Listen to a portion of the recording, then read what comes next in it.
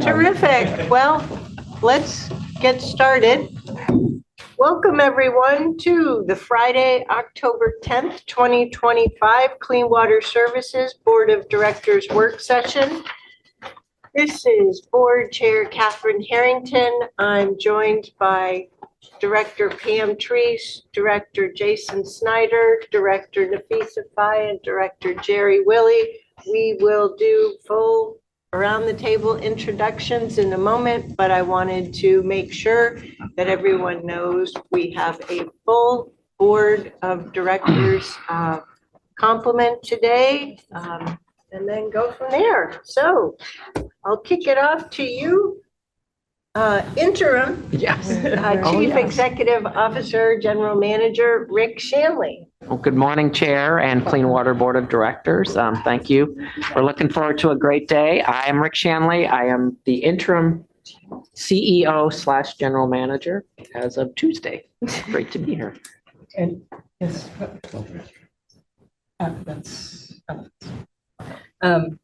and a few other housekeeping announcements. And who are you? I am Elizabeth Edwards, Chief of Staff to Clean Water Services. Would you like us to do the introductions first? All right. I'm Kathy Leader, Chief Financial Officer. Karen?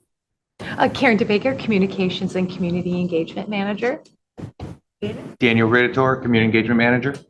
And please, our support staff here who help run all the back end things.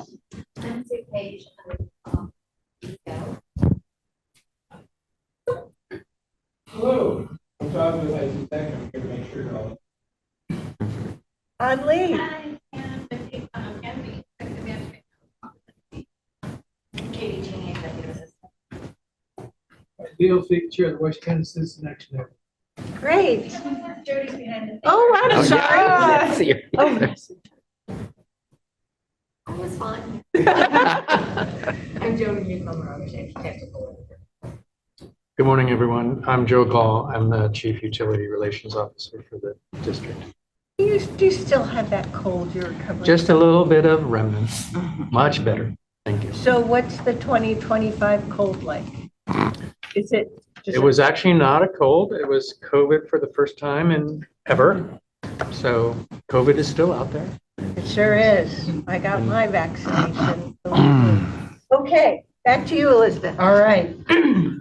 I had the cold and it was rough. Yes, I love that. So a few housekeeping items this morning. We have bathrooms just out the door and down the hall. There's water in the room, but there's also a water bottle refill station right by the restrooms. The nearest exit is also out the door to the left, just the same way that you came in. We are still in process here at CWS Central. So before we turned on the recording, I shared every time we do this, we're trying to make process improvements, do things a little bit differently. One thing that we're trying to make a little bit better is the acoustics in this room. Right now, we don't have air on. So if it starts to get too warm, just give me the high sign and we will turn the air on. So we're seeing how this goes. This meeting is being recorded as part of our public meeting requirements. We have microphones. This is our second time with these microphones. Green light means that your mic is on. Please, for the purpose of our discussion today, go ahead and leave them on. They're not going to pick up crosstalk. But also be mindful that if you're having a quiet sidebar conversation, it may pick that up. Joe has the ability to cut all mics when we go on break. When we come back, everyone we'll make sure that they're all turned on individually. We're circulating that. And then one other thing is that we have an employee appreciation event on October 22nd and October 23rd. The 22nd is a breakfast at Durham.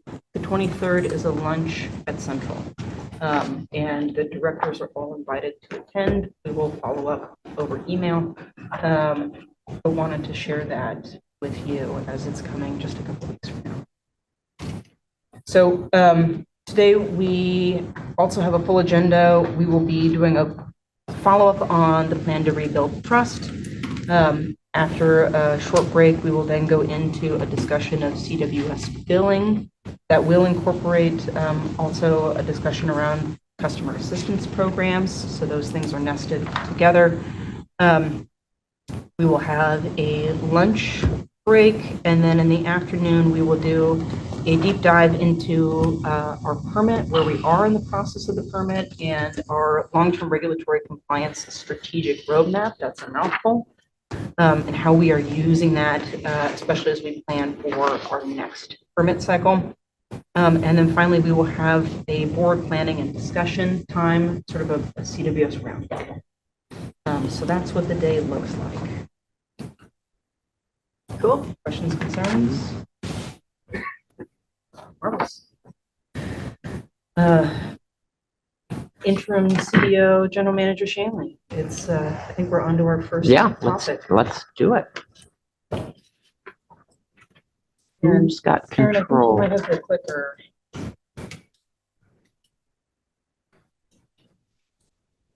Is it on? She has the clicker. Yeah. There's another one over there by the Keyboard. Don't worry, we go through this every Tuesday, and sometimes multiple times, depending upon which room and Yeah. which meeting we're in. So tech issues do not faze us at all. rule. Yeah, Here and at home. yeah. I remember when I was a kid, I was the clicker. My dad would make me get up and turn the Oh, channels. yes. And then I get in trouble for turning them too fast. Oh, At least they're over that. And there were only, That's right. Yeah, there weren't that many. yay. oh, what a pretty picture. All right, well, where do you go? Okay, next slide, please. There we go. All right, well, again, good morning, everyone. I'll give you a brief overview of what we're going to talk about in this segment. I'm going to begin going over our latest findings and recommendations for the Clean Water Insurance Company captive analysis. Daniel and Karen are going to talk about our community research and what's been ongoing with earning trust, and as well as a brief overview of our recent survey work. So, and then Elizabeth's going to give an update on the R&O piece as well. So I think we've made great progress. We've got a lot of our action items completed, which feels really good, but it's recognizing this is a journey. It's not just about checking the boxes. It's something we're always going to be striving to do better on. And I think we have made real progress in addition to just getting those action items done, meaningful progress.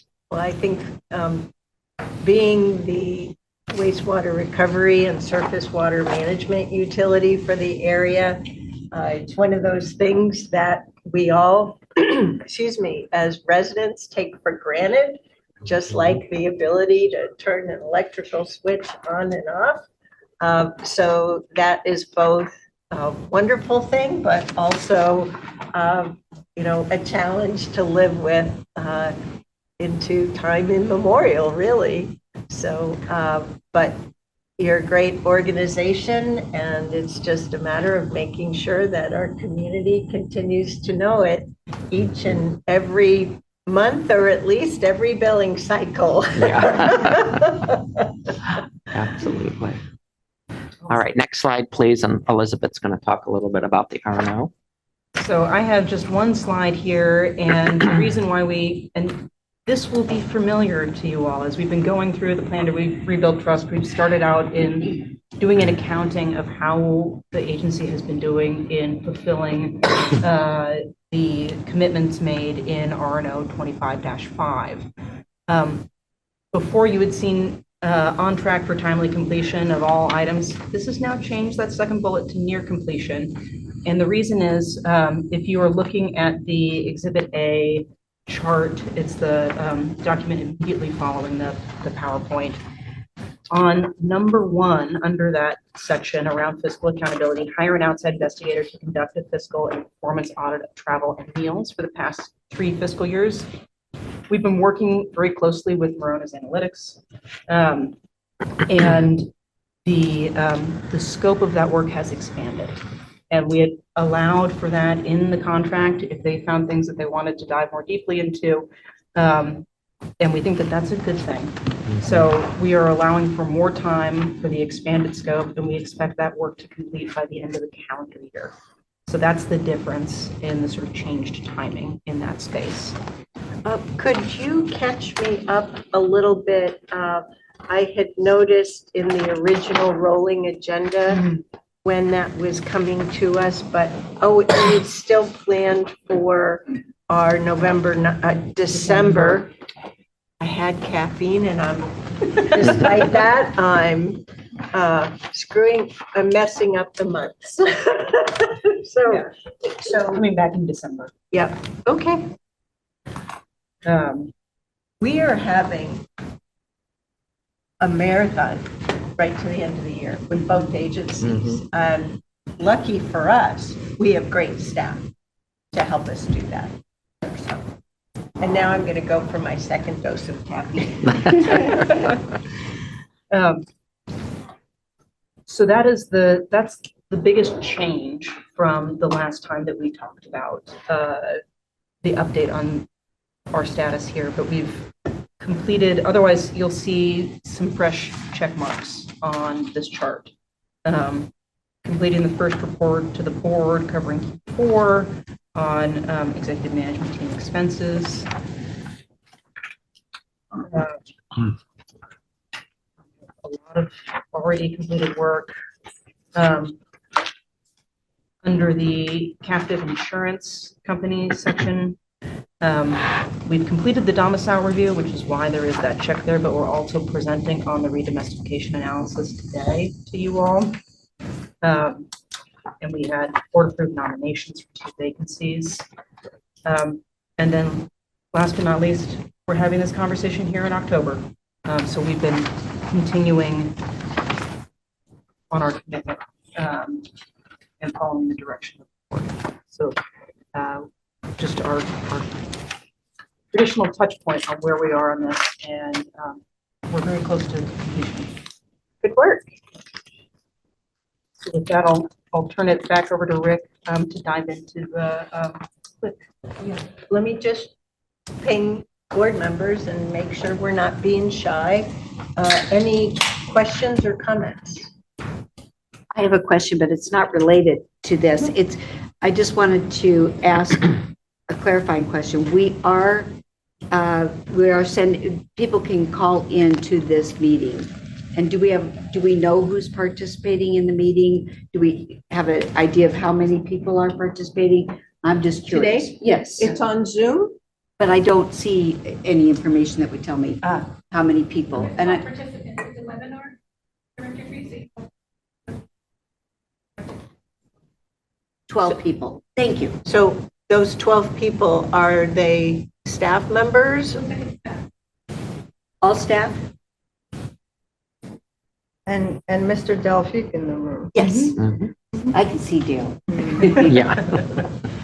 Yeah. There's actually not, the other screens are on. Yeah, we're inflating our They're all numbers. staff at this time. Okay. Thank you. Yeah, it's a great question. And one of the, so this is, one of our process improvements was to switch to a webinar format to take out some of the noise that folks see. But if that is, No, I'm fine. I just, okay. we normally Yeah. can see, and I realized I didn't know. yeah, no, appreciate that. But we may have one public. Great. Welcome. Welcome, everyone. Okay. Quick. All right. Well, we'll be maybe quick on quick. We'll see how it goes. Lori Olson, who presented last time, was not available to be here today. So if you're just curious why I'm stepping into leading the conversation, that's what's happening. So, and previously, Lori did present at the request of the board of directors the results of a domicile review. We hired a third-party consultant to get an independent look at the various options. And at that time, Arizona came out as the highest scoring option. So based upon that, we went to the next step, which was to engage that same third-party consultant to conduct a redomestication analysis, which we've all gotten very familiar with that term by now. It is the term the industry uses when you're comparing the opportunities for where to domesticate your captive. And part of that, at a high level, were management considerations, comparative costs, which we'll talk about on the next slide. And then there's a lot of the details on what it really takes to move from your current location to another location. In particular, this was focused on Arizona, obviously, and Hawaii. So we provided all of that background that was done by our consultant, Aon, in your packets. And I'm happy to answer any of those questions. A lot of that is very informative for the team, so we have clear understanding of what it would take to make that move happen. Any questions or on this point? Not on Keep this going. one. Okay. Yep. So this is a comparative breakdown between the two. So when I say that, there are certain things that we anticipate would be the same cost in one location or the other. And those are areas where you're going to see the numbers, they match in a lot of places, such as legal, having the auditor. We don't see real distinguishments between one location versus another. There are some differences with respect to the licensing fee in Arizona. Is higher. We've talked previously about the premium taxes that you pay in Hawaii. They are not applicable to Arizona. And at the bottom of the table, we talk about training, travel, and education. So we do believe it's important that we provide funding for training and travel. We assume because of the time it takes that would be done kind of in conjunction with the board meeting, similarly to what has been done in the past. So we're not going to multiple locations, multiple times of the year. So we took the numbers. Again, these were numbers that Aon believed were reasonable based upon their experience. And at the end of the day, we're not talking huge differences, obviously, in the annual estimated cost, but we do show Arizona to be slightly lower than Hawaii with that. So I want to make sure we address any board questions or comments. And just to give you all a breath,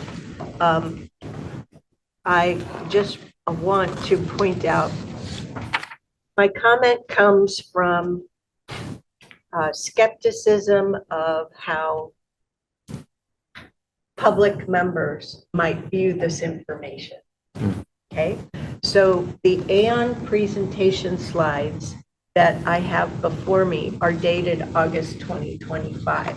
So I assume that, or knowing that in their slides, as well as this is a duplicate of that these are $2025. Okay, but it's not footnoted on the slide. So the other thing that I've come to really appreciate about the publication of the Washington County Board packets is not for the display, but for the packet itself. So I've not checked the electronic packet. Okay, so you may have done this work already, whoever the staff magician is that does this for us.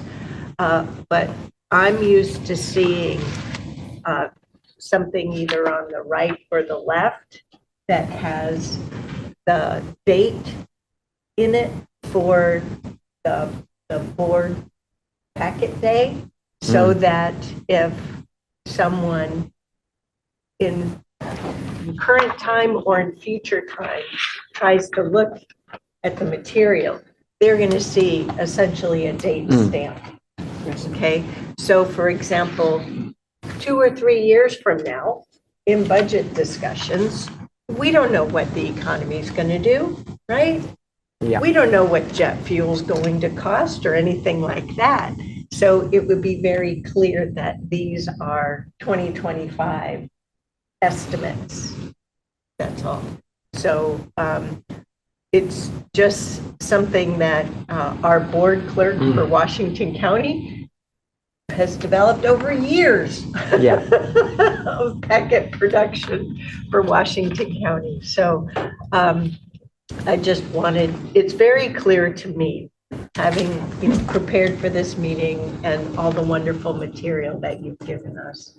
But stranger things have happened in the public domain over the last couple of years. So I just thought now would be an opportune time to lay out that as an example. So, but I don't have any questions myself on these costs, but or anything else. Board members, do you? I mean, this is sort of stating the obvious kind of that Rick just said, but I think it's worth noting that like with all the estimates that are in here and the lack of a significant difference between the two, this is quite, to me, financially, this is an equivocal, analysis. Like, I don't think we know with a level of precision whether one is really going to be cheaper than the other. So I think the discussion should be probably acknowledging that, and then our decision should be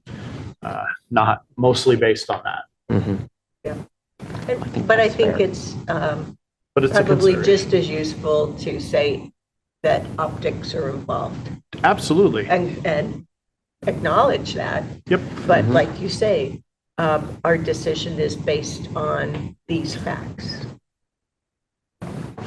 Go ahead. So just a couple quick questions. Obviously, it appears that Arizona calls some of their fees differently than Hawaii does. So that's how we got to an equivalent there. In the in-person board meeting in the future, how many people are we anticipating sending? We, and based upon the advice of we have 3. Okay. Yep. And historically, we sent like 6?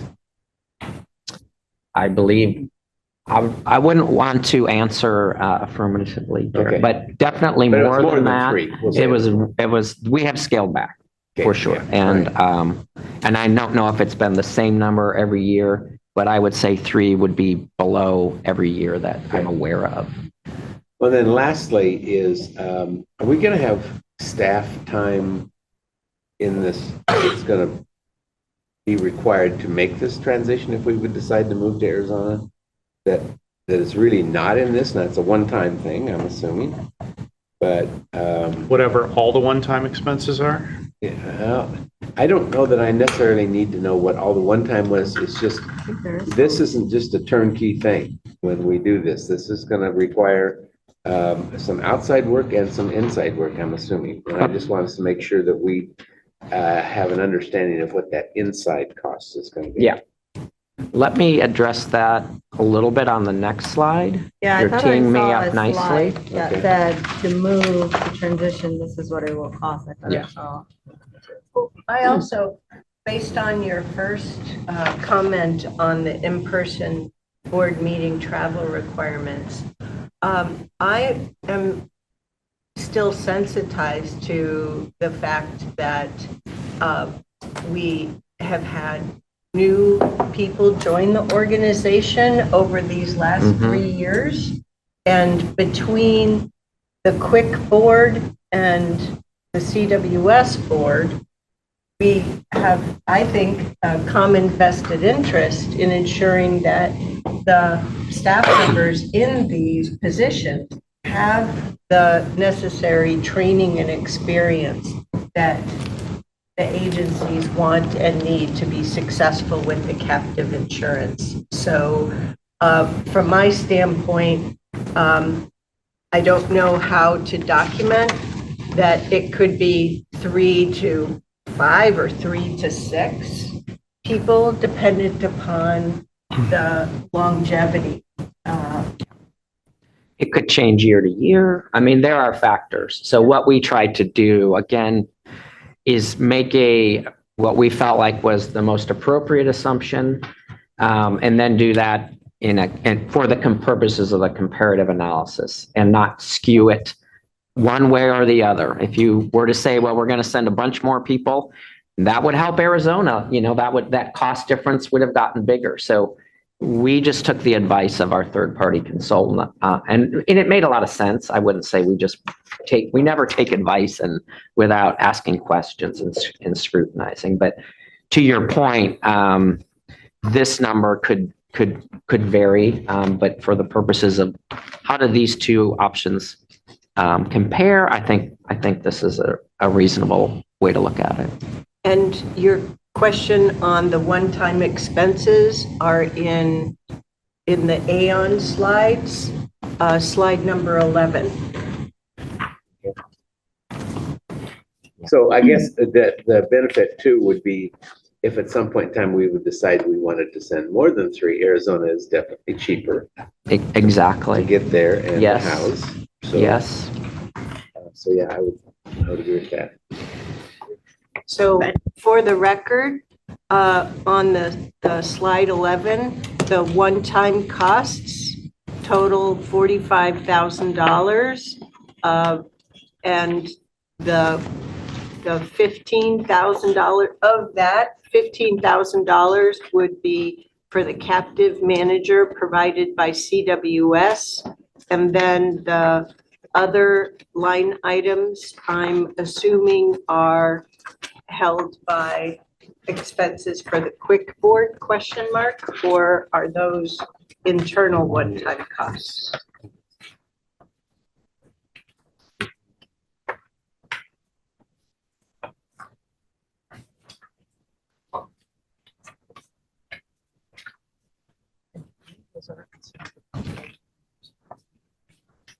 So could you follow up on that Yeah, for yeah, us?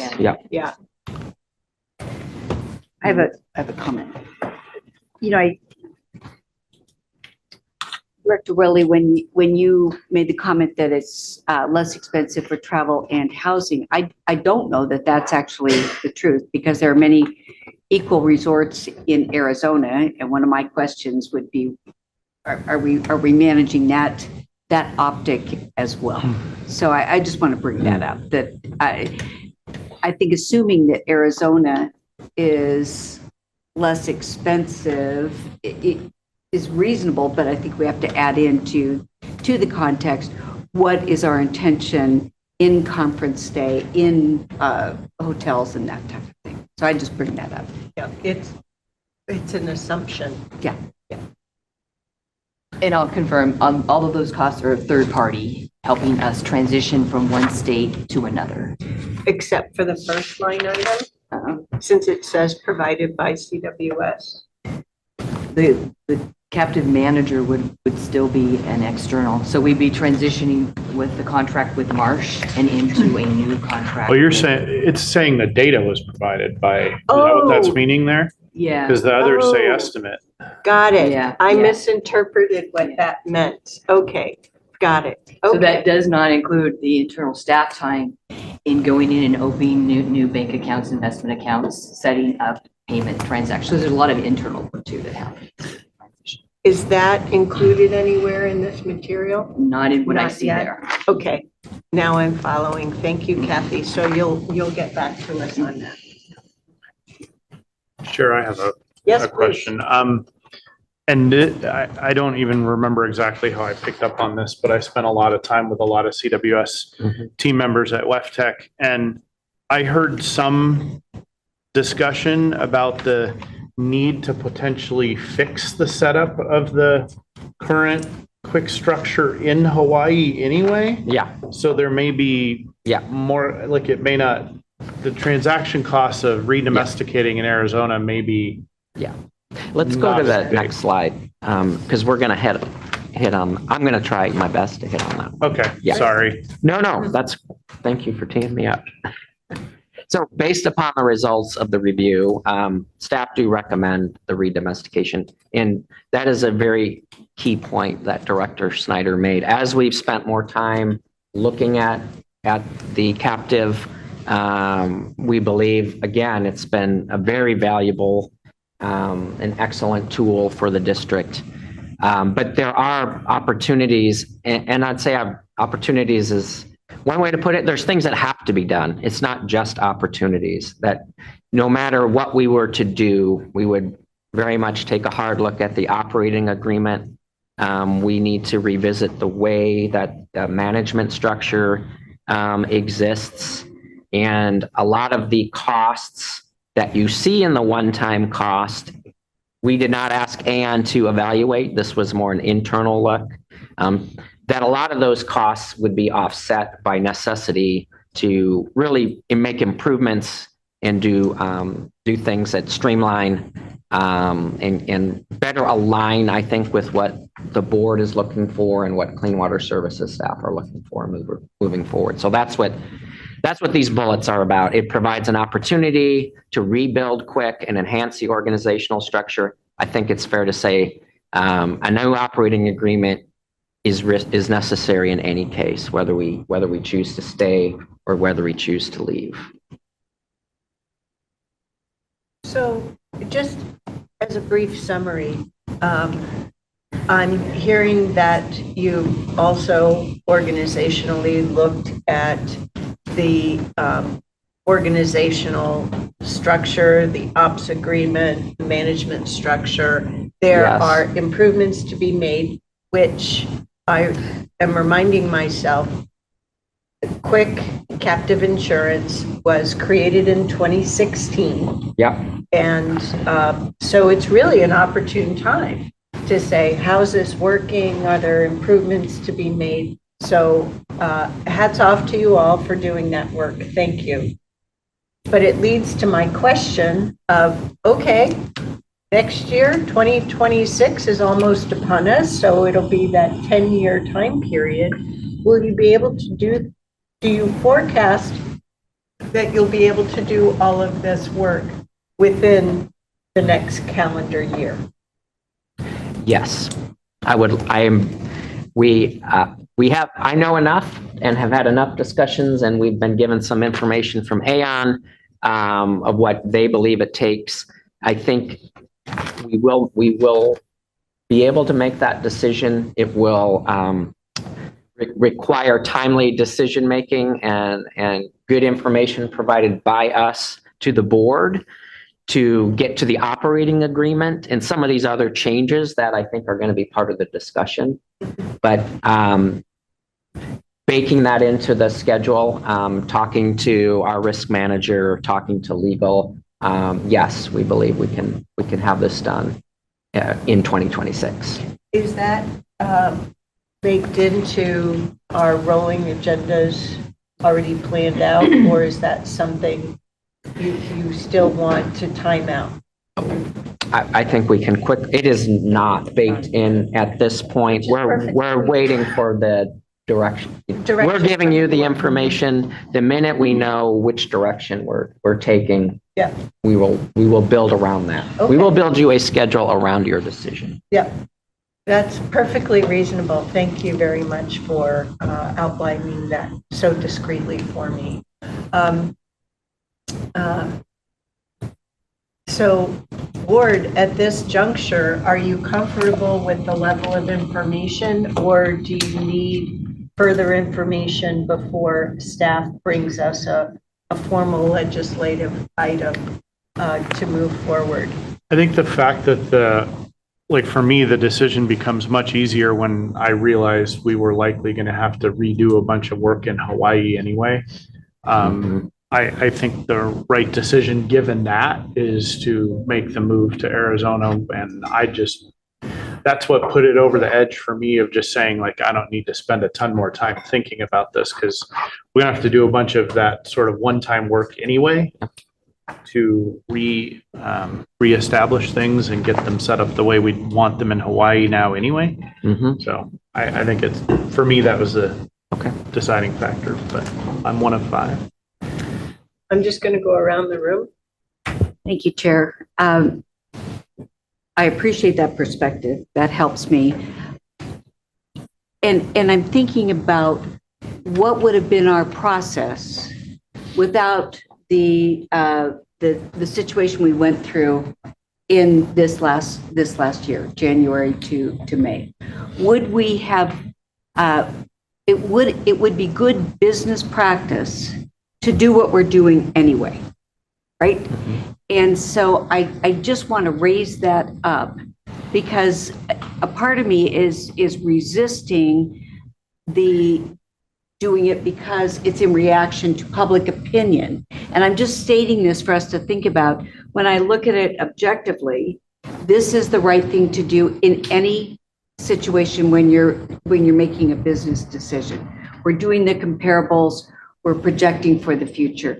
And as we make this decision, I will be supporting the Arizona option, but I would like to make sure that our communication is based on the fact that this was a business decision and here are the parameters that we utilized to make this decision. I'd also like it to reflect the historical changes that we've experienced in this marketplace for this type of insurance. In other words, what I'm saying is there was a time when Hawaii was the best option, and it is no longer the case. So I just want to point that out, that I believe it's important to make sure that we are presenting this as an appropriate business equation. 100% agreed. And thank you for that, because it reminds me, we've seen materials in other presentations that talk about why have a captive insurance, its role, and how the capturing of the insurance premiums versus costs have folded back into the benefit of the agency and therefore our ratepayers. So when we have, well, I'll pause there and I'll come back to it in terms of next steps. Go ahead, Commissioner Willie. Yeah, I agree with Pam. I didn't want the tail wagging the dog here, so I'm glad we went through this. I think it's a good point, Catherine, that you made about a 10-year review. It's a perfect time to do that. Is there any notification that we have to give Hawaii that we are moving away? Yes. And that's not like a year in advance, it's... Oh, no. No, it will not be a high rock in the pond on the schedule. Okay, so this, Yeah. and this is I guess, is there a year end? So is it a December 31 process rotation? I mean, we need to, but.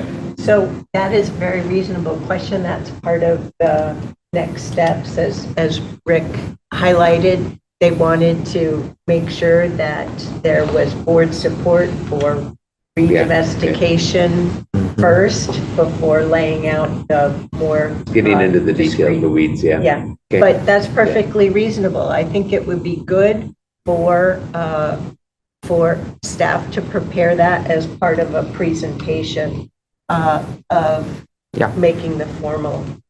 Yeah. And they can send that to us in advance, so you can go back and forth with any questions so that such a presentation can be fine-tuned.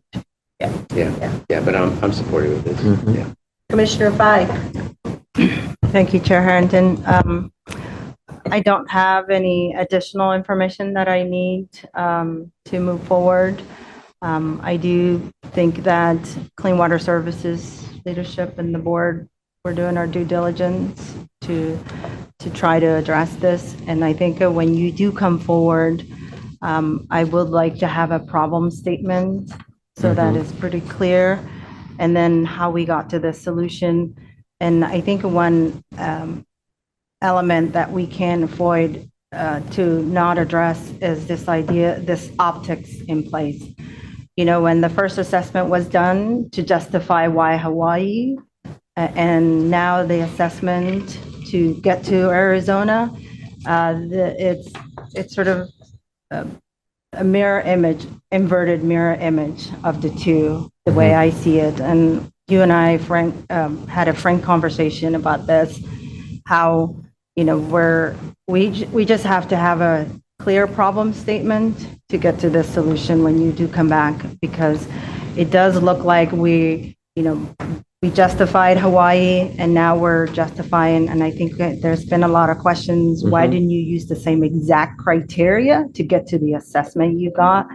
But to the Arizona and the previous Hawaii assessment, the analysis that was done is two different criteria that was used. So I think we're doing our due diligence. I don't disagree, re-domestication. I think the financial analysis does show that it makes sense and to move to Arizona, but I think it's important to have a clear statement about the criterias, why they're different then and now, and how this is being solved from the lens of building trust with the community. So I think that's all I have. I'm in support. I don't see any reason why re-domestication to Arizona does not make sense. So I think you educated me and educated along with the public that it makes sense. Arizona makes sense now. Okay. So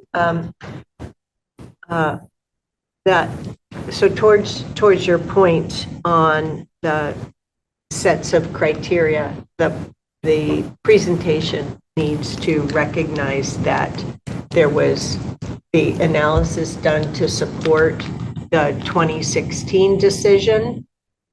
Business time has changed, and that's including what has changed in each state with advancement of their captive insurance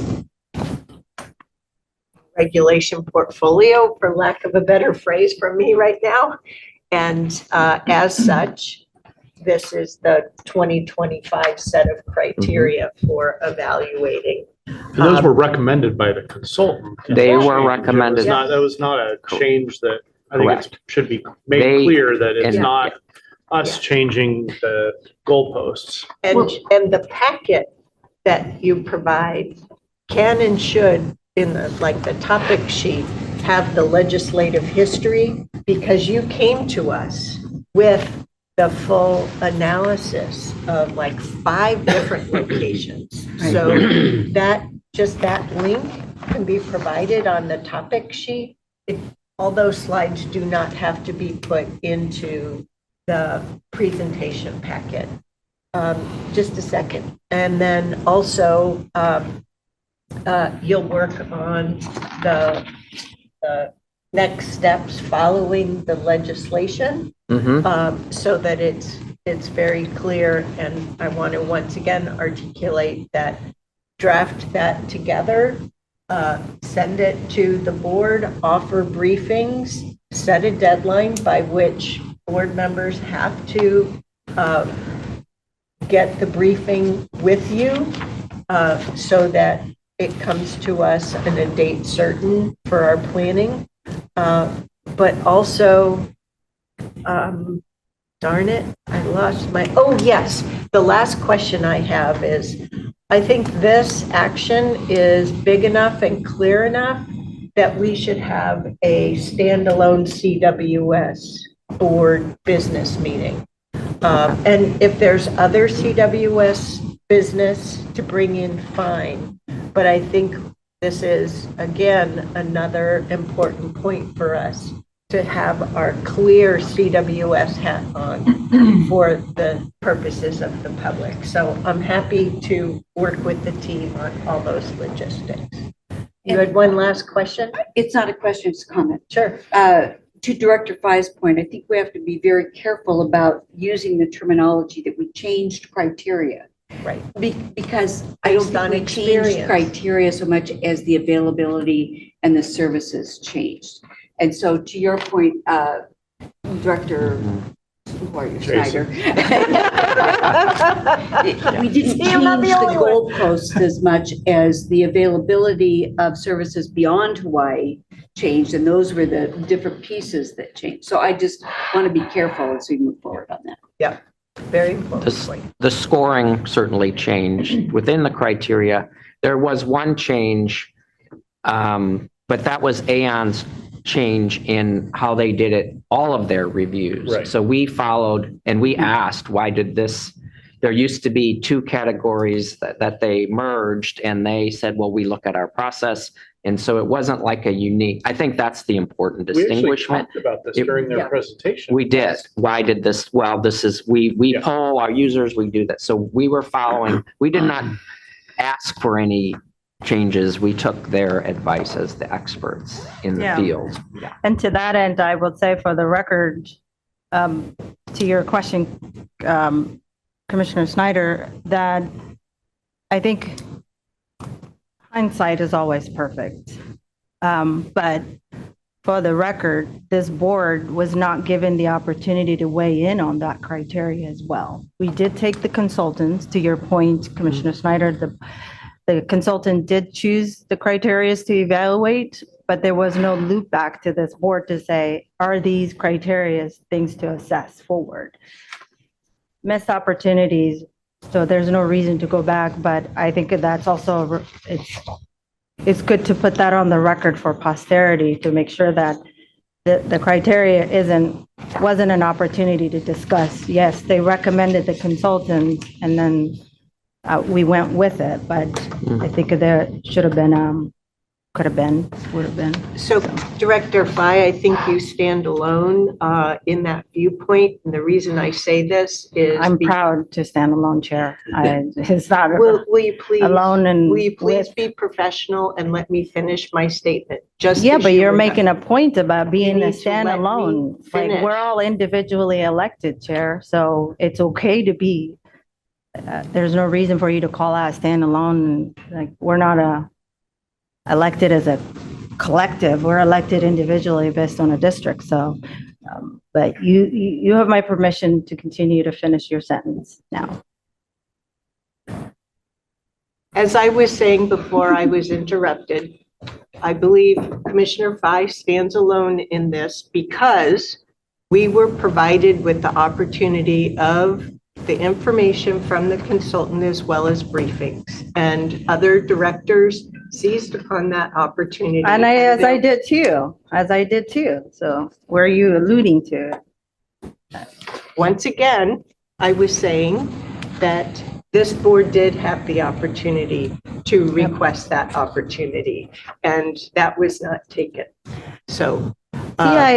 You're making an assumption here, and I think when you're making an assumption and judge, I think you're revealing part about yourself, Chair Harrington, and that is, I had a frank conversation. I started out the conversation pointing that out. So you're saying I missed something, but that's not the case. You're missing my point here. The point is, the board should have, we could have had a discussion about the criteria before we task the consultants to those assessments. That's the point I'm making. I don't believe the facts back up your statements, and we'll leave it at that. Or at Your least facts. I will leave that. Yeah. If I could respond to that, Nafisa, this has been a total learning curve. So when we started this process, we didn't know anything about what this was going to look like. So that's why we have consultants to advise us, and along during the way, we ask questions as to, did we change the criteria? And I think we found out that we didn't change the criteria, the industry changed the criteria. And so. No, the consultant changed the criteria to Well, the assess. consultant is the industry, we hired them because of their expertise. So, so that's where I feel like I've been going along, learning as we go. And I'm very comfortable with what we have, what they've provided us and where we're going. So, yeah, I don't think we changed the criteria other than what the industry demanded that we change. What the consultant recommended that we The assess. consultants, we hired the consultant to represent the industry, Nafisa, so I don't differentiate between those two. Okay, they're one and the same to me. They represent the industry. So I've given Semantics. the summary for the board of the next steps, and we all seem to be on board with moving forward to redomesticate the to Arizona. We will be provided the draft next steps, which would be followed after the legislation. And I suggest that each of you follow up with the opportunity of the briefing, should you have any questions on that, so that we can get this done at a standalone CWS board meeting coming soon. Good job, staff. I think we're in good shape. I want to thank the board, honestly, for giving me the space to not have the tail wag, but in one way or the other, that direction was very clear that this needed to be based upon data and science, and you all pushed for that in different ways, but it was a unified message. And that was good from our perspective, that we could do it. We really just take an objective look, and we were given that space. So thank you for that. And I understand the need to connect the dots over time. And that is something I feel real confident we've got all the information there to do that. Thank you. What's next? So I'll do a quick sort of preamble. We're closing out our Plan to Rebuild Trust with two fantastic folks, Karen DeBaker and Daniel Ridator, from our communications and community engagement team. And this was really to answer the question, Chair, that you posed to us: how will we know if we're successful? And they're going to be able to speak to the fantastic data that we're collecting. Today will be a little bit of a look back, and then we're going to forecast into November about a sort of thinking. So that's my framing. Hopefully I didn't steal anyone's thunder. I'm turning it over to you all. No, great. That was perfect. So again, I'm Karen DeBaker, the Communications and Community Engagement Division Manager. And like Rick said, this community research is also based on data and science. CWS is awash in data for water quality, and data in our community helps us make decisions and helps tell us how we're doing, so we can basically determine if we're successful. For the record, I also had a cold, and I will be getting my cold and flu shot in 2 hours. So it's also the first day I'm wearing a feeling turtleneck. like I shouldn't even be in this room. I don't know. We can get you a mask if you like. There's a lot of immunity already. Yeah. Just a while ago. We went through a cold. We do work Yeah, closely no, I together, know. don't we? That strong immune. That's right. That's right. So I'd like to start off by saying too that community research, we've been doing this, we have nearly 4 decades worth of data. And as I said before, community research is key, that data and that science, to understanding our community, to rebuilding that trust, to enhancing the trust that we've had built up to this point. So surveys are also just one of the ways that we collect that input, again, to see how we're doing, what the community needs for us. And we take that information to help inform our policies and our programs and our projects. But surveys are a key pillar. So I came to you back in June, and I presented originally the initial plans to rebuild trust and credibility, the communications plan. This is that next step.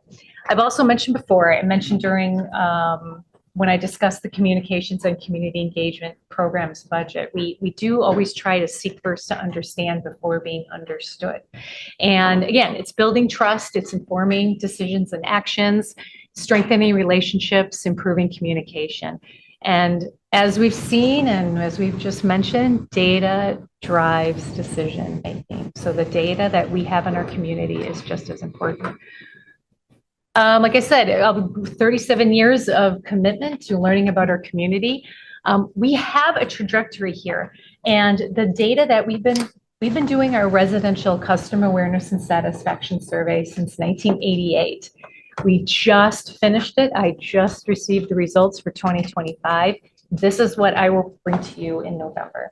So this data builds upon the data from the years before, and we adjust our programmings, our communications and engagement based on that data. That's how we benchmark and know we're successful. The residential ratepayer customer awareness and satisfaction survey also includes values, and we recently completed and updated those values in May. So Daniel Ridator, our community engagement manager, will talk about the stakeholder research, which is our other survey that we do every few years, which is similar to the residential survey. It's just those are with partners. So we have that data from prior to 2025. In May, we did focus groups to help inform this recent customer awareness and satisfaction survey. So just know that these all build upon each other and that they're all connected. And we also do topic-specific surveys. I call them backyard behaviors. Why people don't do what we need them to do. Why do they do what they do? Learning what gets them to go drive the extra 3 or 4 miles to buy the slow release fertilizer is important. And those are how we adjust our communications and engagement. And then last thing I'll say about this before I hand it over to Daniel to talk about our stakeholder insight survey, this long-term commitment to community listening. It's not just that we ask the questions, it's that we act on the answers. For example, we have found that those who say they're more connected to the Tualatin River, they're more supportive of that work. So in past years, that is why we've made an extra effort to get folks on the river, to work more with river keepers, for example, so people make that connection. And we've also found that mothers with children at home, they're the ones making the decisions. They're paying the bills. They're the ones making the decisions about what products they buy, if they put wipes down the drain, that kind of stuff. So tying all that together is important. Our residential customer awareness and satisfaction survey, again, before I hand it off to you to talk about the stakeholder survey, also asks about water quality. How do you think water quality is in the basin? We also ask folks, do they know where their stormwater goes? If they don't have that basic understanding, and do they understand where their wastewater treatment goes? Do they know that it's a separate system out here? That helps us curtail our communications. And finally, one of the things that we ask, preferred communication tools. We are doing operations challenge, as most of you know, just recently occurred at PNCWA and at WETech. And in that promotion, we look at what folks are telling us for what tools they need to receive that information. So that's incorporated into that broader operations challenge marketing campaign, for example. So. You used an acronym that I don't recognize. PSW? Oh, Pacific Northwest Clean Water Association. PNCWA. Got it. Yes, that's an operational hazard. I got it wrong. Sorry about And that. one thing before you go to the next screen, I just want to call your attention. I know this is a busy slide. It's partially my fault. That column, Illustrative. that column of timeline on the right-hand side, you can see when we had these different surveys out. And if you overlay sort of when we had more public attention with the stakeholder insight survey, you're going to kind of get a snapshot of right before. And then we'll be going back out. And then when we come back to you in November, you'll be getting a snapshot of during a lot of the media attention. So it will give you a sense of sort of how different parts of our community view us and what the trend lines are around that. So again, I keep stealing people's thunder. No, and not at all. Pointing And that out because it really was just a period of media intensity. Good way to characterize it. But can you also remind me, some work session day long ago, we had a survey set of information came into us as provided by Laura Research. And I can't remember which type it was, or if it was altogether a different thing. So do I need? what a great it's in the segue. So with that, I'll hand it off to Daniel Ridator, our community engagement manager. Perfect segue. All right. So as Karen stated, my name is Daniel Ridator. I am the community engagement manager at the district. What does that mean? It's education and outreach and public involvement. So that's what's under our community engagement program. My role today is to present some findings based off our 2024 survey. I try to keep it narrow, but I'll try to tell a story at the same time. So let's see what happens. We use this data that we get from the survey from our stakeholders, and we use that to build strategy as well as to adjust to our strategies on how we engage with our stakeholders. That's the main purpose of this information. It's we ask questions, but we also take those questions and we listen. The input that yes, ma'am. Could I just ask a question on? Yes. Would you give me the dates on when this survey occurred? I'm trying to put it into context because it seems like there's been a lot that's gone on since. Yes, ma'am. I will get to that. Okay. It happened last summer, Last summer. at the end of summer and fall So of 2024. Just a little over a year ago. Yes, ma'am. Lots has happened. Right. We've been trying to get to y'all. No, I, Yes, ma'am. Perfect. Yes, that's something I'll touch on, kind of how we got here and why. just looking for context. Thank you. The information that we take from this is incredibly informative to what I was mentioning earlier. It is that we use this to look forward. We do this to strengthen the relationships that we have with our stakeholders. Not all stakeholders are the same, so that this input is really important for us to take. And what's come out of this is they've given us really honest feedback. They've given us what we're doing well and our strengths, as well as some of the things that, you know what, there's room for improvement. Wish we were perfect, we're not, but that's where the opportunities come in. And I'd like to touch on what was mentioned earlier. It's important to note that the information was a snapshot last fall, well prior to what has happened in the last 5 or 6 months. And the trajectory was in a positive way. We were looking, the results from the survey were showing us that we were doing well with our stakeholders. We were listening, we were moving in the right direction from a positivity standpoint. So that's something I'd like to note because it is important, the way that we've been dealing with some of the stuff in the recent history. Touching your point, the survey was conducted last summer, late summer, early fall is when we completed it. Laura Media was our consultant. They did the surveys on our behalf, and they went out and conducted 50 confidential interviews with our stakeholders. This is an increased number from our 2021 survey, where we only had 22 participate.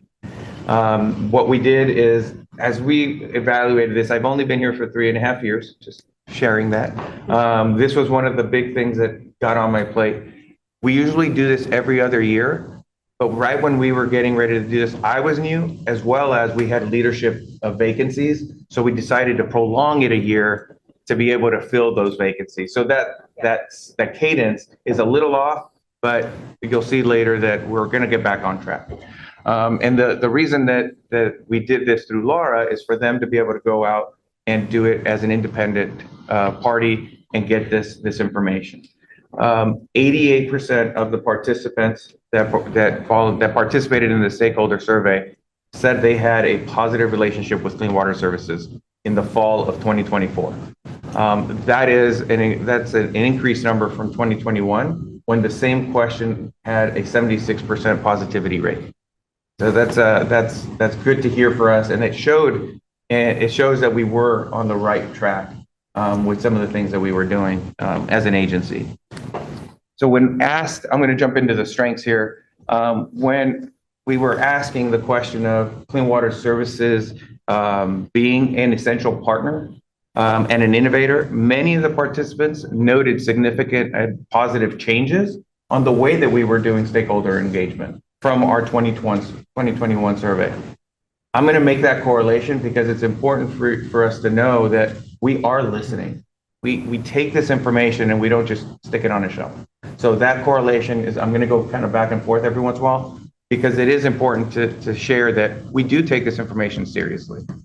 They actually appreciated the openness and the collaboration demonstrated through our partnerships, and that was coming straight from the cities themselves.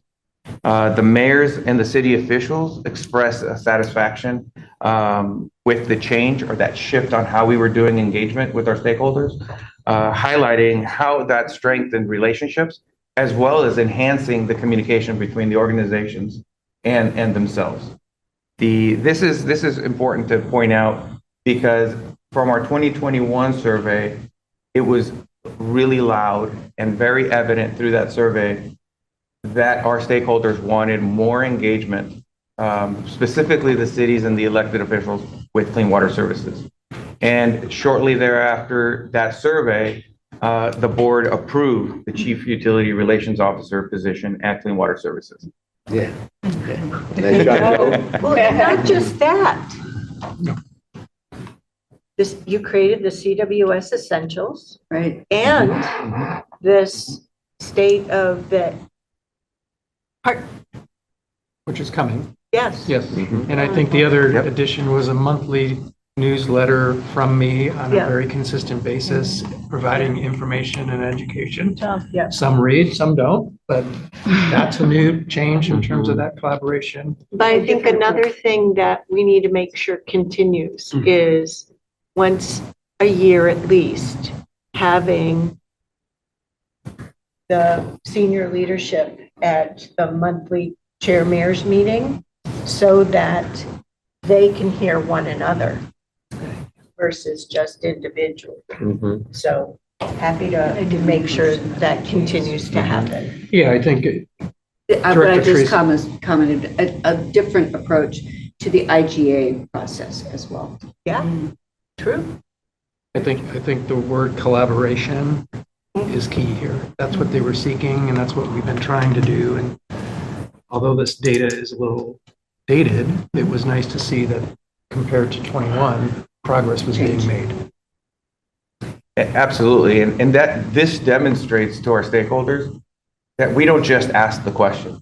We actually listen to what you're saying, and we take this feedback very, very seriously based on that decision, as well as the CWS Essentials. So I'm going to continue through the strengths here. When asked about CWS's reliability, that's something that is constant as part of our foundational questions. CWS continues to get acknowledged for its efficient wastewater treatment, as well as its stormwater management practices. So that's important for our core work, that our stakeholders see that as that we are reliable. The participants praised the agency's proactive approach to environmental management, emphasizing its dedication to sustainability and community well-being. That combination is really important to us as well, to hear that it's resonating. 92% of the stakeholders, this is an important fact, 92% of the stakeholders see CWS as playing a crucial role in ensuring public health, as well as environmental sustainability across Washington County.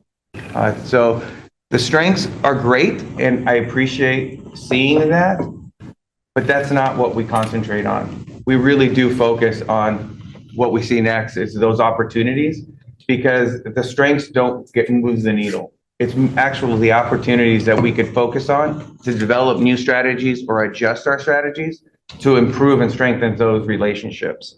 We've made great strides in the last few years from 2021 to 2024. However, the 2024 survey clearly is stating that our stakeholders are asking for more engagement with our leadership at CWS. The stakeholders have encouraged us repeatedly to engage more with our regulators, our community members, and our partners to establish those relationships and strengthen them, but based on mutual trust and the shared goals. And they're saying that that's important. Can I ask a question Yes, ma'am. on each of these two slides? More direct engagement with leadership. And I'm reminded that the customer set are these stakeholders or partners. But how will you know? To me, it just sounds a little bit like a blanket statement versus what you really think you need to do. Because I heard the message that engaging with Joe is wonderful. It's necessary, but it's not sufficient. So I'm struggling a little bit. So two things that have happened since hearing that. Rick, in his role now, comes when available to the monthly county manager meeting. Yeah. In addition to me. So Yeah. he has some face time with other city managers, special district general managers, and builds that relationship. That was not happening until we kind of heard that in a variety of ways. the state of the partnership presentations that Yeah. will start later this month. Yeah. Rick is going to try to attend as many, if not all of them as well. So they're going to have an City opportunity. councils will see.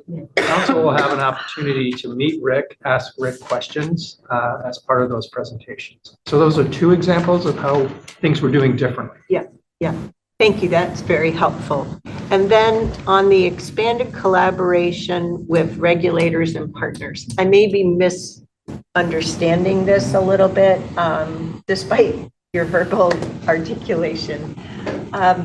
Is it our regulators, DEQ, or is it when they see us as regulators on that collaboration on surface water management? Great question. I would say it's both. Our co-implementers, when we're doing things to address our permit from DEQ, changing standards, looking at standards, for example, we do that with our partners. Yeah. So we will go out to the co-implementers and say, look, we have this requirement in our permit Yeah. to update this standard. We want to do that with you far in advance. And I don't think we were always doing that historically. Okay. We would come to them and say, oh, at the end of the process, oh, what do you think? Oh, so along the way. Yes, because Ah, they may have input that is really valuable. Yeah. Because wherever we land impacts the work they do as the co-implementers, especially the 7 big cities. Thank you. In addition, I've been reminding myself, there were 2 concerns that I had for clean water services, given where we find ourselves in this point in time, and as I look ahead, I and senior staff have put me at ease, so still mindful, but not concerned. The first one was on what if, my concern in my words was, given the changing landscape with the federal administration and the layers of uncertainty, what if the federal government chose to do away with our singular nation's storm watershed-based permit, right? Why should EPA have to have this one up, to put it crassly? You've done a great job, all of you, in reminding me about the state of Oregon's role with that, and no matter what would happen at the EPA level, that you believe the state involvement as the holder of that would continue in that work. So that was important for me to see, no matter what happens at that higher federal level, we have a level of stability given Oregon values for our economy and our environment. Then the second big concern I had was with regard to the Bureau of Land Management and the continued analysis of the Scoggins Dam project. And so you've helped me get more comfortable with the now and looking into the future, and because of how we engage with not only city partners, but industry partners, we will be on that journey together. So I just wanted to share with my colleagues as well as the community in a public meeting that your efforts in that regard have helped me be more comfortable about the state of affairs, and really builds on this great work that you've set up with. Thank you. I'll jump in here. The more direct engagement with leadership, I sort of had a broad definition of a leadership, but listening to you, Joe, you sort of narrowed down to the CEO. So is that, were people defining leadership with the CEO, accessibility to the CEO of Clean Water Services? Because Certainly that's what I have heard. Okay. But I'll use in terms of leadership, I mentioned that Rick's coming to the Yeah. monthly manager meeting. Occasionally Elizabeth will join in her role and have the opportunity to have some face time. So it's not just Rick, Okay. It's more of our leadership being engaged with our city partners. But there was some specific feedback at a point in time or a series of points Yes. in time. Yeah. Around the CEO. Correct. Okay. Yeah, I would agree. Rick and I had that conversation too at WEFTEC. Very important that he show up at these on occasion. That doesn't have to be every time, but certainly be there and be available. So I appreciate you doing that. Another example, and the chair raised this question, I believe, at our previous work session. There is a Beaverton specific meeting of all of the special districts, TVFNR, THPRD, TVWD, that we were not participating in. Well, Rick is now participating in those, and he goes to them without me in his role. CWS was participating through 2019, and it was a CEO choice to disengage. So I think It was a good meeting. It was a Oh, good yeah. meeting. I have notes and I think I sent something out in one of the roundups about, we exchanged some good thoughts and ideas specific to that. It makes us a partner, which I appreciate. Well, and to reinforce what, I don't know, Joe, if you said this, somebody said it, that really a lot of our constituents and a lot of our leaders don't know what CWS really does, how this does. They just expect the toilet to flush and the water to come out of the faucet. So somehow the magic happens. that's exactly right. So pulling the curtain back, I think, and having that communication is extremely important. We're doing a great job, I think, in that. That's what I'm hearing too. So thank you, Daniel, for your flexibility in our having further discussion and Q&A. You were only on the, you'd only finished on the second bullet, so let us make sure we give you the chance to Director finish. Lilly set me up perfectly. Thank you, sir. A couple of the last bullets on the opportunities section has to do with just that. Looking at stakeholders see value in clearly on educating on water quality and our own infrastructure. It's what you said, Madam Chair, is what do we do? It's getting into that, as well as communicating clear about our rates. They see that as important as well. And they also noted to us that they see challenges across the watershed based on language, which is no surprise to us because we know the makeup of our county. So that wasn't that much of a surprise, but it was interesting to see that was captured in the survey. And the consistency of the survey work that we do, as well as the research program as a whole, is important because it is the way that we ask the questions, but it also allows us to demonstrate that we do, again, I say it over and over because we do listen and we do pay attention. We can't do all of it, but we do sit down with Joe and Karen and we look at these things across the organization and say, okay, what can we do? And it's again, it's either a new strategy or adjusting the current strategy. And the 24 survey was no different. It did present things that we're doing really well, and it did present some things that we could do better. So the trajectory was on a good path as of the fall of 2024. But there are things that we could improve on, and that's my next slide. I think, is there any questions on the stuff that we just talked about before I move on to the initiatives? I'm not seeing any. Okay, thank you. So this slide here, we put together some initiatives that we're trying to address the inputs coming from the stakeholder survey. And some of these may seem like updates, but they correlate through the 2024 survey as well. We recently reached out, I think that was part of the conversation earlier with Joe, to all 12 cities, presenting an opportunity to go into their city councils and present on clean water services. And that came as part of that more engagement input, as well as providing us an opportunity to go in and rebuild trust with our cities. That starts October 27th, first one with the city of Forest Grove. So we're also continue to work with elected officials and staff on training and educational opportunities through CWS Essentials, Madam Chair. We had 4 of them last year, and that came from a previous survey. but it's still tied in. It was reiterated in our current survey that is important and valued.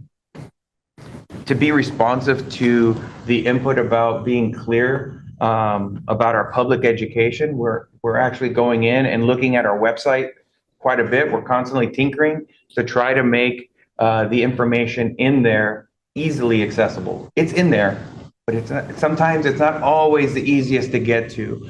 And part of that was including the board meeting recordings that's in there now, as well as making the CWAC packets publicly available. So those are things that we're trying to figure out ways to make it easier for our public to access information. And it helps with transparency, that optic of you're not transparent. So that's a way to do that. Something else that we've worked on recently was developing sample bills. And that was to help clarify the rate structure. My role specifically gets a lot of those types of questions, helping try to figure out what those rates are. We're working really closely with our city partners to be able to have the latest graphic representation our residents get at the house, so that we could do that breakout and they don't get confused where it's a general type bill. It's exactly what they're getting in their mail. And that's been a great tool for our staff, because now we could have these conversations with our residents if they have questions. We could point them to the website, pull up your bill, I have it on my end, and we could walk through it and have a conversation. It's been really healthy to have those conversations with our residents. As part of our latest survey, we were able to add 2 additional questions. They were separate from the foundational questions that we have on the survey, and they had to do with climate. And what we did is those questions help validate our climate action plan strategic roadmap. Talk about word salad. Sorry, could barely get that out. So before I conclude my presentation, I wanted to reference the schedule that Elizabeth mentioned earlier, because the last thing I want to leave you with today is that we are on schedule for the next survey, and it's going to go out in 2026. We don't have a schedule yet, but it will be in 2026, getting us back on schedule on that every other year cadence. So with that, I'm concluding my piece unless there's questions, and I'm going to turn it over to Karen. I know I have questions, but first, board members, do you have any questions? Go ahead. I don't. Okay, so on that last point that you made, looking back at that timeline graphic, so I'm just going to keep pointing this out in terms of scheduling, and I know my colleagues are a bit fatigued by pointing this out, so thank you for your continued grace. You will have a new board of directors set in 2027. Do you want to underscore the word try, to have a report out of that 2026 stakeholder insight survey with your current board, so you've sort of tied that bow up, and have it as part of the onboarding of your new set? Think about that. You don't have to answer that question today. So I had a few questions. First, on slide 12, the survey impacts. Good set of work. Thank you so much for continuing to advance the state of the agency. I feel much more adept at this date in 2025 through the journey I've been on with you than earlier in the year with the media attention. So thank you again for everything you have done to support the agency, our community, but also to help me as a board member to improve my skill set and knowledge base. On bullet 4, I need a little bit more help. Next slide.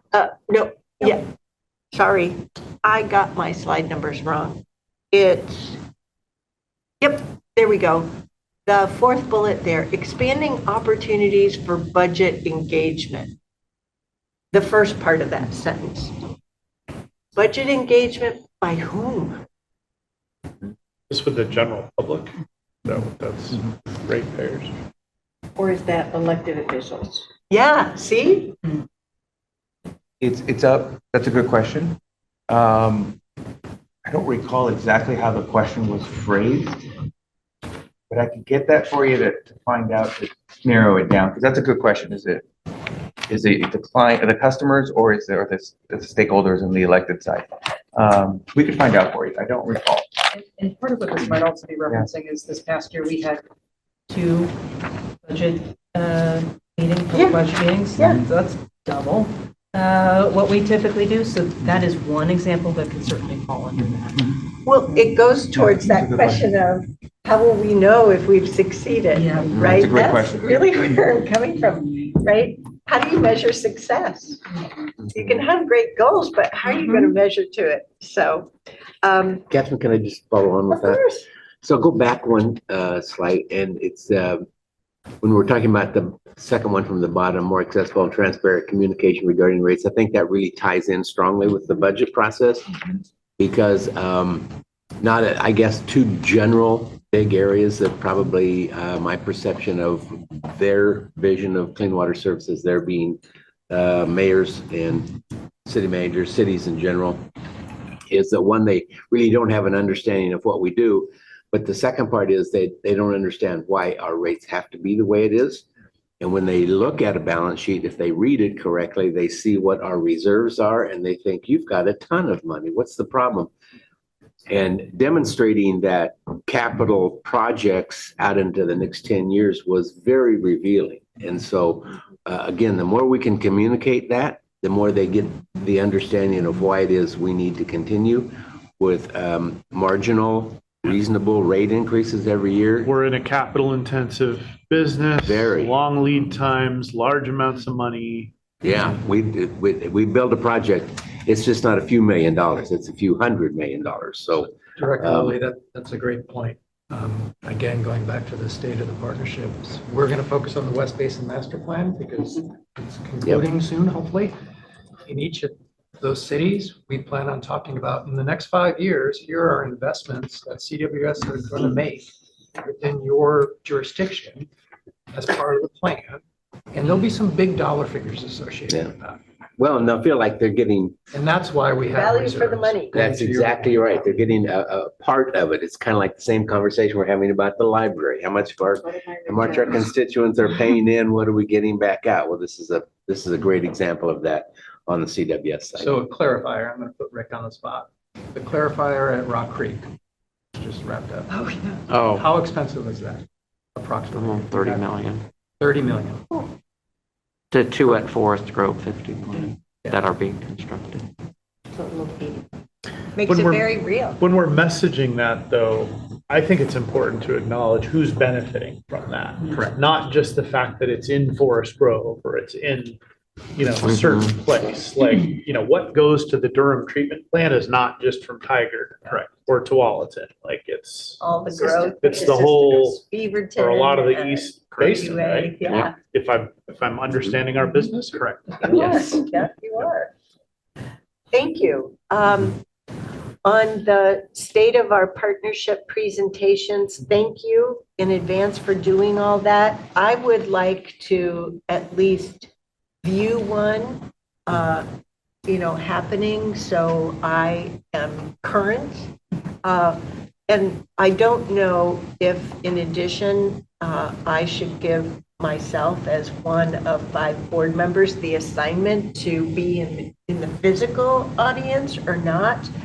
But no matter what, could you resend the schedule Schedule, yes. list so I can work it out in terms of my Yep. schedule? We'll share that with all board members. Awesome, thank you. And if you do, in your busy schedules, have an opportunity to attend one within your district as the director or as the chair, I think that's wonderful. Because you could hear the presentation, give us some feedback, You sent hear the that- questions. You sent, or somebody sent that before, right? Yeah. Yeah, but it Some needs of to be them on mine. updated. Okay. Yeah.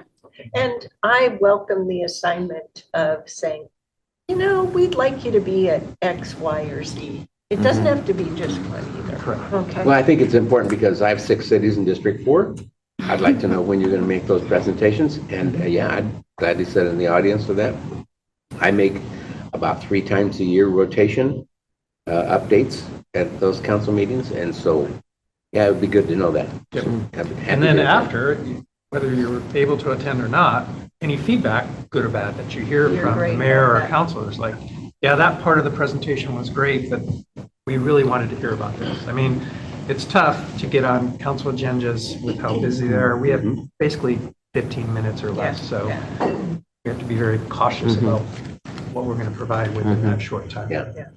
And I'm a big proponent of, you can always put a slide in and say, and mark that these are the ones we're going to touch on. These others are here just for bring you on the journey or remind you all. Thank you. I'm halfway done. I really appreciate the CWS essentials, including the ones for staff. I've been wondering, have you done or thought about CWS essentials for the collection of media?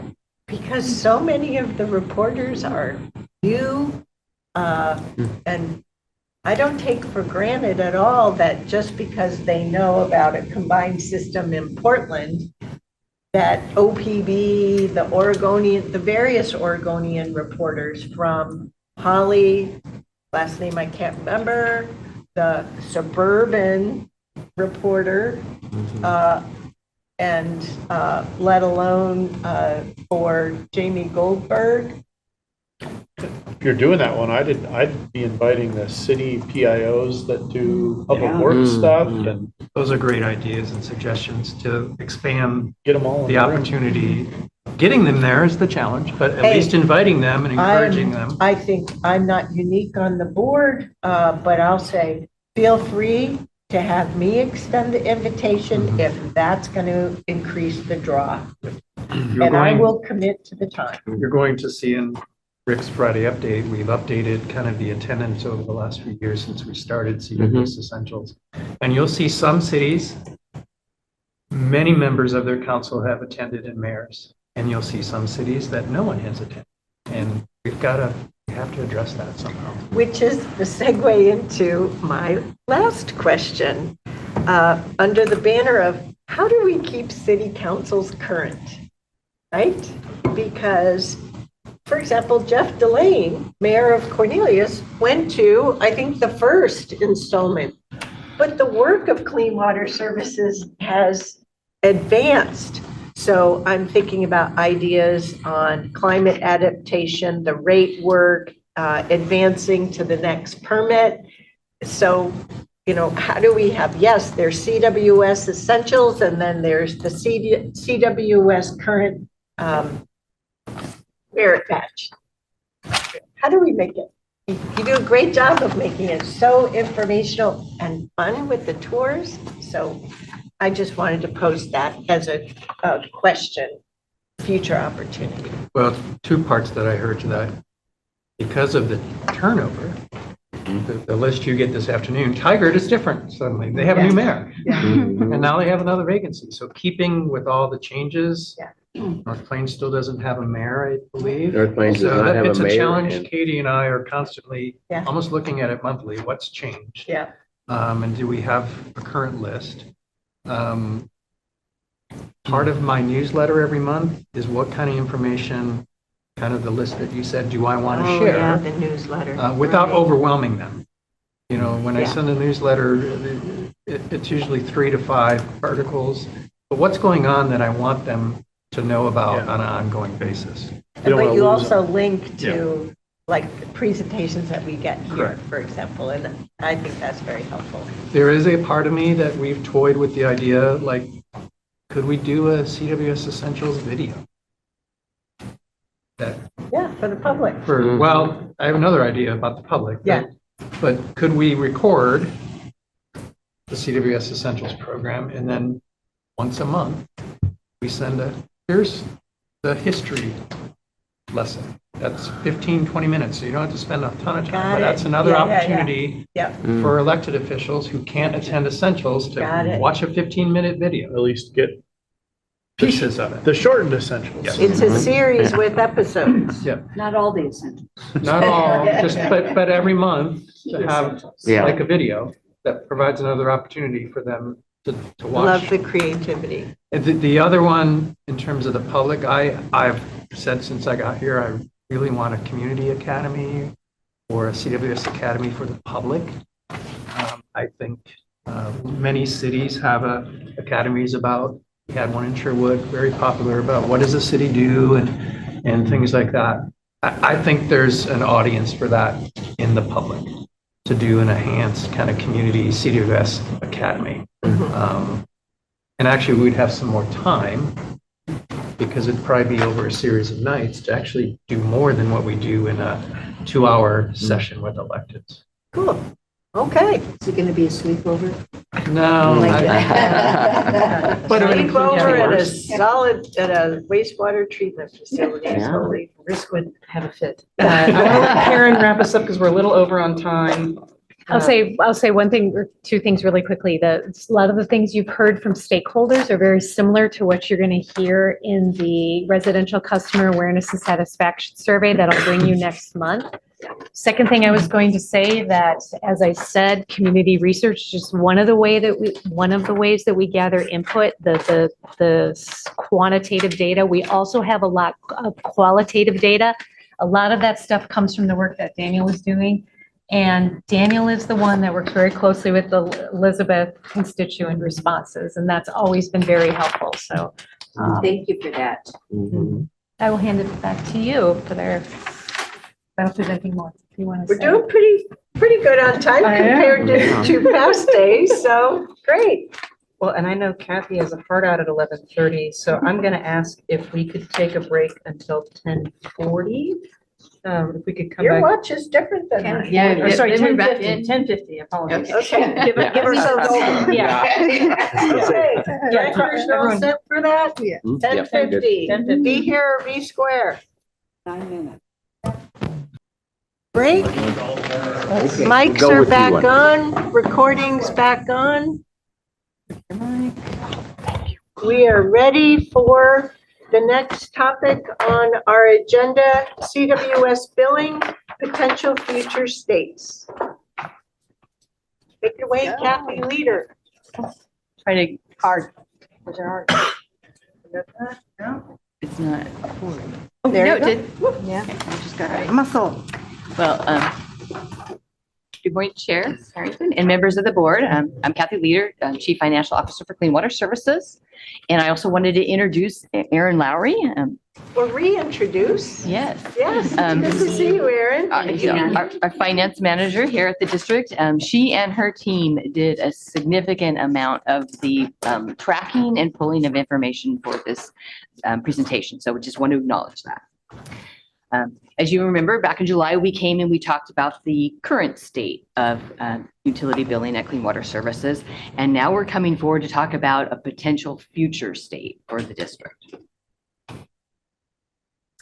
At the last meeting, the board had asked us to go back and do some tracking of statistics related to calls that we receive in our call center here at Clean Water Services.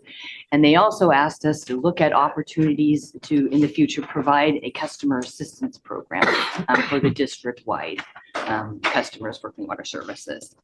We're also in this presentation going to talk about our ask related to going forward with a feasibility study, kind of answering some of these questions. So our UV team, they did an informal tracking of calls between August 1st and through September 8th of 2025.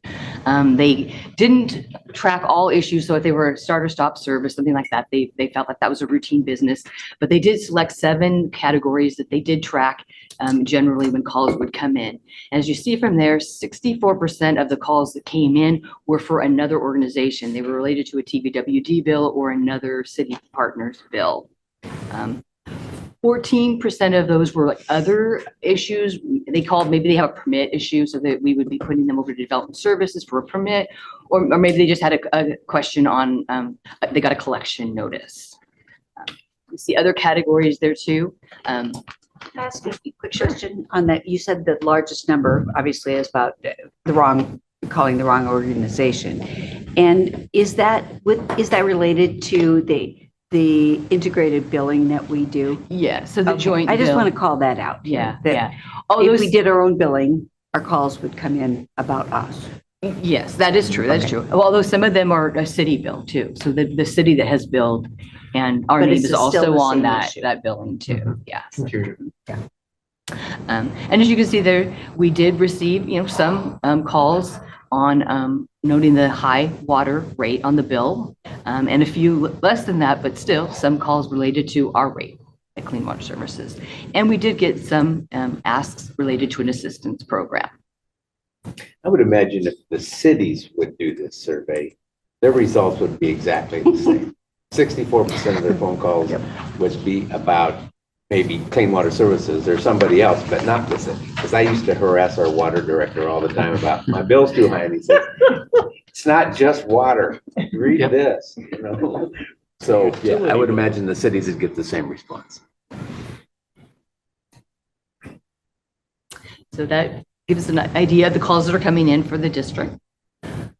And now looking at assistance program, you have an attachment A in your packet that lists out some of the data that we pulled related to this topic. It was asks of our partner cities that bill for us specific questions, but the staff also went out and looked at websites, kind of gathering information on what other cities and jurisdictions do related to assistance programs. We didn't hear back from everybody, and we did get some inconsistent of what they would provide information on, but we tried to summarize the best we could and keep it consistent in what we were providing. Within our region and our partner cities, Hillsborough, Cornelius, Beaverton, Tigard, Tualatin, and Sherwood all offer a utility assistance program. They all have some similar qualities to them. Like for eligibility, they are usually looking at two items: participation in a government assistance program, such as SNAP, WIC, or Oregon Health Plan, or they're looking at the household earnings at or below an established income level. They're all also usually using a third party to do that qualification, and that varies. It could be Community Action, Washington County, Central Cultural, Salvation Army, or St. Vincent de Paul. And when we looked at, so part of the ask of the group was looking at who offers it, what they offer, how, what's the cost, and how do they fund it. And looking at the information we received, we were able to see a range of the cost of the program between like $3,000 on the low end to $90,000 per year related to sanitary, sewer, and storm customer service. That's for a city or what? It's not for an individual assistance, right? No, that's a city, a citywide. So City budget or in a year, yeah. And how they budget or pay, it varied. Some put a line item and appropriate in their budget and pay that money to that third party to administer. Some do a write-off type of situation where they remove the charges for those eligible customers. Tualatin Valley Water District, they offer two types of assistance programs. They have an emergency assistance program and they have an ongoing customer assistance program. And they joint bill with us for customers. They have similar setup. So their eligibility is through government programs such as SNAP, WIC, Oregon Health Plan, or they have a set household earns at or below 60% of the Oregon annual median income for the past 60 days, which is $5,899 per month for a family of four.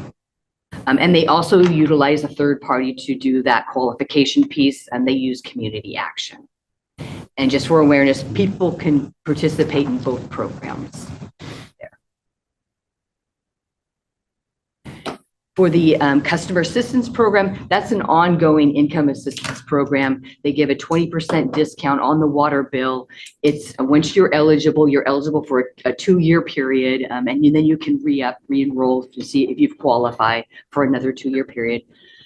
This went into effect back in November of 2024 for the district. So since then, they've had 870 enroll in that program. And their cost since inception has been just over $44,000. At the same time, they offer this customer emergency assistance program. This is similar to the other cities. It's a one-time payment. An individual has a financial incident that happens that makes it hard for them to make that one payment.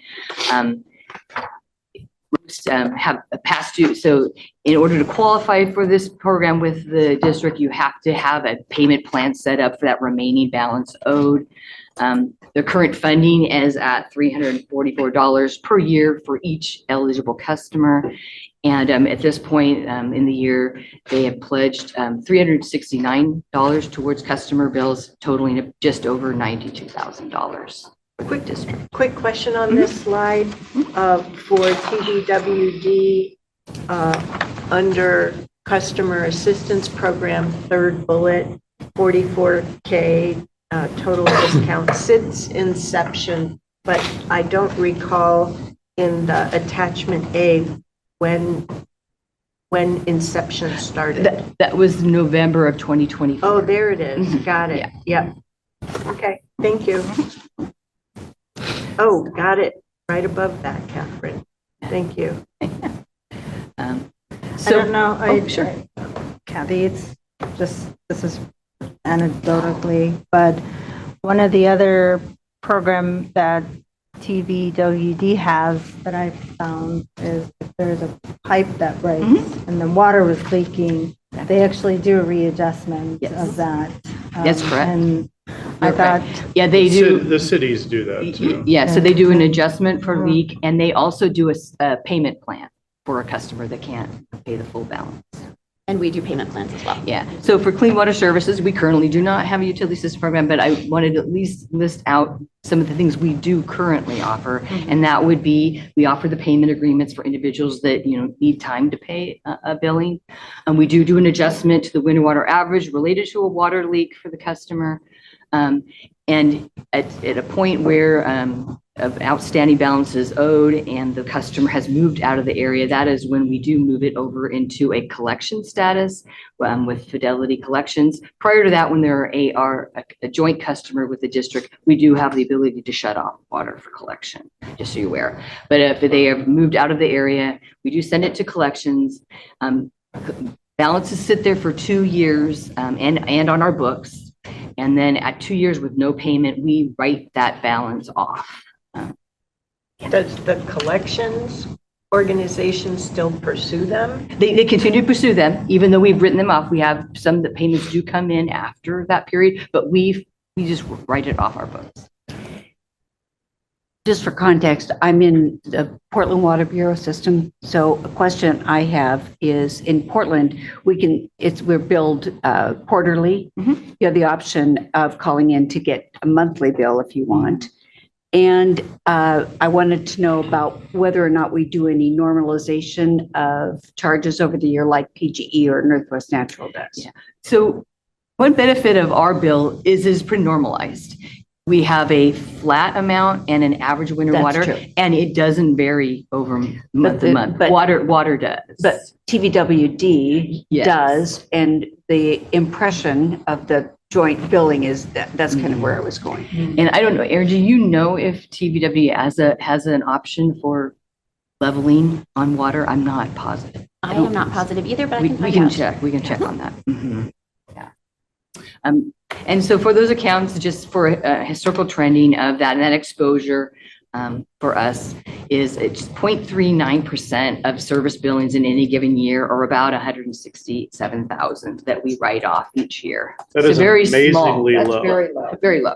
It is. For Yeah. any utility. That's the lowest I've ever seen of any Yeah, organization. and that really upticked a little bit. Our history used to be 0.2. But then, with COVID and with our implementation of a new billing system, so shutting down a lot of those collection efforts, it's is risen a bit. Kathy, why do you think that's so low? I mean, that's dramatically lower than like an electric utility. Yeah.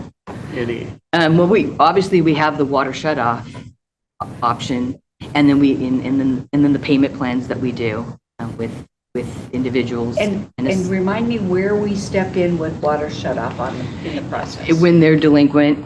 How long? Aaron, on that one, how long? They get a reminder, I believe it's 60 days. 60 days. Mhm. And it's a utility bill, so it's all good.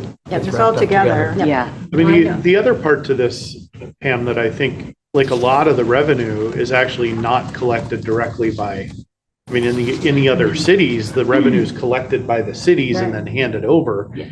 Do you count that bad, if they have bad debt or whatever related to this? Is that? Just so you're aware, so under our IGA, they remit to us collected revenue. So if they have bad debt and write off, that's not collected. You won't, and that won't appear in your number here either. No, and so that's where that. So that's Yeah. a big difference. Yeah, and so there's that reliance on the cities to share that information, to understand the whole population, but that's ours. That's the bad debt of the billing that we do directly. Yes. It's not the total of Yes. clean water services.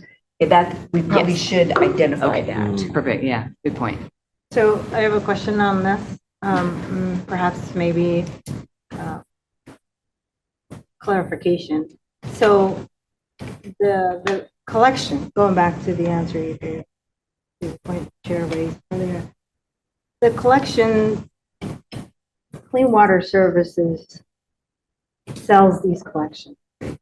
How do No, we just, we sent the Or information is it over to Fidelity. They do collection on, if they collect, they remit a portion, net a fee to us. And then if we're writing off after 2 years, wouldn't you communicate so those residents are off the hook? No, those are continued to be collected through Fidelity. They're not off the hook. We just don't count them as No, revenue. we remove them from our books because collectability is low. Yeah. But we do receive some payments. And that would still be reflected in their credit. Yeah. Mhm. And also Fidelity Collection remits or has a higher fee schedule, right? Because they've been working at it longer. So the amount, that's another reason why the amount that would be collected would be smaller than if someone responded within that 2-year timeframe. What is our fidelity? I mean, that's typically like 40, 60 or something like that. What is our? That sounds about right. Is that about right? Yeah. I was gonna say maybe even less, but yeah. I mean, the other way. TVWD does not have equal pay, and we are working on pulling the reminder schedule for the delinquent accounts. Thank you. Welcome. That was quick. The other thing that I remind myself as going through this, that I spent the time on our website with the complete sample bills, is our portion of the bill is much lower than the water portion of the bill. So that's a factor in there too.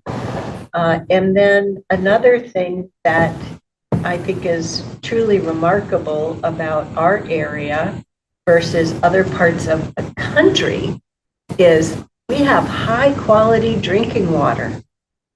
People do not have to buy bottled water for their household compared to other parts of the country. We're really blessed here. We have great water and great wastewater and surface water management for the health of people and the river. So we do reminders at 30, urgent notice at 45 days, disconnect water at 54 days. 54. I don't know why 54. Probably business days versus.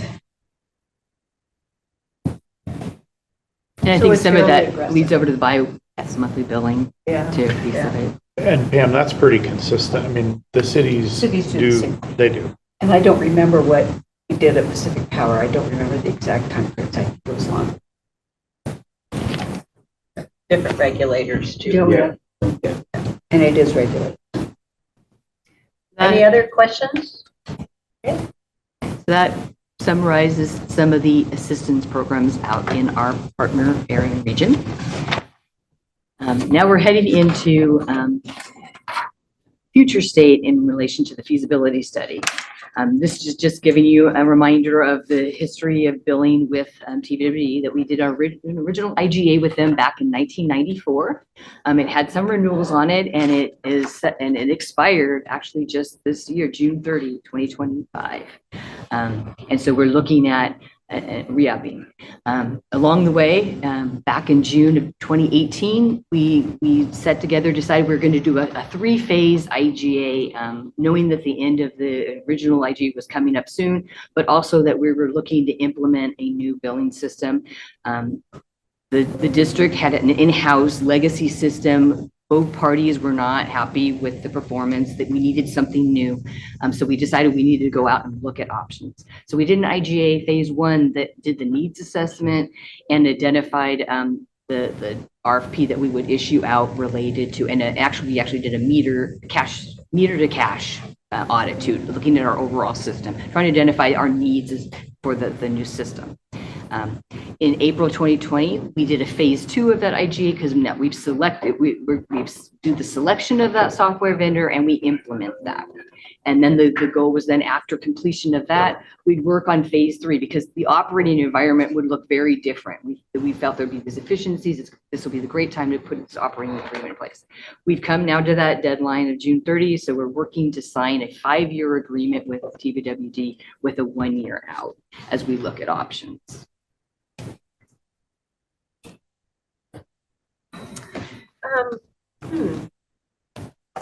I'm struggling a little bit here.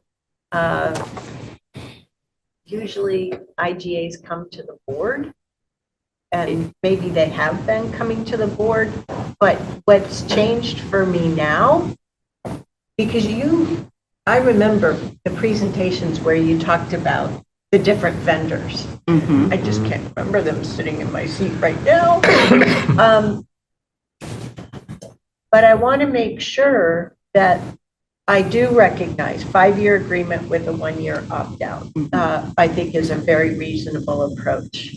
But I want to make sure that this board continues to be comfortable with the solution that you're putting in place, and that you'll have the time to work with your future board during that 5 years to see if changing out of the joint billing solution is the way to go.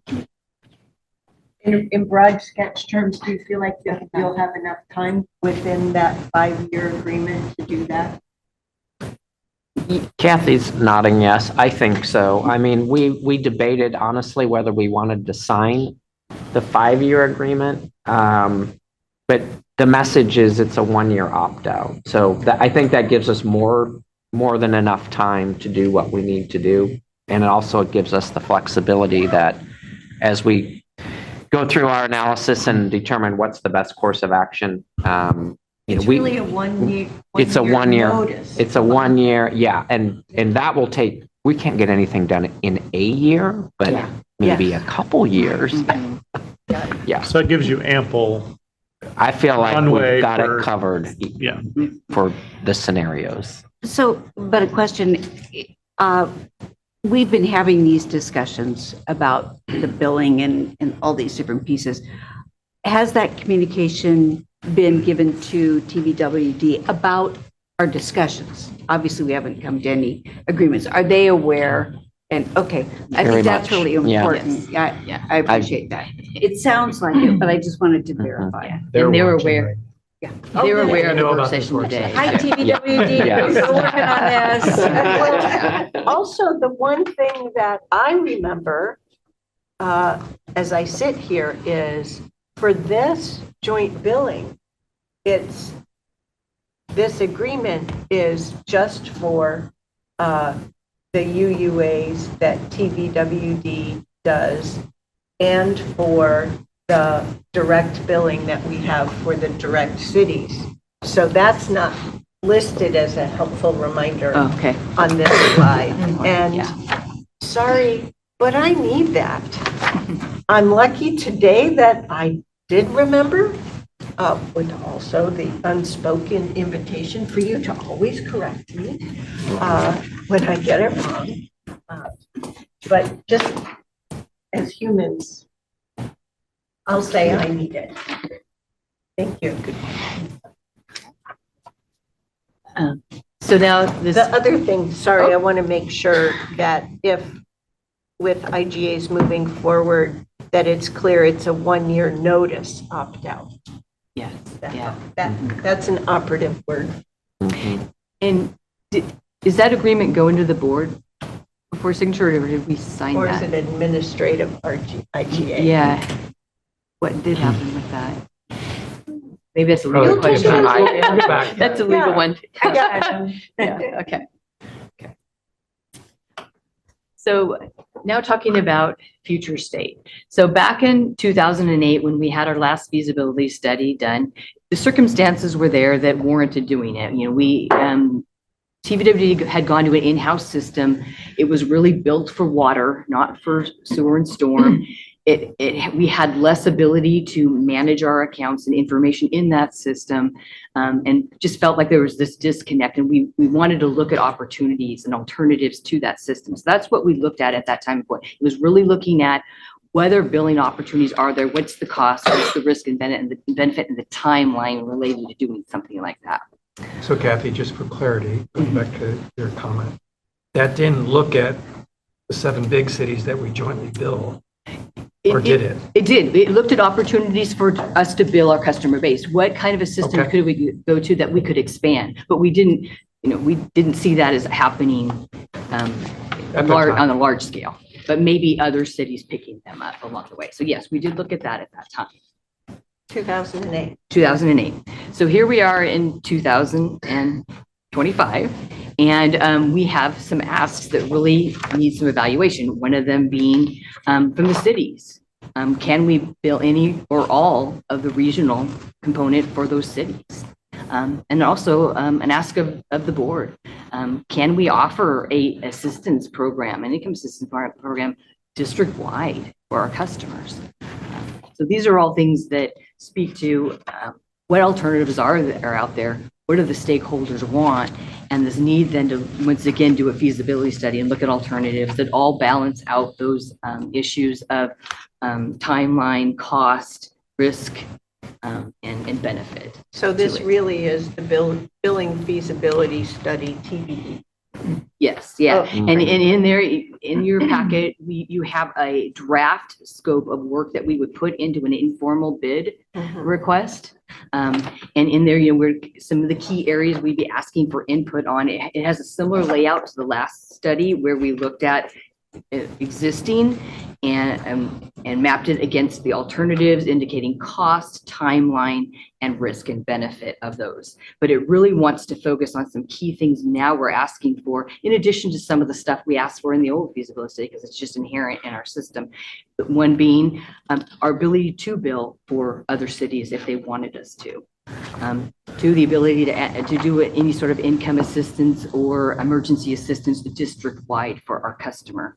But then in there, also, we look at, okay, what are the risks of not being able to shut off water if we're billing it 100%?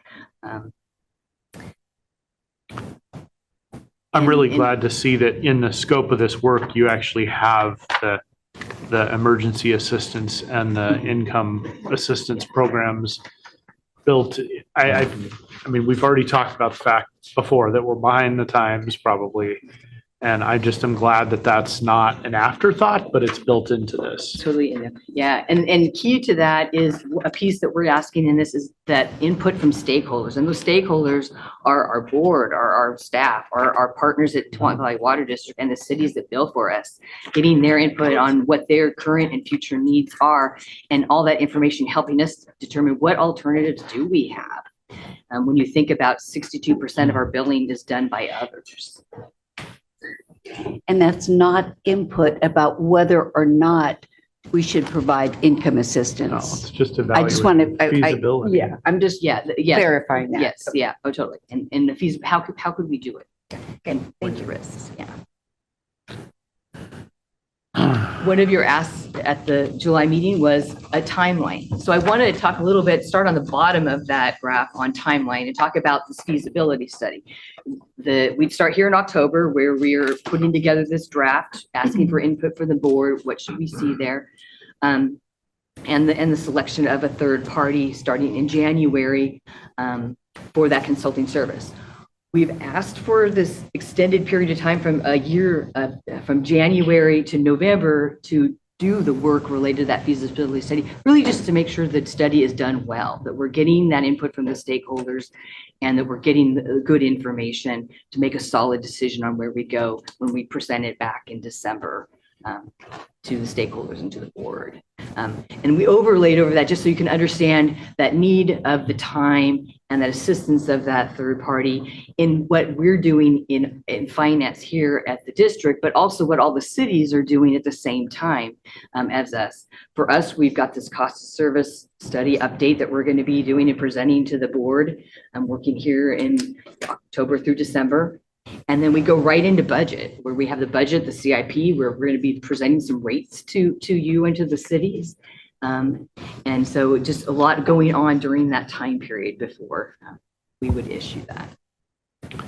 Just to comment on the timing of December of next year, you're going to have at least 2 board members changing over. I'm not sure December is the time, at least for the board to be receiving that. Just as a, I don't know that it's a big point, but it's probably something the next board's got to deal with. Yeah, fair. I think that's fair. I would also imagine, well, I want to be a clarification. I don't think the first touch point of findings will be at that late. There'll be multiple touch points far in advance. Before November. Yeah. And in any final report, I would say that there'll be a draft before the final, there'll be input on the draft. So I think this is, thematically correct, but just to clarify, we'll be getting a lot of input from the board and all the stakeholders. Well, and that's before part that. of why we extended it. So we had the ability when we get a more detailed schedule to make sure there's a really good communication plan. So December is the final at this point, that's what At this point, shooting. that's what we Okay, believe, yeah. great, thank you. I'm not there. I'm not as far as, that's when you'll have the final report to engage with the key stakeholders. But I'm skeptical that, oh wait, no, this is the end of 26. Yes. Will include some changeover through the November 2026 election of some city councilors. So I think about city staff. I can see you guys starting or the engagement with city staff stakeholders on the final report in December, but I feel like it's still going to need some further engagement. So it's I would put ... Still, because I know I haven't looked at the lay of the land for the 2026 election yet myself. And there's a lot. That's a Yeah. Well, and strong number. And what I'm hearing is we may have our findings in December, but the reality is we're going to have to spend some time engaging with our stakeholders and partners to talk about those findings. This is a big deal. So decisions won't be until 27. Correct. I think that's And what we that'll all be the have new to. board. Yeah. And even then, when you get a path you're going down, there's a lot of work then moving forward to take that path and So go I'm forward. writing on my paper that this is a draft. And you'll refine it as a result of our discussions today. And you can continue to market a draft as long as you date the draft. Because sometimes, as we've learned on the county side, as we're going into it, that it may be a timeline as of, for example, because we learn more along the way.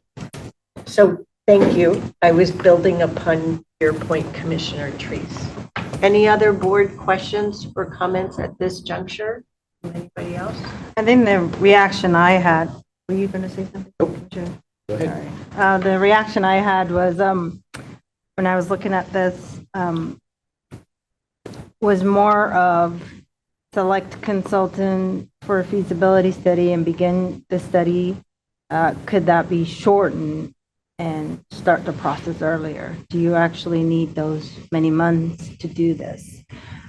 Is the sort of the reaction I had.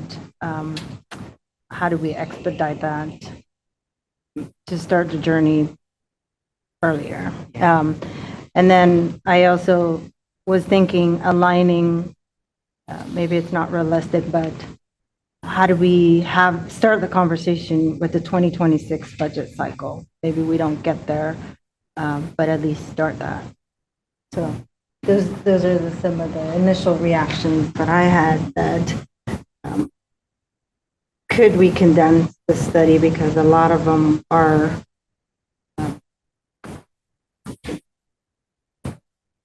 I don't know. I don't want to get into it, but like, just to take some words I heard earlier, to apply a process improvement and identify if there is a waste built into that spread of months and shorten time, very concise, conditions was the thing that was coming back. How do we make it consistent? In the 2008 study, that was done in a 4-month period. We did have a concern of that short of a turnaround, just in the amount of work and interaction with the stakeholders and making sure we were getting the information to make it a good report and a good decision. But that would be my caution. I hear what you're saying, Director Fye.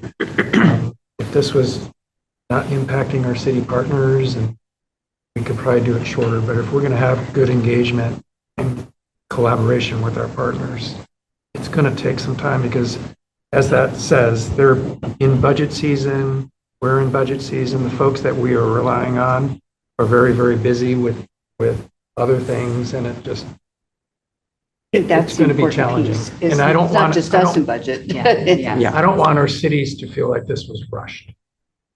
We really need to do a good job on this. And if it takes a month. Well, there's no reason to rush it. No. Yeah, this is a big deal. Yeah. That's why we have people listening. Yeah. So I'll add my thoughts on that. I think this is a very reasonable schedule based upon the workload that the Clean Water Services staff, the Clean Water Services Board, and our partners, both the cities and TBWD face. So this is a very prudent schedule. I do myself have a couple of additional questions, but I want to make sure that all the board members are done first. I'm good. Okay, so I'll step in. I did have a question on attachment B. So it is just a one-pager, folks. It's titled Utility Billing Options Feasibility Study Scope Outline. So under the scope, the third bullet, where you identify the alternatives to the current billing system with 7 large city billing partners, and evaluate the feasibility and projected implementation timeline of the identified alternatives. So I'm wondering, why just the 5 largest? And so I just wanted you to fill me in a little bit more there, right? I know there's Beaverton, Hillsborough, Tigard, Tualatin, Sherwood. Forest Grove. So I have Beaverton, Hillsborough, Tigard, Tualatin, Sherwood. Who have I gotten wrong? And Forest Grove. Forest Grove. Yeah. And So Cornelius. there are 7 that bill. themselves. The others, we bill for them. Okay, so the word large is where I went awry. Mm. I'm It's our, sorry. our partner billers. Yeah, so Yes. with 7 city billing partners. Yes, yes. I'm on the proper page now. Thank you very much. Then my second and last question was, you've done a really good job of laying out for me a very reasonable process, as I've already said. But I'm curious as to there will be a future decision, and I'm not asking you to lay this out, but rather in my larger thinking to the future, because I can't help myself. So this getting to the final report and beginning the process to digest that takes us through at least the end of this year. 2027, a lot of digesting, engagement with partners, then there would be implementation time. So I'm thinking that any potential changes wouldn't be even completed until the earliest 2028 and beyond. Yeah. Oh, yeah. That's true. Yeah. Okay. But it is a change of such magnitude that seems reasonable to me. Yeah. Oh, yeah. And I think that's an important point for another schedule towards making sure it's just written in terms of the result of the findings, and any potential changes would go into fiscal or calendar year 28 and beyond. That's all. And Chair, I love that comment in terms of making this clearer, because assuming the board likes the direction we're recommending, this was part of the state of the partnership presentations in the next few months, because I want city councils to know we do have a plan to address this issue, but it's going to take some time. And that's true. Implementation wouldn't necessarily be quick, especially if we take on the billing for the whole district. Yeah. So one thing that helps me, and this leads towards my suggestion, if you could update this slide for some of these nuances that we've talked about here, and use that slide, put a date on it, and make sure that if you have a base presentation for your State of the partnership. Thank you. If you can give us that slide set, so I know this is the timeline we're all working towards, that helps me a lot. Then you also included in the packet, and feel free to go to your question slide. You also included in our packet the key dates on the FY 26-27 CWS budget calendar, because this relates to all of these pieces, right? Yeah. And so I really appreciated it, and I've got highlights on my page as usual. But I learned something, a detail I'd not picked up on before. May 7th. CIP information to Bowie. I had no idea we had to turn that over to Bowie. How come? I believe it's only on projects that we plan to do internal. Oh, So we 'cause have we're to a public show- Agency. Yeah. So I do have a question. I'm sorry. Catherine, No, this is where we're at. Okay. Yeah. And I just decided to unload all my questions first. Mike, in relationship to this timeline, seems like another factor is our decision-making process in any, whether or not we engage in a customer assistance program. So those are interrelated. So I think that needs to be part of this discussion, or part of the display as well. Okay, yeah. Am I asking for? No, and in there, I mean, it's, when you look at the alternatives and the timeline related to the alternatives, and, you know, the goal is we want an offering assistance program, how, you know, under those alternatives, how could we, and then looking at the timeline related to that, how we would implement. Well, and I'm we haven't made that decision. Mhm, mhm. I'm assuming that there's going to be a process for making that decision as well. I'm sorry, I. Well, there's a difference between the Something else. feasibility and the policy decision to do it. Exactly, but they interrelate, relate. That's what I'm saying. Yeah, I mean, especially if we decide a policy that can't be implemented. That's my I've been there before. And that's Not a good way to govern. Yeah, that's my point, Jason. I think that there are other factors that we need to be into this. Project timeline, if you will. That's fair, yeah. We Oh, can clarify the timeline to be a little bit more, especially for the engagement meetings we're going to have with the cities, that there's more touch points with them, that it's broader than just the billing. I think making that graphic a little more complete. And we'll see it in an updated Yeah, timeline? I think that's a good suggestion. And Director Truce, to your point,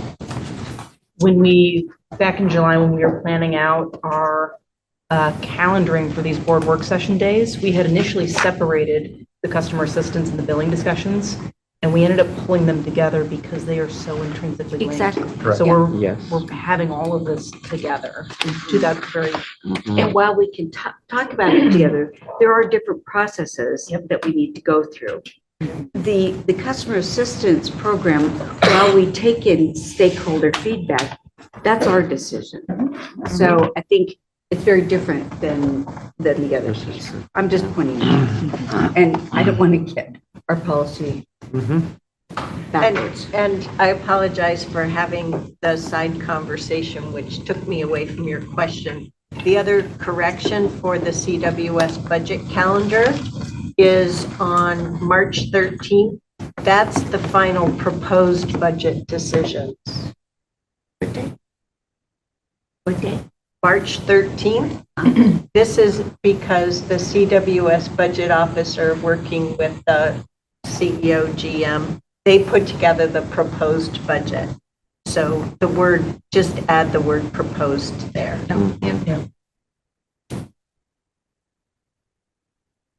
Okay, other board questions, comments as it relates to this?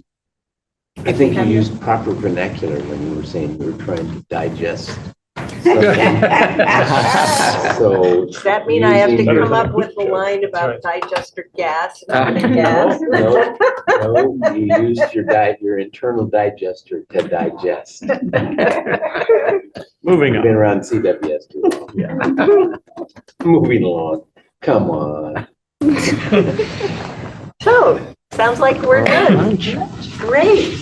How are we doing on schedule? we're doing great, Chair. And one request of the board is Thank you, Kathy and Aaron.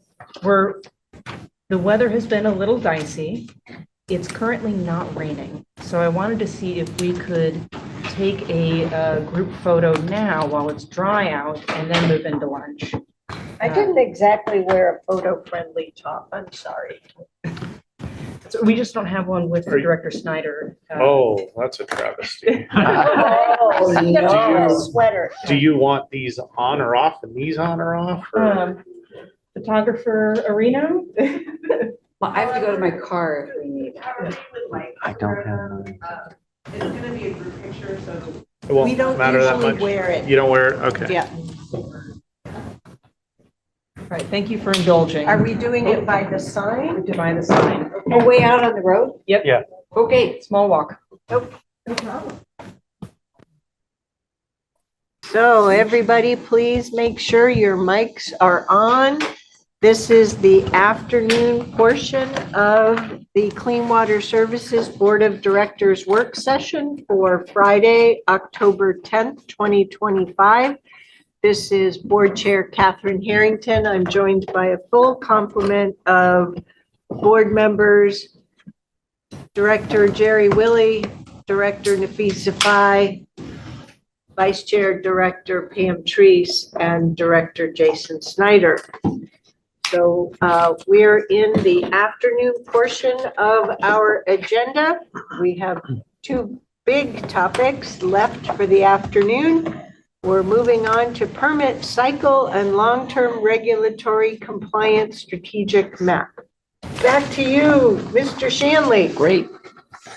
Thank you, Chair, and good afternoon. Hope everyone had a great lunch break. We're going to talk about the permit, in particular what's upcoming in the permit, as well as our long-term regulatory compliance roadmap. This is a effort that involved many groups across Clean Water Services. So we've brought, some of the core members of the team, but you'll see it's not just RAD. Of course, we've got our RAD folks, Julia Crown and Jamie Hughes are here from Regulatory Affairs. Laura Porter, who works in Elizabeth's group. She's really helped with the strategy and kind of moving things forward. She's going to talk a little bit about risk assessment and risk analysis components. And then Peter Schauer will explain how a lot of this ties into and really drives the work that his team does within the research and innovation practice. Before you guys get started, Commissioner Fike, could I ask you to slide down to the table because as I understand it, Ms. Leader's gone for the rest of the day. Yeah, certainly, Chair. And that way, that will give you, or at least for this next segment, give the four of you a little bit more elbow room and will also afford you a third microphone. And it looks like there's a note on that screen that I might turn off this a little bit. Don't worry, our tech folks are right behind you 260 seconds. to take care of running.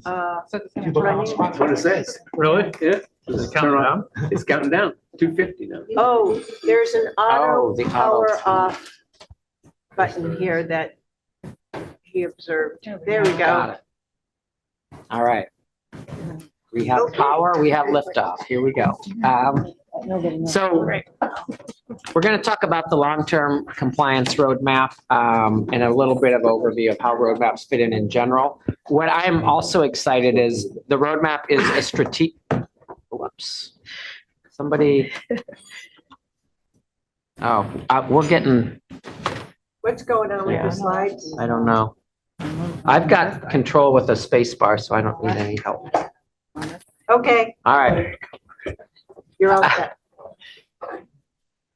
In addition to the strategic part of this, we actually have a good handle on implementation and what we need to do in the near term with respect to the permit renewal, but also what we need to be looking forward to in the next 5, 10, and up to 20-year horizon. So we're going to share some of the details that show a lot of the activities, at least demonstrate that the thought has been there and the work's been done to understand what we actually have to do to move forward. Some of the challenges that really inform the plan, certainly growth in the area, pressures on the community and industry. Those relate to the desire for growth, but also some of the financial and economic needs. The demands and discharge to the Tualatin River and stress on the watershed, really recognizing the fact that as the population grows, other growth factors, it's a small receiving stream, which I know the board is very well aware of, but that makes it extra challenging, in some ways extra exciting for us to dive into needs for innovation, but really focuses on how we have to engage so well with our regulatory folks to be ready for that. Our assets are aging, and that factors in. And then again, the complexity of the permit that we have, the watershed-based permit that we have, are many of the factors that went into play at the highest level of looking at our plan. So the purpose of the roadmap, we wanted to be clear. We've been doing this work for a long time. I think everyone has seen lots of presentations and great work by Regulatory Affairs. But what we haven't had is kind of one centralized spot where all of this information exists. And it really is meant to serve as a playbook internally, so we all know what everybody's doing. And it's also an external tool for us to be able to engage with the board and all of our other stakeholders. So it organizes what we do. It helps us to prepare for the stringent regulations that we foresee. Again, not just in this upcoming permit, but some of the other things that might happen in the next permit cycles.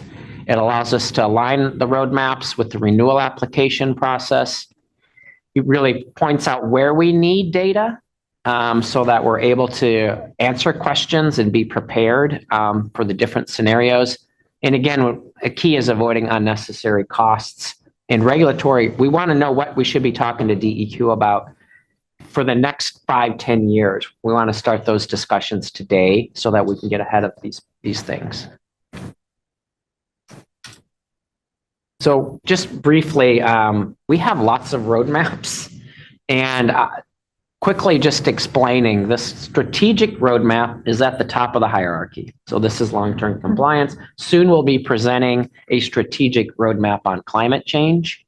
Department roadmaps, you've seen those, they get included in the budget book. Clearly those are meant to inform at the department level what we're doing, and then underneath that are the program roadmaps.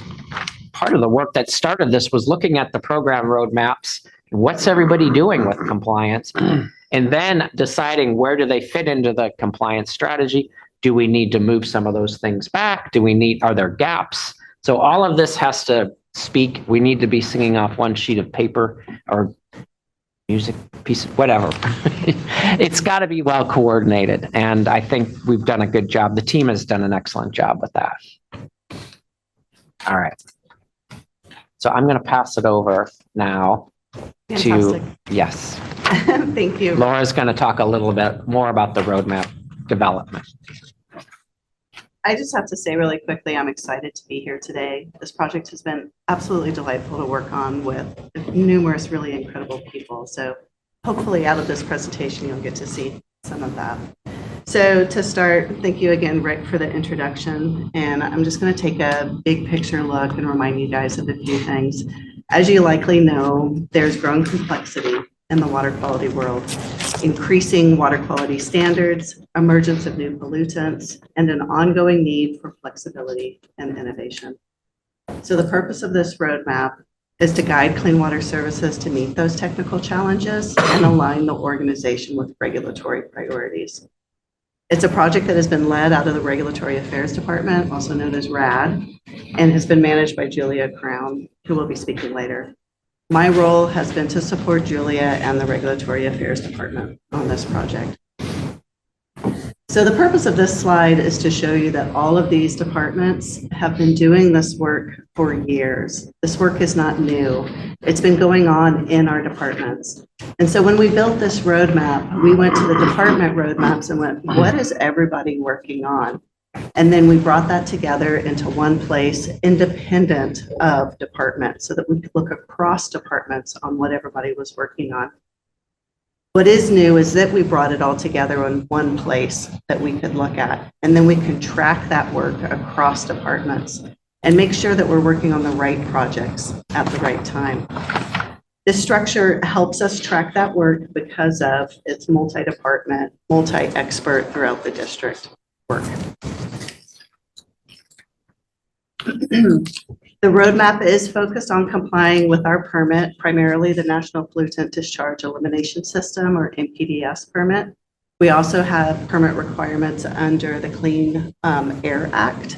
So the purpose of the roadmap is making sure that we're meeting those overarching Clean Water Services reasons for existing permits.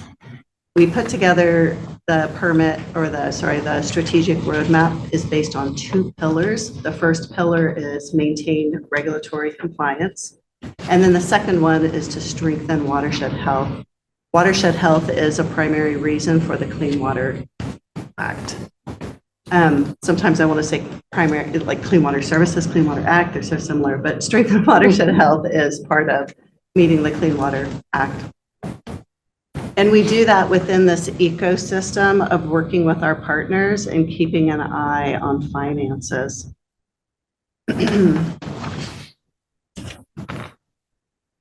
Working with healthy partners throughout the watershed. By doing that, we can do more when we work towards common goals. And we want to keep an eye towards finances. We want to achieve the best outcomes for Clean Water Services and our ratepayers at the lowest cost. The roadmap helps us proactively address regulatory issues, and we are planning for the future. An example, one benefit of this work could be keeping new limits out of our NPDES permit. And by doing that, we can reduce associated financial burden. So all the work of Clean Water Services has to do with meeting our regulatory requirements. So what we decided to do with the strategic roadmap is really focus on a few key things. So within this roadmap, we are focused on anticipated or existing regulatory requirements, and it has to meet at least one of these other criteria. This is what helps us elevate it and help us make sure that we're focusing on the right thing. So it needs to identify a major risk, such as thermal or temperature compliance. It has to help us understand the regulatory landscape, such as building relationships with resource agencies and others that influence our permits. Or it's helping us engage in critical new work. For example, we may need new lab processes or equipment to deal with new emerging contaminants of concern.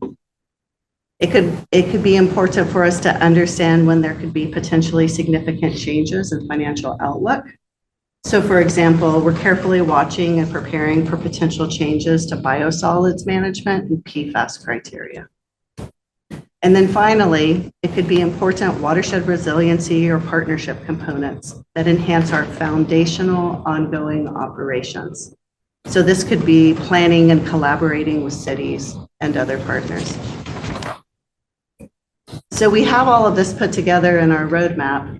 What do we do with this information? It's a huge body of work, right? So what we decided to do is implement it using risk management principles. And like I mentioned earlier, this helps us focus on the right projects at the right time. So what I have up here that you see is an impact rating table and a likelihood rating table. These were developed out of our risk management department a few years ago. And then we were able to use these tables on this project. We worked with staff in multiple departments to rank the regulatory challenges using these criteria. And we were able to put it into buckets of low, medium, or high based on these criteria. This is a new process for us at Clean Water Services. We've gone through the analysis once now at Clean Water Services, and we built it in a way that we can continue to iterate and use it over and over as new pollutants and emerging contaminants come to our attention. So far, we've identified 38 risks at Clean Water Services to long-term compliance. And we're going to focus today on the top 4. So we've found that these are our top 4 risks right now to long-term compliance. That's meaning they have both a high impact and a high likelihood. Exactly, yes. Or close to the. Exactly, Okay. right. Yeah, they got top scores for both likelihood and impact. Winners. Yeah, right? We know that there are big projects coming towards us, and we know that they have the potential to be very expensive. So those top 4 priorities, I'm going to touch on them. Julia's going to touch on them. Peter will touch on them. I think even Jamie's touching on them. So it's across the board. We're working it into all the work that we're doing to be ready for the new permit and permits to come. And so those top 4 priorities: thermal or temperature compliance, stormwater, phosphorus, and PFAS. And it's been great putting this into the regulatory compliance roadmap. I actually have it on the whiteboard in my office, so anybody who walks by my office, they see it. It's, they're remembering that it's important. And so we're tracking them as part of this roadmap and with working with other departments. Can I ask a question though? Of course.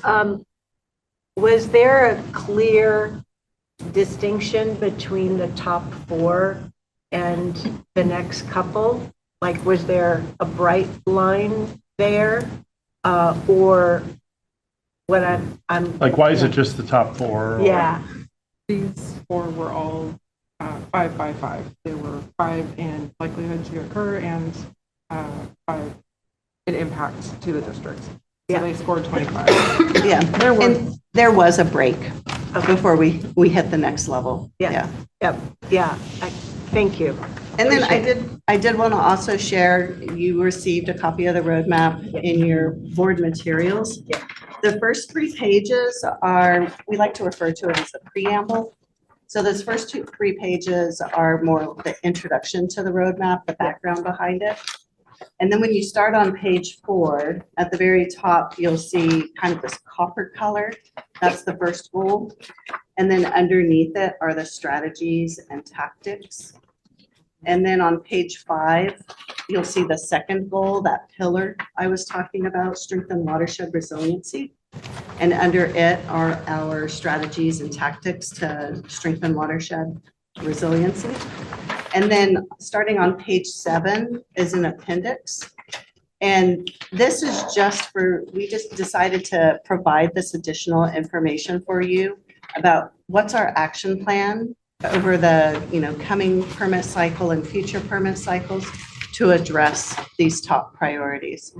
And those of us sitting at the table aren't the only ones that worked on this. I really want to emphasize this has been a team approach across departments. A lot of really smart people are leading these different initiatives and contributing to them. No, Okay. just scratch.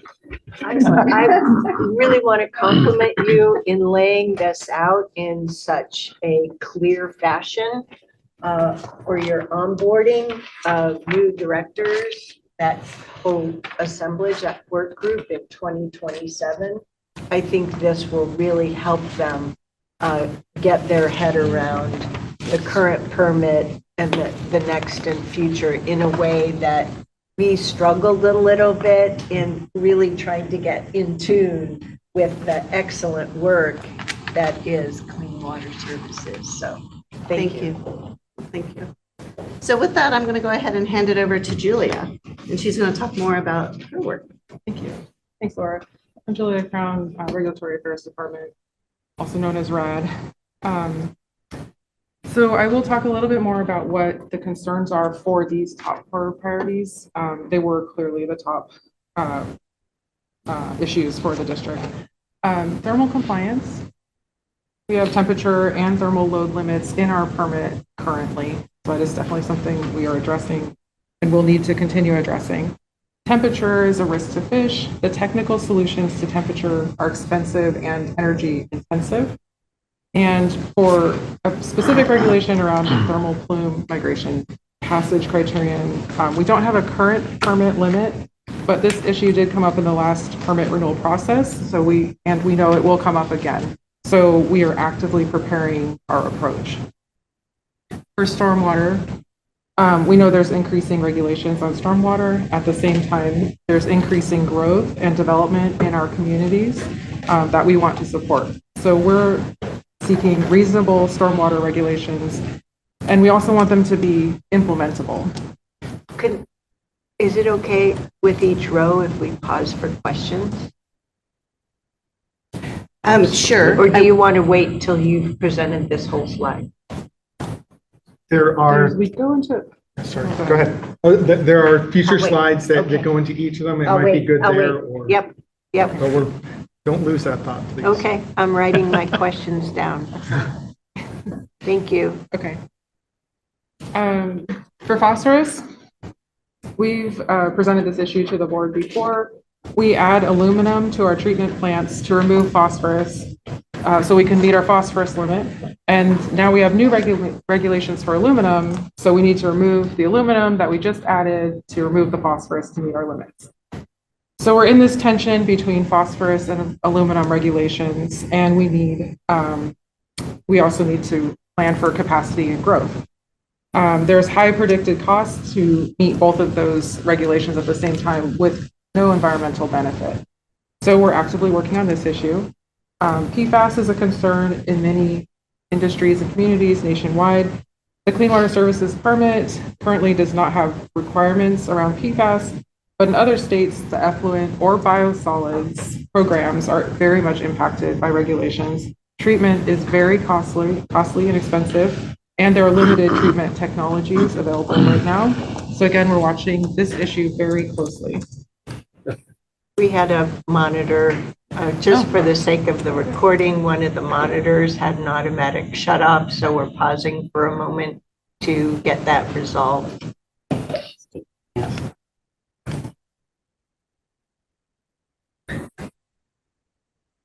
We're attempting to address that No before it shut off. worries, no worries. Just for the purposes of the recording, it's all fixed and we're back on. Thank you. So now that we've identified the risks, we move into implementation. We didn't want this document to be something that we wrote and set on a shelf. So we wrote the plan with implementation in mind. So Laura described in an earlier slide, very similar, that we had taken input from the department level roadmaps and incorporated that information into the guidance document, which is that circle in the middle.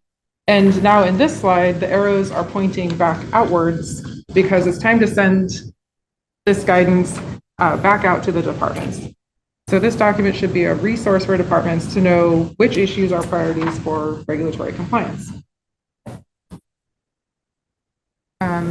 Implementation is pragmatic. I've outlined the general steps that we developed for this implementation process. It's a flexible and iterative process. The first two steps are to track pollutants and regulations and to evaluate and forecast the risk. I call this raising a red flag. We did develop an early warning system for our monitoring data, and we have some other tools for evaluating risk. And the idea here is we want to know about any issues very early on, as soon as possible, so we know that we need to address them. Once a red flag is raised, we need to do an investigation. We form multi-department interdisciplinary teams of subject matter experts. The team approach ensures that we're examining the issue holistically from multiple perspectives across the district. We're getting the right people in the room to work together and provide their contributions. Then the team makes a plan. Again, the team approach helps ensure that we use systems level problem solving. These are complex problems. Pulling on one thread of a regulation in the district will pull in multiple departments from across the district. It's important that our solutions aren't causing secondary problems for someone else or for another department or for our watershed or our community. Finally, once we have a plan, we bring this plan into being. We work together in changing dynamic environments. We don't always have all the information, especially when we're working with projections and forecasts. Nobody knows the future, but we can make the plan visible and transparent. This helps allocate the right resources into the right places and to get us all pulling in the same direction. Especially for those issues we know that will come up during our permit renewal process, we want to identify those. Again, identify them early, gather more data, investigation, and be ready for permit renewal.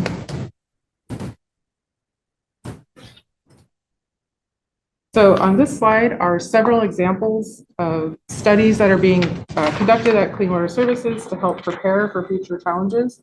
Some of these studies are multiple years, so again, starting early is very important.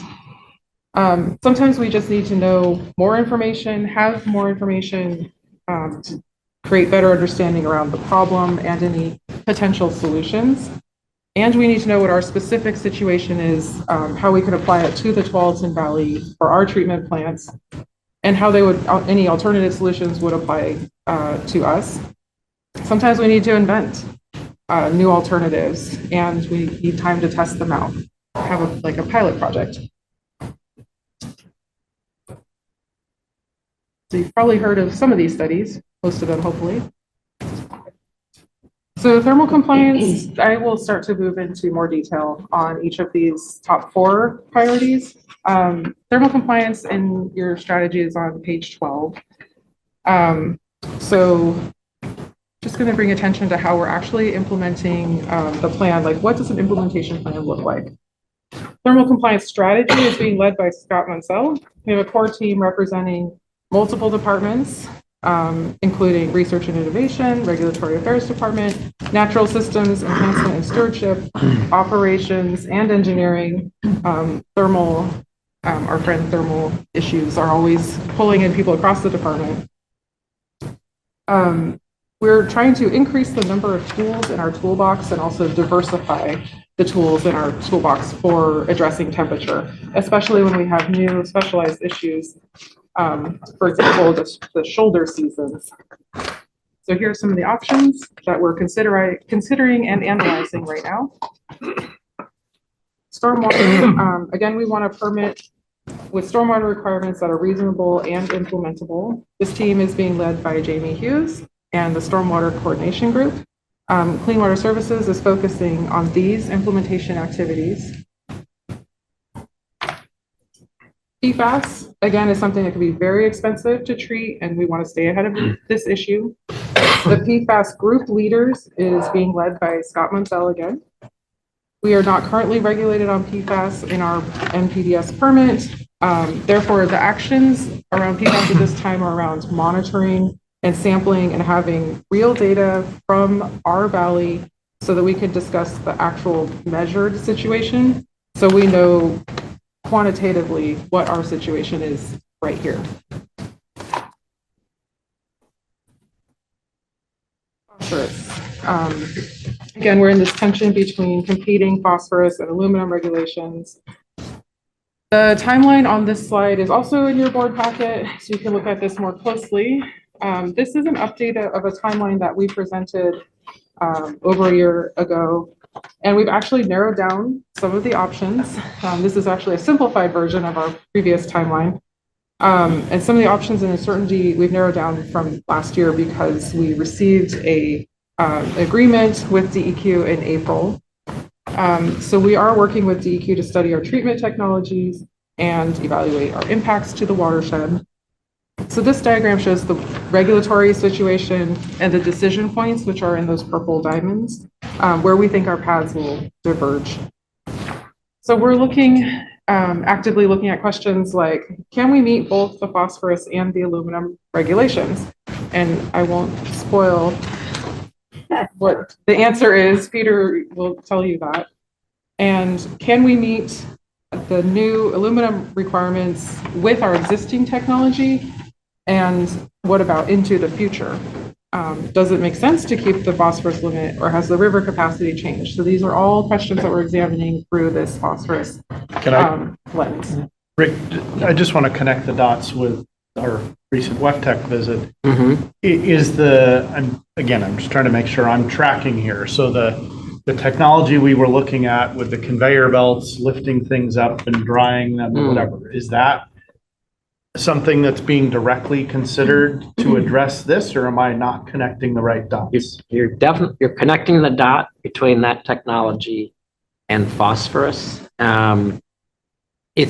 It's one of many options that could help depending on where. But that's why we were looking at it. Yes, is for that's this right. reason. Yes. Okay. Correct. Which Sorry. would not use aluminum, so we would fix that problem. Is that correct? That's correct. It would reduce the amount of phosphorus coming back around the plant. And it does not require aluminum. You're growing, it's biological, which we love the biological options. Yeah, thanks for making that connection, Jason. I remember seeing that, but I didn't know exactly where it plugged What in. it was doing? Yeah. Yeah. I understood why, but I didn't Yeah. understand the connection here, so that's good. And for those who were not at WEFTEC, it was basically a vertical conveyor belt that would grow algae. And lots of that would it. get scraped off, yeah. Wow. How quickly? Did it smell? I think we've seen that at a previous one.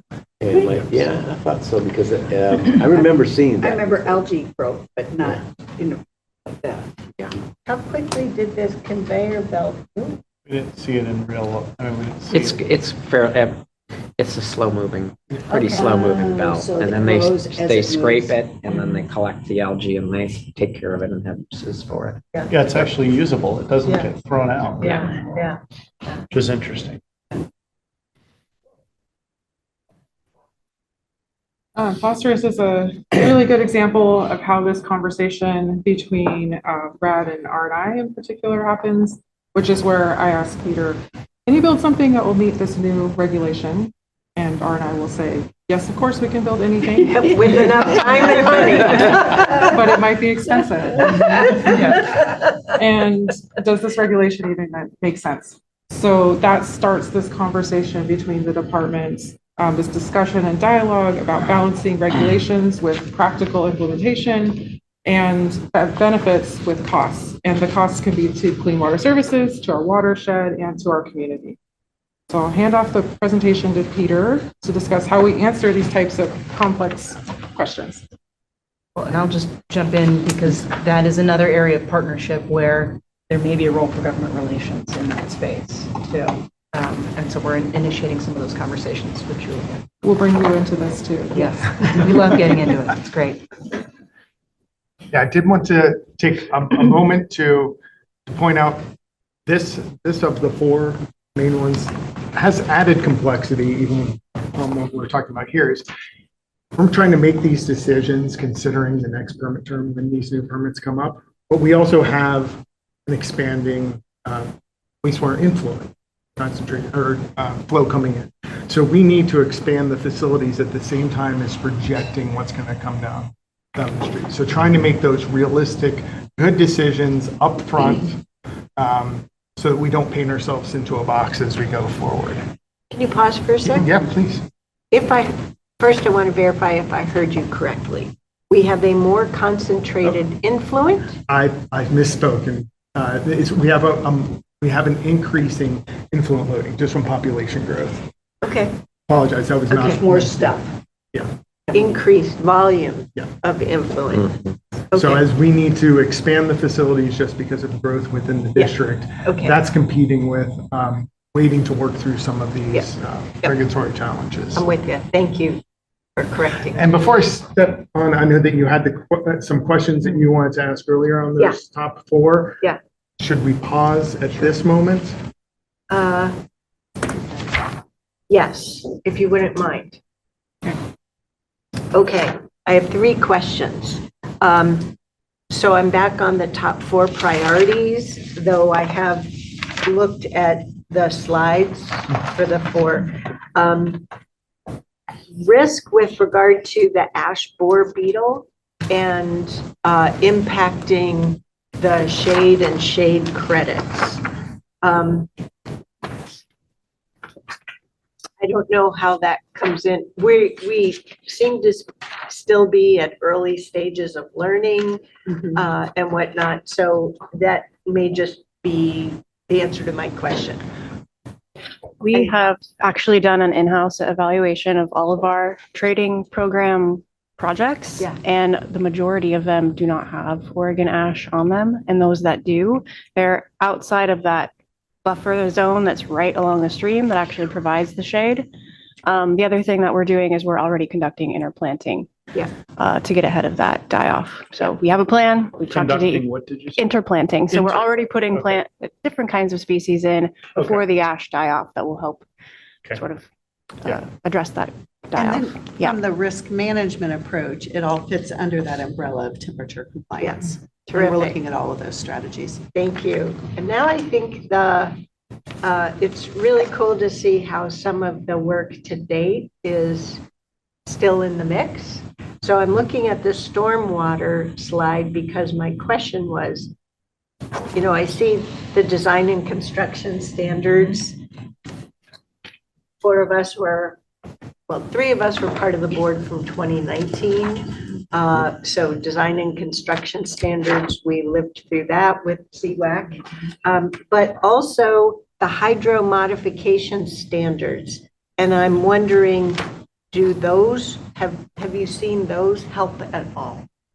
So there is language in our permit now that allows us to meet the hydro modification requirements by doing both stream restoration work and putting in upland controls like detention ponds, retention ponds.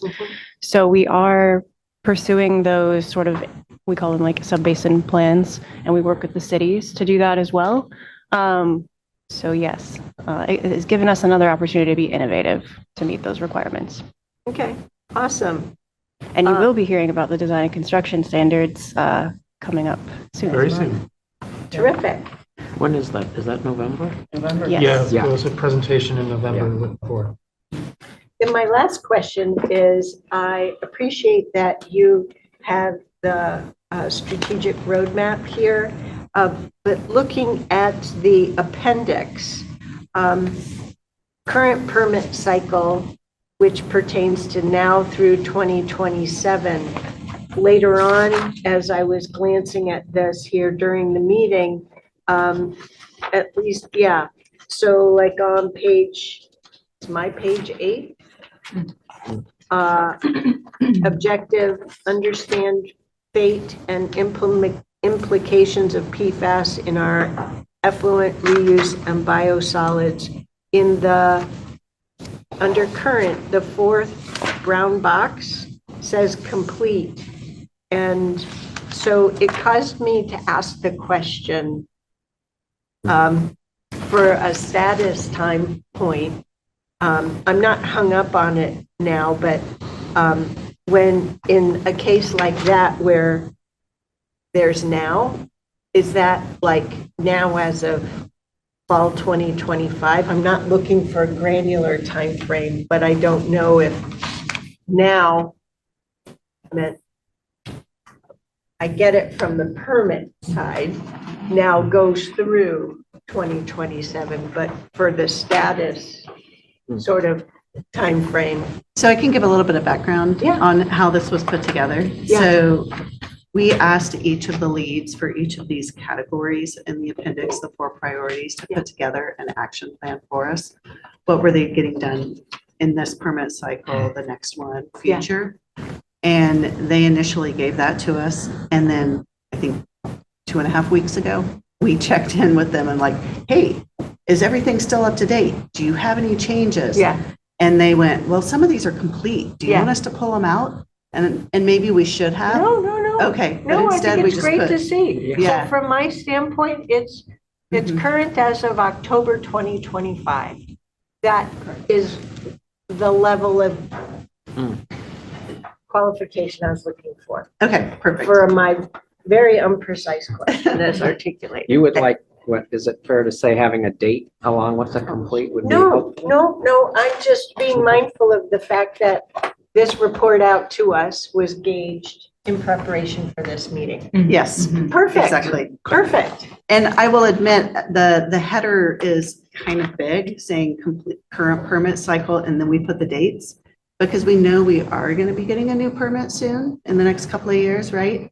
And we wanted to make sure that we didn't lose track of what needed to happen. Yeah. Right? No, it's when very there's a turnover. helpful. Okay. I feel blessed to have this context. So just highly positive comments. Awesome. Well, I want to do a little bit of kudos to Rick, because he's the one that was like, make sure you include those. So Yeah, there you good have job. it. I'm just trying to make sure I'm internalizing it correctly. Excellent. Thanks. That's it for me. For now. We make no guarantees about the next slide. Yeah, I encourage you very much to ask more questions, because we're going to go through quite a bit of information here. And we keep, my apologies. We keep talking about, the complex challenges that we're having to deal with. That's nothing new for the district. This is something that those of you who've been around for a while, those of you who have been around for a long time or been in the district, you know that we've been challenged with these in the past. And we have a really good track record of being successful throughout this. And that's part of the excitement of having the roadmap and implementation plan completed, because it gives visibility to that and gives a process as we are growing and as we are bringing new people and thinking about turnover, how we can keep things always operating at this high level. And one of the things to point out, it is somewhat different, but what is research and innovation doing here at this meeting? And it's because, frankly, we work together extremely closely. And that's the history of how research and innovation has been since it was brought up within the district. And we've worked through these challenges time and time throughout our projects. I want to have that first bullet that really gives what is the purpose of R&I. I just pulled that straight out of our roadmap.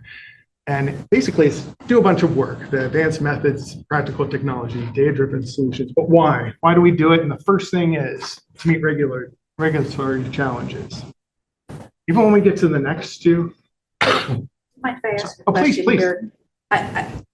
While I'm going through this and absorbing what you're talking about around these high-risk issues, I'm also reflecting on another piece that I assume is not in here today, and that is the work that we do with our regulatory agencies to determine what the permit levels are as well. Is that embedded in this? We'll be touching upon that in a number of places, Okay, how this okay. work actually gets Because I done. think that that's critical. Yep. Oh, sorry. Thank you. Well, even the next two, when I talk about optimizing operations or improving quality of services, this isn't just to make better quality effluent or performance or to reduce economics. A lot of the time, that's in response to tightening or new regulations that are being put upon us. So throughout that implementation plan that Julia talked about, we work hand in hand with them. And this is not just for RNI, this is throughout the district, whether or not it's the initial risk identification area, where we're trying to say, what is the potential risk, not just from can we measure it? We are actually coming up with new ways of measuring some of these pollutants of concern. But it goes through doing the investigations, evaluations to determine what that impact on our facility would be, and working with operations to see how we can actually implement these solutions. And all of this is under the guise and where the regulatory compliance roadmap has always been very well tied into how we approach our facility plans or master plans throughout the district. So these type of ideas, Rick was mentioning, that could be 10 years, it could be 20. Frankly, we look out to build out. And that keeping those things at the forefront is part of what this group looks at, part of what R&I as well as engineering incorporate into those facility plans and master plans, is how these regulatory impacts can actually influence where we're going from there. Can I ask a question? Yes, please. Just, but the regulatory landscape continues to move. And so how do you actually be able to have a long-term vision of that regulatory changes? I mean, do they give you that much advance notice? Say, okay, 10 years from now, we're going to do this? I thought it was like tomorrow afternoon you have to be done. So we're moving the goalposts. 2075 is tough, but that is part of the history of how we've approached things and has been documented. Like, what is our assumption about where we are today? Where do we think is coming up in the next permit? We didn't necessarily document it nearly as well as this compliance plan and implementation plan are. But we look at that and we see that things will shift. And by being aware of what's out there, there is an immense number of different pollutants or items that are coming up that Julia and others, folks in RAD are monitoring. Is something like, is it just being talked about in draft stage? Is this something that has water quality criteria that could impact our permit? So we have to be adaptive. Yeah. Is the quick answer. It's a pain. Well, I guess, but that's for an example, the elimination of using aluminum. Mm-hmm. So how much advance notice did you have on that? We did have several years, and that we'll get into the example of aluminum. And it's because we knew that, and we're able to plan out testing schedules, plan out evaluations, that we're in the position that we are in today. Okay. Yeah. One of the, sorry, I was just going to follow. The build out piece, a lot of it is really space planning and looking at the site. So we don't know what exactly those regulations are going to be, but we might have a sense that maybe the solids treatment world is going to change, or the disinfection requirements there's likely going to be a need for so what we're really trying to do is as we build stuff today, making sure that we're thinking about the space that might be needed. So maybe we need to spend more money on something today that's more compact because it allows us to address something in the future. And overall, it'd be more cost effective and meet the regulatory needs. But it's really kind of, a lot of that way out stuff is space and site planning and trying to reserve real estate. Or thinking we don't have the real estate. At some point, we might need to do a regional thing to treat all our solids. I mean, it gets to that. It's that bigger picture piece. Less about the exact answer of the technology and more about knowing we need something. We better put a box there. Or draw boxes somewhere new. Can I ask a question a little bit differently? When I think about regulation and innovation, I think about how we use the river to receive clean water, and there are all kinds of influencers there. But then I also think about the regulators, DEQ, but the influencers to regulations being EPA staff with all kinds of federal rules, state legislature, and then DEQ rulemaking. But what I don't, so I'm thinking about who influences the regulators, and I don't really have a clue. Is it partially because of the way the regulation industry works across not just the state, but the country as well as globally? There's multiple paths to regulations being in our permit, but a pretty typical example, like for aluminum, there was a water quality standard in Oregon in the early 2010s, so maybe I want to say 2012. There was a water quality standard for aluminum in Oregon. It was like struck down and made invalid. So the EPA in 2017 is when they put their standards out for public notice, and Clean Water Services in 2017 did comment on that. That was federally recommended criteria, and once that was published in 2018, states have a certain amount of time to either adopt those or come up with something new that's more stringent, so equal or more stringent. And Oregon went through the process of adopting aluminum water quality standards they actually made them more stringent or a little bit different than the federally recommended criteria.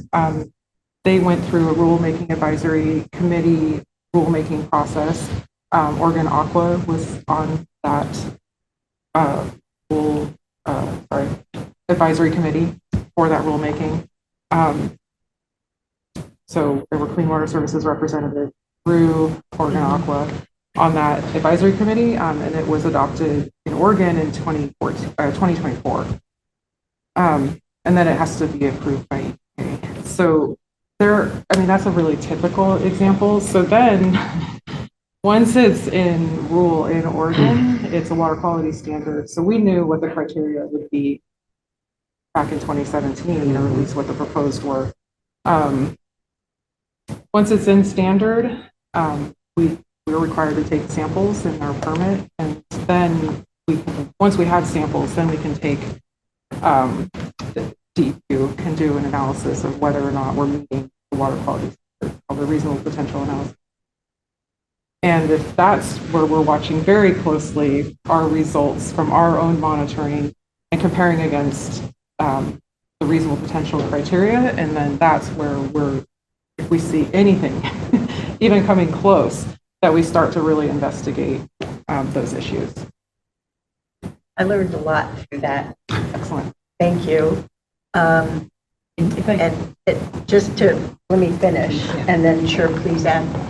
This is where I, as a board member, I attended WEFTEC in 2019, but then attending that NACWA conference in July of 2027 gave me an exposure to NACWA that I hadn't previously had, so I got to hear more about how the committees work, and then I've tried to be much more diligent since then to keep up with the NACWA emails that I get.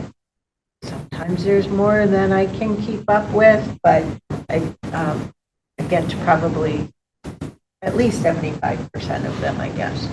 Not 100%. A lot.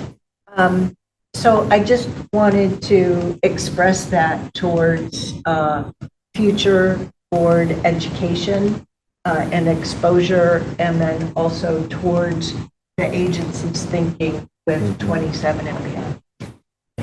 Sure, that you took the words right out of my mouth in many instances, because what I was going to highlight and lift up is this is also part of the reason why being a part of trade associations is so important, why having our staff go to conferences and meet with their colleagues and see what's coming down the pike is so important, why it's critical that we're watching what litigation is going through, because there's a lot of hints and clues as to what may be then coming down from a regulatory perspective at a later date. And it's why having close relationships with the environmental community, with the business community, with other regulators are critically important, because it's part of the art and science that comes along with being able to predict relatively well what we think may occur.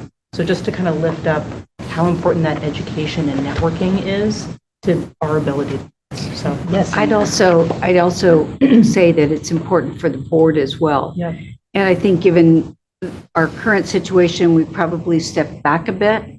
And I think it's important that we collectively evaluate what the value and what our needs are, especially with new members of the board coming on. Yeah.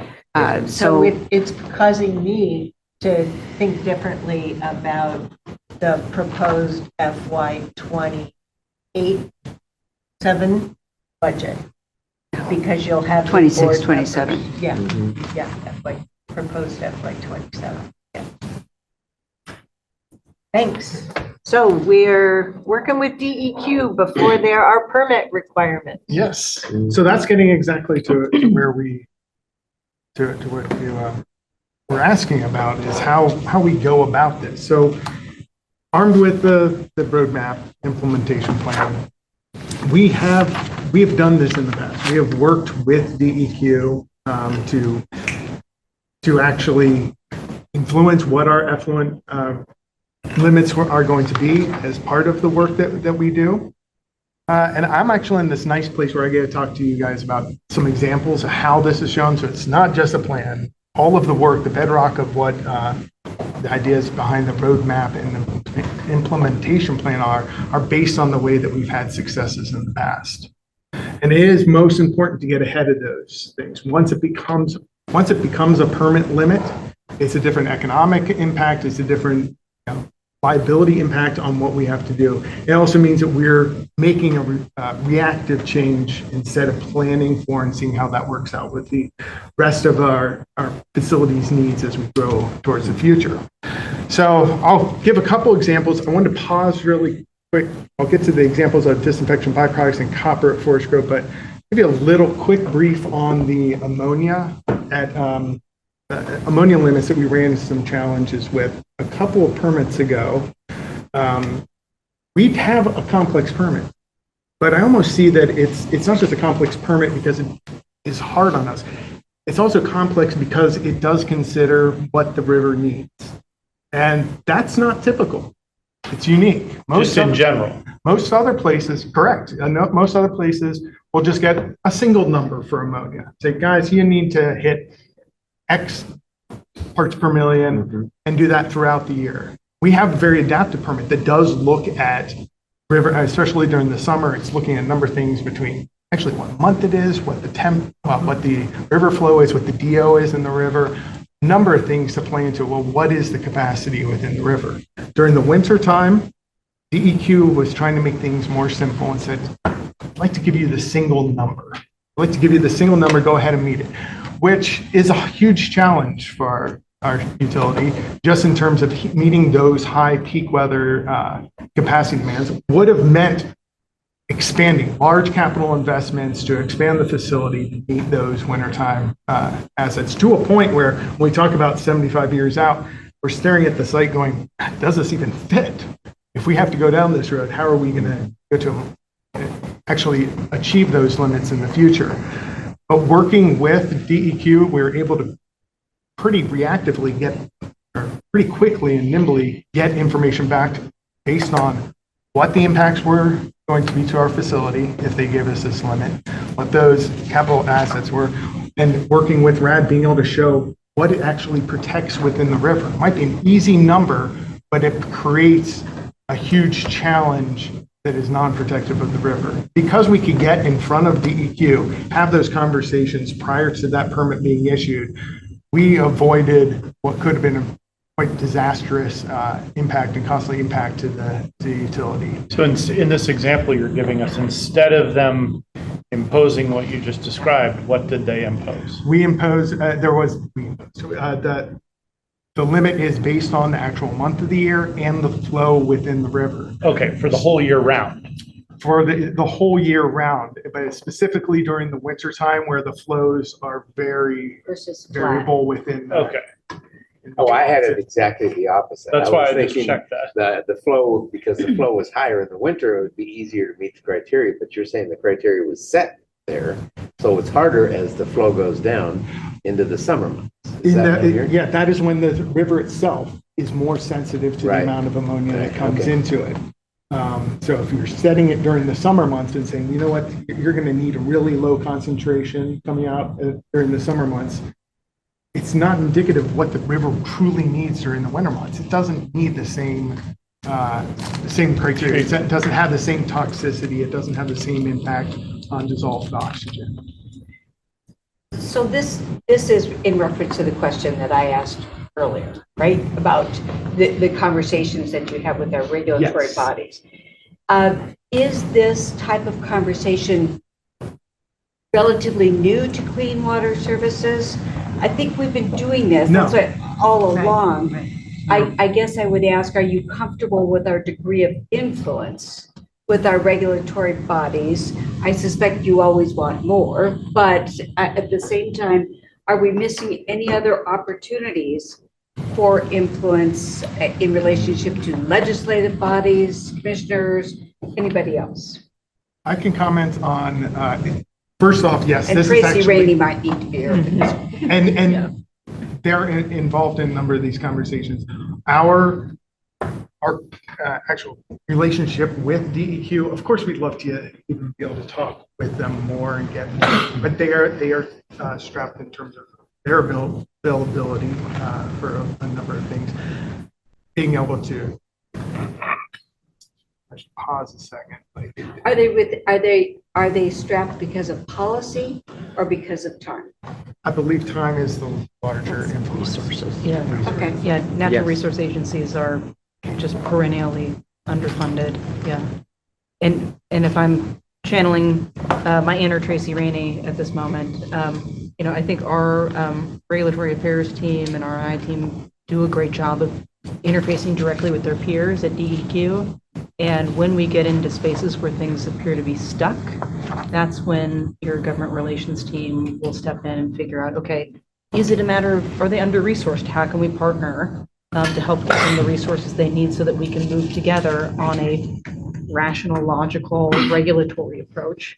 Because if they're overburdened, they're more likely to do something very basic, which will then result for us in having to overbuild often. Right. So there's a nice partnership that occurs about when additional leverage or resources needed. That's when government relations is tapped. In my head, what I'm thinking about too is how does the state staff DEQ? What decisions does the state make in relationship to DEQ that we may need to influence down the road? That's really where I was going. And I'll do just a short plug because we'll be bringing our state and federal legislative agendas forward very soon. And funding for DEQ is a perennial item on that list. Right. And we are engaged in that consistently because it's so important. Advocating for more. Advocating for more. Making sure that DEQ knows that we're advocating for more. Mm-hmm. Yes. Not just doing the advocating. I want to get credit. So, and it is, I would hesitate to say that it is influence over DEQ, but it is that communication that we want to educate them, be able to give them that. And that's all that's exactly what I want to clear the path so that communication around impact of regulations is clear. It sounds like it's collaborative. Yes. It is very. When it's working well. It is there's always bandwidth issues, I believe, but we have a history of really good open communication, we tell them as much as we can to try to stay ahead of, keep them We do have a communications plan that Jamie will talk about at the end of the presentation for our permit renewal process specifically. And most of these issues that we were talking about, are going to come up during permit renewal because they are current and important issues for us right now. So we can talk about the communications plan specific to this permit renewal. How many people in DEQ, in their work group, do there tend to be related to our permit? And I'm thinking gross generalization. 10 people, 20 people? Yeah, I would say more like 50. And it depends on the program area. It depends on what you're talking about because they're going to be subject matter experts in different things. Yeah, I would say we have probably upwards of 50 different contacts, and we're always talking to them. That is 5-0 or 1-5? incredible. Trying to balance that. That's more than you thought. Yeah. Our permit touches almost all the departments within DEQ, like all the program. We're making use of all the programs there. Right.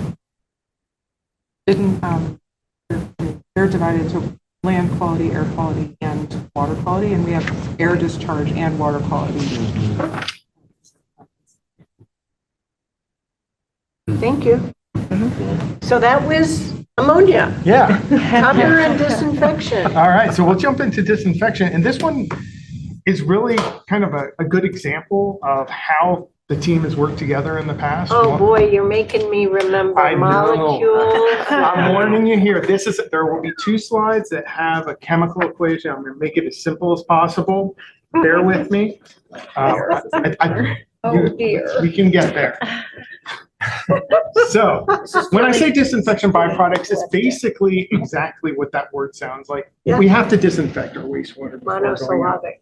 So we'll just call it DBP. Oh, no. Okay, disinfection byproducts. It is what is potentially an unintended side product that occurs because we're disinfecting the wastewater. What else happens with that product? Yeah. So we know that there are regulations associated with these byproducts for water quality criteria. Those were presented to us. We knew they were coming up. Looking at how we operate our system and what we use for disinfection, which is sodium hypochlorite, or bleach, let's just call it that, bleach for disinfecting it. We were able to say, yeah, we might run a large risk if we continue the way that we are currently operating. So I'm going to give you just this quick chemical formula. It's sitting up there and I'll demystify what's going on. The ugly thing over on the left, I wish I would have put in something that was like the chemical formula for chocolate or something like that. But it doesn't matter what it is. It's some type of organic material in the water. Yeah. Once we put that chlorine in with it, they interact. If there's any organic material in there, you've got pre-chlorine, it interacts and creates this disinfection byproduct or trihalomethane that we could get regulated on.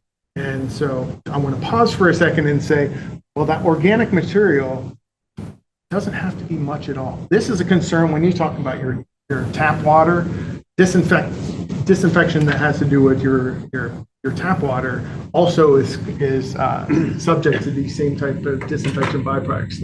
In fact, our requirements for effluent are lower than what tap water is. We won't be able to discharge tap water if it was however many gallons of tap water into the. You would not. Correct. Interesting. Because of the volume. With volume and because they are allowed to have higher trihalomethane or disinfection byproducts than wastewater. You're allowed to drink it, but you can't put it in the river, apparently. Okay. The fish are more sensitive than we are. Yeah. Is that what the deal is? It's based on the human health fish consumption rate. Oh, that's true. There's true that. I guess that all comes back around, doesn't it? So given that we've got a problem, what do we do about it? And the first idea would be, well, let's switch to some other type of disinfection. And there are things out there. Most obvious for us would be ultraviolet light disinfection. It's what we do at our Hillsborough as well as Forest Grove facilities. Operates quite well, but it is quite expensive. That's what I point out here. We're able to look, oh, what would that mean for a plant? It would be a lot of money. The other option is, well, let's work with chemistry. What can we do to actually make a realistic change that would prevent us from from even creating these disinfection byproducts. So here's the second chemical formula. Hopefully it's even easier than the first. So you saw that once you put in chlorine, it reacts with stuff. Well, if you have ammonia, which is that N with the H's around it, if you have ammonia in it, the chlorine is going to react with the ammonia, creating chloramines.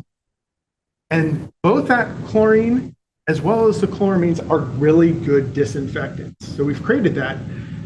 We've also created that before that chlorine can interact with the organic material in the wastewater.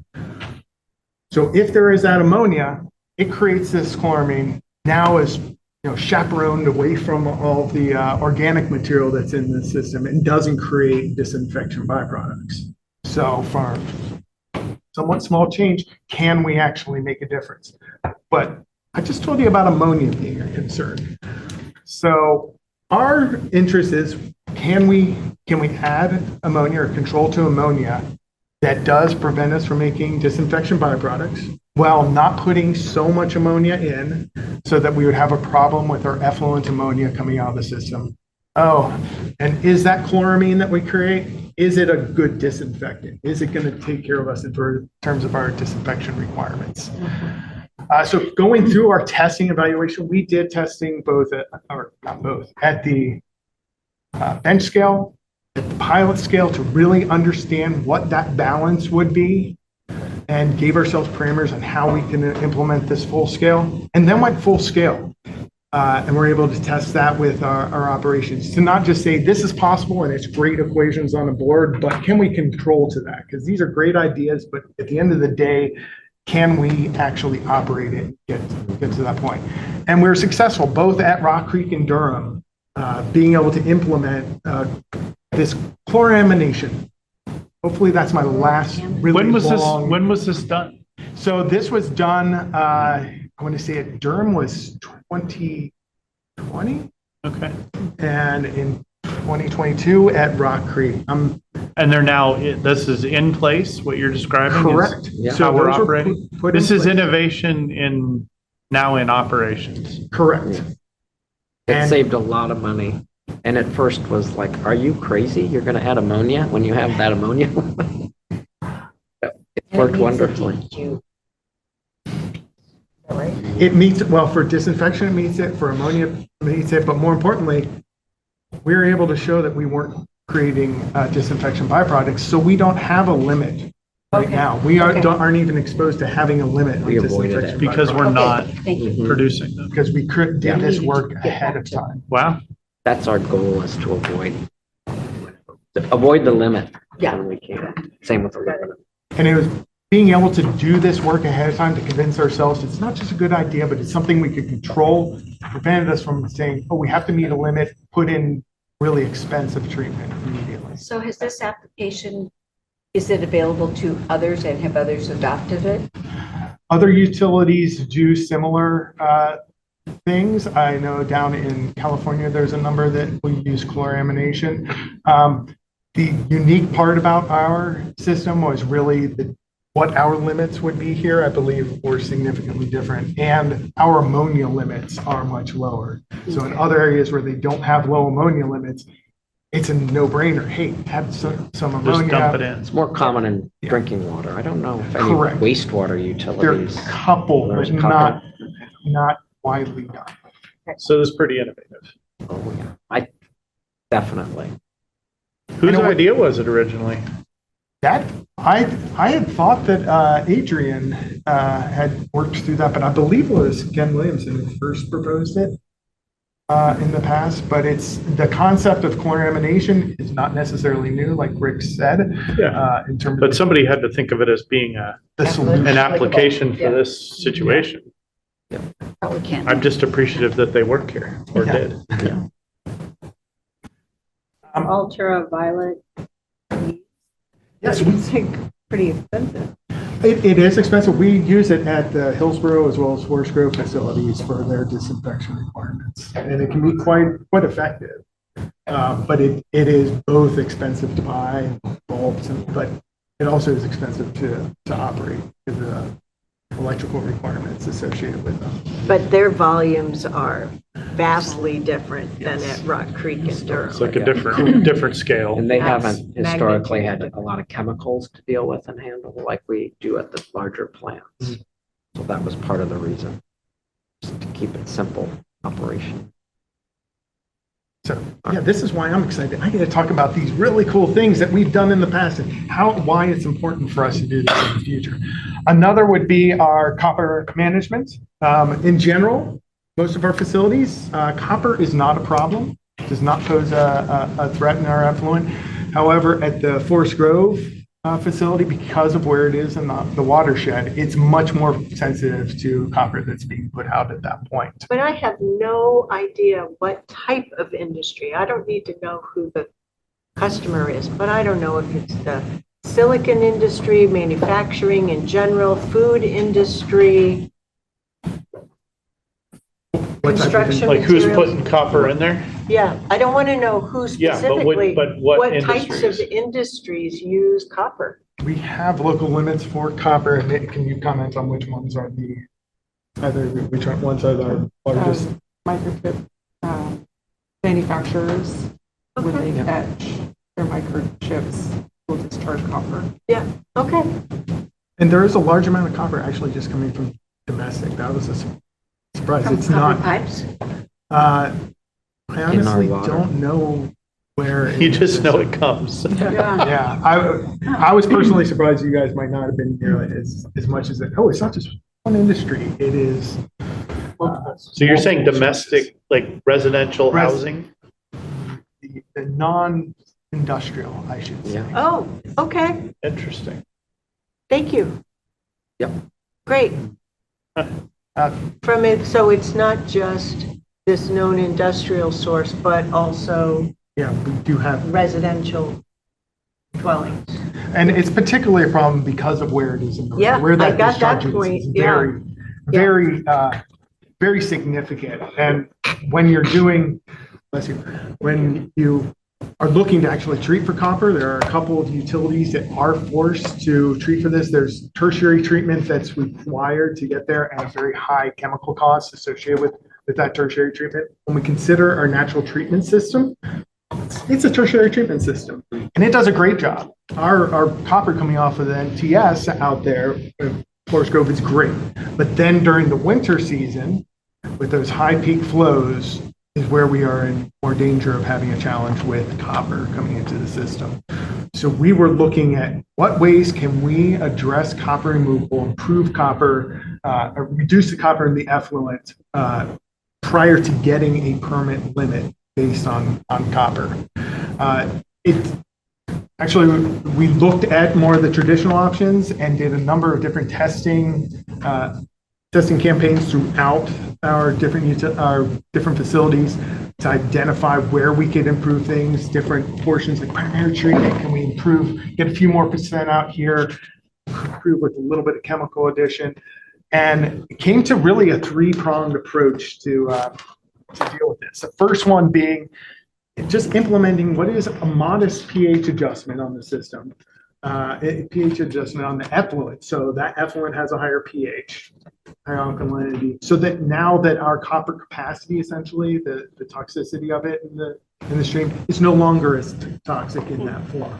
So it gives us a little bit of breathing room. We can handle it just with a modest change in pH. Then we looked at one of the industries, and they partnered with us. We were working with them to reduce their copper down to a reasonable limit, and ultimately they have reduced their copper, and that we're switching where their effluent is directed within the district. It now will go to the Rock Creek facility where our effluent isn't as sensitive. We're able to reduce that source of copper, but still that's only 25%, dropped from 50% to 25%, but we still have more copper in the system. And so the last way was by doing the testing and understanding we did have to go to a standard tertiary treatment system, accelerating our primary clarifier expansion out at Forest Grove that you might have heard of. It should be complete just this spring.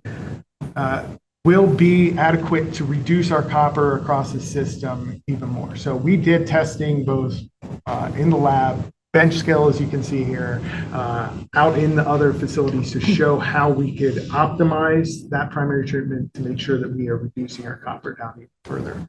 So because of that, knock on wood, right now we are not going to a very expensive treatment, tertiary treatment process, and we are very close with this next permit coming out. I do feel like until they tell us there's no reasonable potential, we have really good evidence to prevent ourselves from getting a permit limit on copper this next permit. Is there any way, I'm sorry. No, go ahead. Is there any way, since we have not just a single source, but a majority source, is there any way that we have the conversation with them saying, you're costing us more money, I got to do this additional procedures and tests and things to get it into compliance? We need to talk about a rate adjustment for that individual company. I mean, I know that Intel, for example, put in some of their own procedures, almost a plant on their location to make sure that they weren't dumping a bunch of bad stuff into your system. So do we have that ability to do that?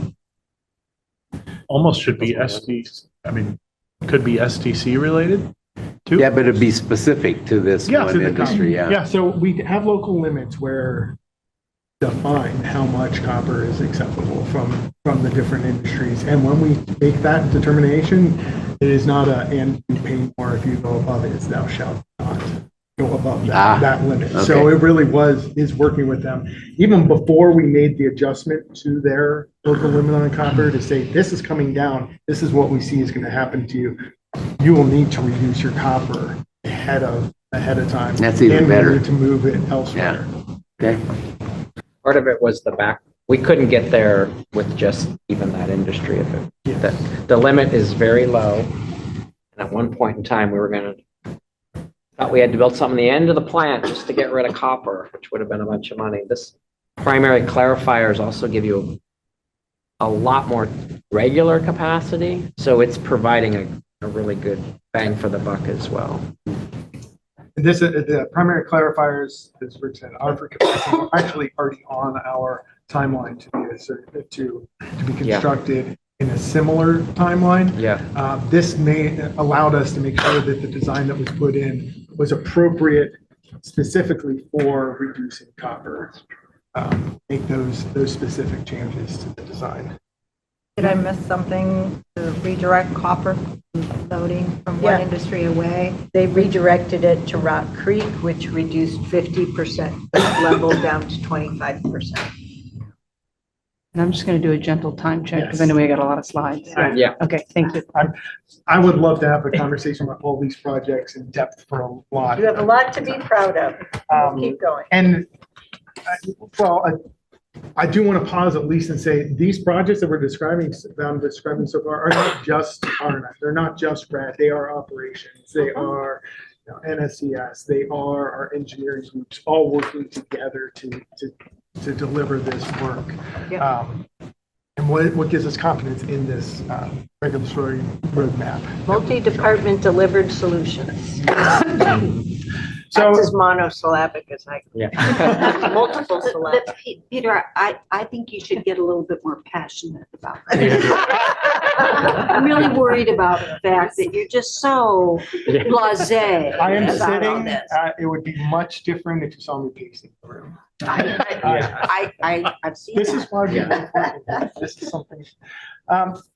But it is the people. It is how we're able to respond to these requirements. And it's not even just, hey, we get ahead of things. I mean, I'm going to use that as a transition into sometimes we're stuck with bad limits and we have to be able to work with DEQ to make changes to that. It's not the ideal way to do things, but we can't really say what permits or what limits are coming down. Like sometimes we are not caught off guard, but things are accelerated faster than we would expect. So we have two examples just quickly on the thermal compliance. This is another wonderful area. Our NTS, our natural treatment system, it's wonderful at reducing the thermal load to the river. But it's natural, it's outside, you have sunlight coming down on it. And we do end up having more potential spikes in the temperature. So that effluent temperature, every once in a while, is actually higher than it previously had been, which according to our requirements and what was in our permit would have required us to shut the gate. We can't operate when it gets above 25 C. And you disrupted the whole process. And it's a cascading spiral. Everything's terrible because you stop it and now everything's baking in the sun and getting a tan, and then it's just even hotter before it comes out. Just prior to this last permit renewal, we worked with DEQ to add language within it. And I forget how it was actually written, how it's written, but it's essentially translating that absolute number to a thermal load that considers what that amount of water is going out and how that interacts with the river. It's more specialized, it's more complex, but it gives us that flexibility to protect the river and do a better job of treatment. Because of that change in 2022, since that point, we have been operating more consistently. The natural treatment system is operating naturally, which is wonderful going forward. Sorry. No, I just said, there you go. The natural system is operating naturally. So the interesting thing about this though is when we have a heat dome like we had a few years ago, and what an impact that makes on this, and that, again, that never even occurs. When we're doing that, I'm not thinking about, wow, clean water services, we got too much heat in our water and we got to get I'm thinking it's too damn hot outside. But anyway, it's an interesting connection that there is a lot of impact when we have a heat dome as to how it impacts the way we function. So, yeah. It's those relationships and really the work that we do working with DEQ that allows us to work with them on the permit. So we could present to them, this is the impact, this is the true impact to the thermal shock in the river that allow them to say, no, that is a realistic thing. We will add that into your permit language. Speaks to the individuals that we actually have. So I know that we're running out of time. Elizabeth loves this. I could go on forever. I'm going back to phosphorus. We've talked about this before, but I want to make a point, and I think that it plays into a lot of what we're talking about, why we want to work with DEQ, why we do this work ahead. Because the phosphorus TMDO, which is basically setting the amount of phosphorus that the river can take, the mass of phosphorus that the river can take, was set 35 years ago. And that's what defines our permit limits for phosphorus. If we want to make a change to our permit limits for phosphorus, we have to go back to that work that was done 35 years ago to argue for a change in that. But things have changed since that time. 35 years, a river is a much different river. And now that we're looking at aluminum impacts on the river, we look at the left bar there that shows, the phosphorus really low in blue, but our aluminum that's coming out the back end is pretty darn high. And that's as a result of us trying to knock that phosphorus down as low as possible. We know that there's that trade-off on things. So we did modeling to just show, are we even protecting the river the way that we are operating right now? And modeling showed absolutely there's much more capacity now because of the flow that we have in the river, now because of how the gates are being operated down at Lake Oswego. It's no longer sensitive to the amount of phosphorus in the river. So we looked back and said, gosh, if we just even let the phosphorus level increase that bit over there on the blue on the right side, that aluminum concentration could be dropped way down. And that's still far below any point that we predicted there would be a negative impact on the river. So that armed us with a lot of good information to go to DEQ and say, let's talk about what we're doing here. Because frankly, my favorite thing, I'm a dork, I'm a modeler, like we do modeling. You're a good company. Yeah. But my favorite quote is, all models are wrong, but some are useful. And this was a good area that we used the model for what it's needed to be to show the relative impact, but we actually have to do some work to show what does it really mean for our river. So it's because of that work that we were able to present to DEQ. We were able to get 3 MAOs, mutual agreement and order, essentially letting us operate the facility in a different way. This is since 2020, to really understand what the impact to the river was. This is because of their trust in us, and safeguards, how we were monitoring the river, making sure that we were not having negative impact, what's out there. And what I was able to do is allow us to operate at a higher phosphorus in the effluent for both of the treatment plants during the summer, and observe, wow, there wasn't an impact to the river. We were able to prove out some of the modeling findings that we were able to show. So that was really convincing to say, we should relook at that work that was behind the original TMDL 35 years ago. It also allowed us to push the limits of our actual system, to truly understand that phosphorus versus aluminum. I'm not finding any peers that can help me out. They're like, yeah, that's aluminum's tough. There aren't others that are faced with a similar challenge. So for us to really understand, shift from how we had done things solely on phosphorus, what aluminum impacts we're going to have on the system. And all this is in the guys, wastewater keeps coming. We keep flushing our toilets, and there are more people moving into the area, and we will need more assets. We'll need to expand our facilities in the future.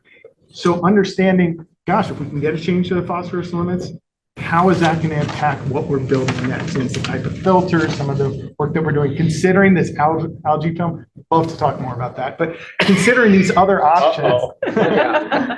No, it's neat. It's huge and might be a really challenge to fit on our site, but it is things that we're monitoring. Well, speaking for myself, I'm at the top of that, my knowledge on that. So let's not go any higher. No. Jason might understand that. Rick is, oh, you're talking about the house. So it really gave us the ability to look at how can we make the smartest decisions going forward. That decision tree that you saw earlier is, if we get one limit, if we're able to work with DEQ and get a different limit, how are we going to prepare ourselves for the future? And we were able to work with DEQ so that we can show there's no impact on the system, show how much we could push, being able to meet both aluminum and phosphorus. And at the end of the day, the big results are, hey, we were able to do this at Durham. It was successful for what limits we anticipate would be imposed at Durham. We can meet both limits. Well, I put that on here as one bullet. And you can infer that Rock Creek is not the same thing. Time to wrap it up. Yeah. So we're at a point where DEQ, being able to be at a point where DEQ is allowing us, it's considering updating the TMDL based on only the work that we're doing. That is the basis behind being able to attempt to change our TMDL.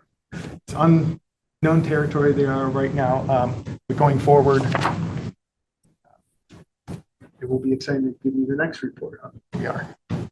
Keep up the good, interesting work that also benefits our ratepayers. Thank you. We'll wrap up with, how do we apply this? So take us through the remainder of your slides. Yeah, you're okay. Okay, thank you. Okay, we are armed with these studies and the data and the knowledge, and we are prepared for the permit renewal. We understand our situation, we understand our proposed solutions, and so now we want to align the long-term regulatory compliance strategy and apply the strategy that we've been working on with the current permit, the next permit, and the future permits. Okay. This one. Yeah, thank you. So when we apply our strategy to the permit renewal process, we get the permit that we have a better chance of getting a permit that is reasonable and implementable, as opposed to getting the permit that we get.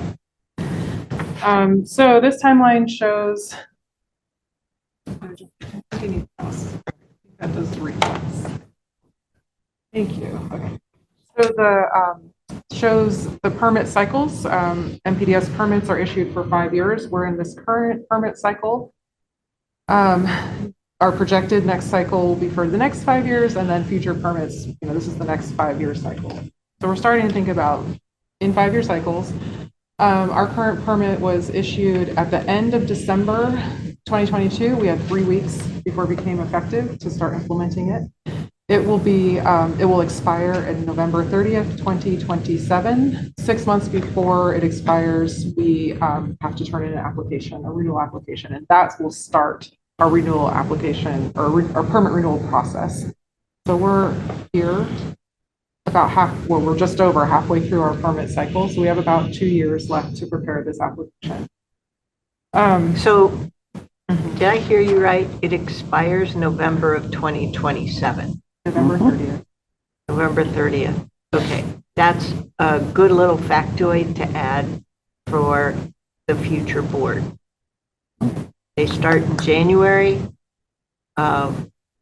We started in 2019, so you had a longer lead time to train us on the permit before it expired. So your lead time's much shorter. But it's part of what you do really well is help us build that foundation of knowledge. And you two have a more interesting challenge. So, yeah. Yeah, thank you. Permits can be administratively extended. So again, take these dates with a grain of salt. The permit renewal process is supposed to take 6 months. For our very complex permit, it typically takes longer. So that next permit issuance date may be a little bit longer. When they issue a continuance, they just keep you with the same requirements you had before? Yes, you continue to operate under the current permit until they issue a new one. Okay. Yeah. How often does that happen? Do we have an administratively extended permit? Yeah. Yes. Every time so far. One time we had 8 years of an administratively Really? extended permit. Yeah. This last time, I think it took them 2 years from the time we submitted the application, because we submitted it in December of 2020 and they issued it in December of 2022. Wow. But that doesn't change the baseline here. When you look from, for example, from 28 to 32. If it were delayed, it doesn't change that end line of 32, correct? It would. It would It would. delay the entire Yes. cycle. Yes. Oh, it does. So it Yes. pushes that. Yes. Oh, so that's why so they applied, you said in 2020, but We, it yeah, was issued in 2022. correct, And then you see it runs through 2027. correct. It's Got a it. 5-year Yeah. permit cycle from the Okay. date it's issued. Okay. So it's a rolling.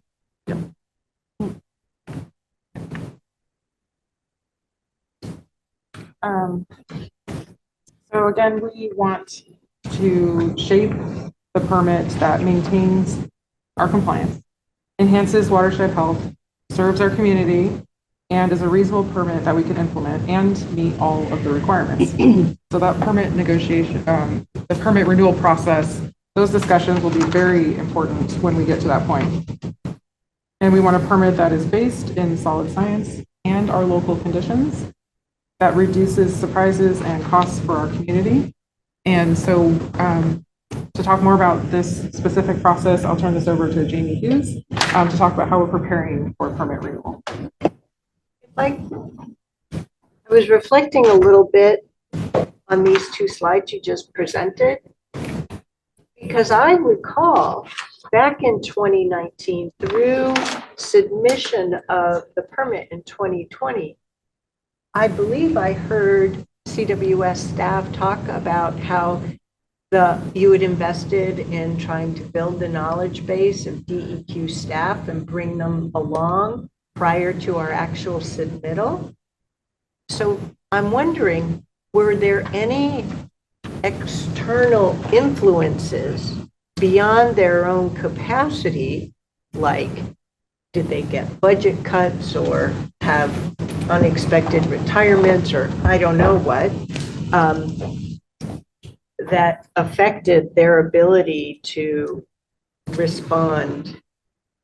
To issue it right away, to issue the permit right away. Yeah. I think a big part of this is that our permit is super complicated. Oh, okay. So it just takes a lot of time to work through it. Okay. This time around, we're going to have a new permit coordinator, brand new permit coordinator. So that's something that we have to think about as well. On our side or on the receiving On side? DEQ's side. Yes. So the person that actually like writes our permit, I mean, they do it as a group, but or whoever it is going to be the main person. Yeah. So the last few cycles of the permit, we've had the same permit coordinator since 2016. So it's been a while. But this time we're going to have a new one. So maybe it'll take a little longer. We don't know. Okay, so I'll touch on the permit renewal application. We do have to submit that 6 months prior to the expiration of the permit. So that's due in June of 2027. We are already preparing for the permit. We are already preparing and putting this application together now and have been since our the current permit was issued in 2022. We were already starting to work This is on. a continuous Yes, process. it is a continuous, I mean, because our budget. yeah, because the permit's so complicated, yeah, because we have so many different requirements and all That's these amazing. regulations, yep, we're always planning and preparing. Just to touch on the permit renewal application itself is a massive amount of work.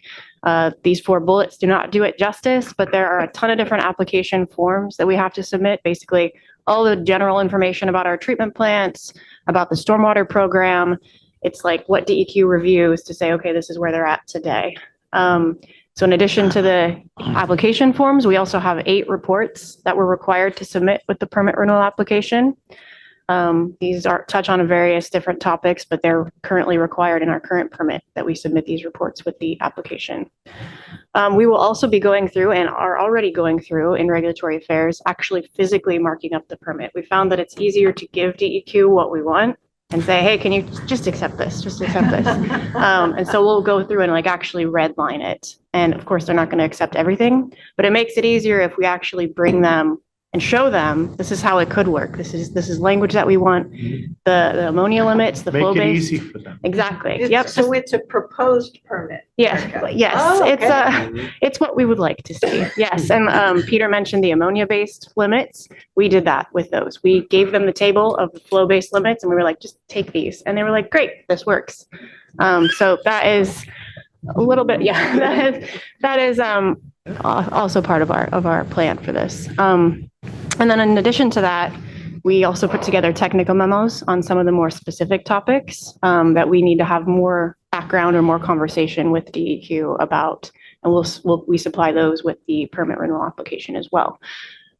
But before we do that, we are again already working with them and talking to them about all these different pieces. And you don't need to get in, I'm not going to get into the details of this. We don't have to, basically the takeaway is that we have a schedule and we have a plan for how we're already preparing for that permit renewal and all of the internal work that we're doing with our different departments to figure out what we want to see in the next permit. We're already starting to have meetings with DEQ and talk to them about some key topics that we think we need to be working with them on. So anyway, basically that's just saying we have a plan, we have a schedule. Just touching on the priority topics, as you saw throughout the presentation, a lot of these are in our long-term compliance strategy. And so that's why we're already talking with DEQ about some of these things. So you'll see thermal compliance, stormwater, electronic reporting is a fun one. DEQ is now requiring us to submit a lot of our information and data electronically through this super user-friendly, I'm being sarcastic, online system. So there's some discussions there because they make this online system as a like one-size-fits-all type system. And as you know, our permit's really complicated. We have 4 treatment plants, we have a stormwater program, we have a trading program, all these things that don't typically fit a one-size-fits-all type reporting system. So there's lots of conversations to be had with DEQ about that. Yeah. So when we were looking at our top 4 issues, PFAS was one of those top 4. They are not a priority topic for this permit renewal. What is the anticipation of that coming to this, entering into the priority topic? For the permit renewal, I don't anticipate this being part of the permit renewal conversations at all because there are no regulations right now. Of course, we're keeping track of what's happening at the federal level, but yeah, and I guess maybe a better way to phrase this is it in Maine that there are regulations? Would there be a phased in time frame for that? I mean, would we be able to react? And I know that we're working on this issue now to the degree that we can, yes, and including looking at the contributors to the issue in the river. But I'm concerned about how we can talk with DEQ if we see that this is going to be on a regulatory list to help define how we measure, how we remediate that type of situation. to June. So there's a number of things that we're doing in terms of PFAS, but a lot of it is understanding where our numbers are versus the rest of the industries and tracking those potential draft regulations. Depending on how those draft regulations actually hit us, it could be monumental. And in those cases, there isn't a quick answer for any. There's not a way for us to stay ahead of it. We are looking at what we would need to do to meet that, what technology, what type of options we have to do. But we've been very active in both responding, like through Aqua, responding to some of these draft regulations that have been coming up to help add science back into some of the things that come up. But my point too here, and I really want to be clear about this, is that the degree to which we have knowledge, scientific fact about the negativity of that, we should be preparing whether or not there's a regulatory body that says we should. So I'm asking that question as well. Yes. And yes, we have, I mean. Yeah, I think, I feel comfortable with that. Yes. I just want to say it out loud. And that's something where there's, again, a lot of collaboration with the government relations program when looking at what regulations may be coming down from the feds, not right now, but in the future, and then having conversations at the state level. And one of the great things about representing an entity like Clean Water Services is that we have such a deep bench of knowledge. So last fall, we actually presented alongside DEQ and the Oregon Health Authority on the impacts of PFAS. And we were able to sit along those state agencies and hold our own because we have such great scientists that are helping to lead the charge in this area. So that also helps us influence policy because we have such credibility for the work that we're doing. And I know that I want to make sure that we are also demonstrating that to our public and the people that we are accountable to. And I recall that there wasn't there a pipe. I don't know if there was a pipeline article about that, but I do recall seeing a pipeline piece about DEQ regulators coming out and touring the natural treatment system. So of those 50 people, I don't know how many of them have joined DEQ in the last 5 years, like we have a majority of our employees who have joined CWS in the last 5 years. Do you have any sense for that? We're going to have a new permit writer. We keep needing new subject matter experts. I think it's similar. I don't have a number, but that's good enough for me. Yeah, and there's lots of people moving around positions too. They do that a lot at DEQ as well. So, yeah. Thank you. Do we ever have any of our staff end up at DEQ? Yes. Or DEQ staff that come to us? Yes. Both. Actually, that natural treatment system tour was a kickoff meeting we had with DEQ to talk about the natural treatment system as part of this permit renewal process. Yeah, which, well, I'll touch on that in a second, but. Did a test on this? No, and I'm not going to go into it in detail either. It's just a good visual for, this is what happens after. Yeah, I love this graphic, but, and people are not super familiar with the permit renewal application process, what happens after you turn in the application. And these are just all the steps of the things that happen and are supposed to happen in 6 months. What I really just want to point. After it's turned in. After you submit the application. Yes, that's when the clock starts ticking and DEQ is working on the permit. Yeah, there's a bunch of different steps. But what I want to point your attention to are the triangles where we're going to be getting stakeholder input to be able to shape our permit. And that first triangle is really what we're doing now and have been doing since the first permit or this current permit was issued. So I won't go into this, but if you have questions, let me know. And we will be keeping the board in the loop as we're going through this whole process. So you'll all be with us lockstep. We have worked with our communications and community engagement group in regulatory affairs to develop communications an outreach plan. This includes both internal meetings that we're having with different departments to help determine where we land on different priority issues and the conversations that we want to have with DEQ to help shape our permit. We'll also, and have already started, having meetings with DEQ about some of those priority topics. And that's all part of our schedule between now and when we submit the permit renewal application. The other piece is that we'll be meeting with all of the external partners as well. We actually mentioned this at our last co-implementer meeting that the permit renewal is approaching, and we will be reaching out to all co-implementers and keeping them in the loop on what's going on and getting their input and feedback, especially on stormwater related issues where they have a key role. Environmental groups obviously are a big part of our community and definitely have influence on the permit requirements. They often submit public comments on our permit, and we want to kind of have a heads up of what we think they might be providing comment on and hopefully help shape their public comments to be positive, which we did see in the past.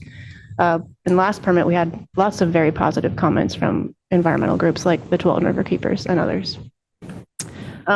Obviously, CWAC. We will also be presenting to CWAC, and actually we're doing this same presentation or a similar one to CWAC in November on the permit renewal. So that'll be our kind of kickoff for that process for them, and we'll be keeping them in the loop throughout this process as well.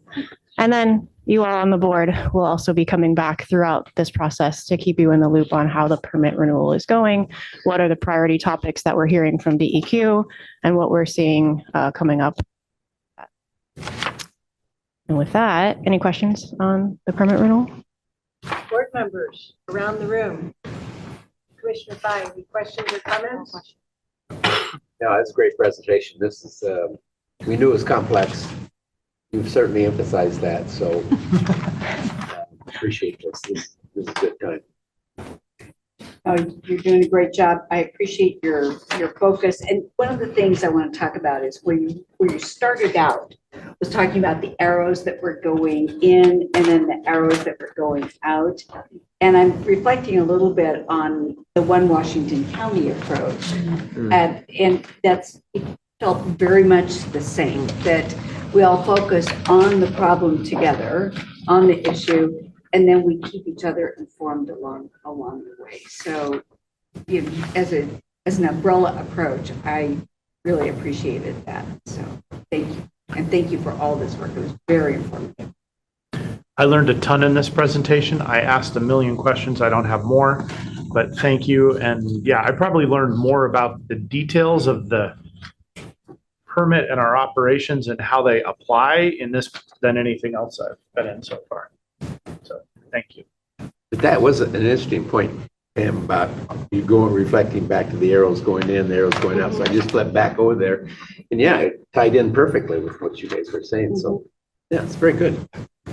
Chair, as I sat and listened, especially to our newest board member, when I got here 4 years ago, as a city manager in Washington County, you may know not CWS, their role. I remember saying, why do we have a rad department? Now I don't ask that. Now you can explain it to us. Yes. And then the other thing, when you hear a city maybe be frustrated, like, we're going to go get our own damn permit. Really? Be careful what you wish for, because I don't think folks realize all of the complexity of difficult this is. I just had to share that. That's wonderful. That's wonderful. Were there any comments you two wanted to share back to your team before I finish my comments? I want to thank the team, of course, for doing a great job. This has been a journey. There was a presentation, I was trying to find the name of it, that I saw at WEF. An example of someone that doesn't have these resources that ended up with a phosphorus limit that is going to cost them $300 million. Oh my goodness. And there was not enough data. There was causal relationships established. So now they've gone back, and now they've their eyes got real big, I'm sure. So now they've spent $1 million in gathering data after the fact. They're trying to go backwards. Yeah, it's much harder to do. Shows that the river doesn't need this. They need this amount of a limit. So it's a great example of the hard lessons you can learn if you don't if you don't get ahead of these things. And given where we're at, and was not an exceptionally sensitive water stream like we are. So I'll share that. If there's interest, I'll get that article up. Just and knowing send about out. it is valuable. Okay, so I have two comments. I am blown away in the best way. Commissioner Snyder put it more eloquently than me, so thank you. This was awesome. And such, darn it, I gave myself an assignment. I think I need to take Clean Water Essentials again to make sure I understand, right, from someone sitting there and going through it, what the value of the CWS work for the DEQ permit is, so that, because we, as a work group, have given ourselves the responsibility to help normalize things in 2026, so that for whatever crop of newbies you have for the CWS board as of 2027, as well as for our partner cities, right, city councilors, that we're like, yeah, if you give us XYZ in this short compressed amount of time, boom. So we already say our role with CWS is one of the coolest jobs around. So I don't know if you hear that enough, but all these presentations are always just really great. So thank you. And with that, I just have one other thing, but for every presentation like this, can we go on a canoe trip? So we have a break at this juncture. It's 2:21, so we're not that, well, we are a little bit behind. We're 21 minutes behind. We'll take a 15-minute break at this juncture. So we will return at 2:40. But please, we have one more topic, board planning and discussion. But for all of you board members where your lunch was ordered, please make sure that you follow up with Ann and pay that bill before you depart today. So see you in 2:35. At 2. Not 2:40, 2:35. I rounded up to 25, that's why. So that's why. Okay, 2:35. Thank you, Jerry. There's a barnacle. Good job.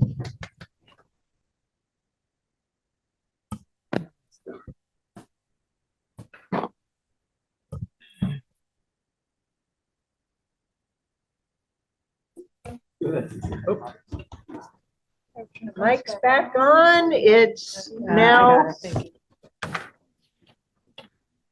2:37 by my Fitbit watch, and we're on board planning and discussion.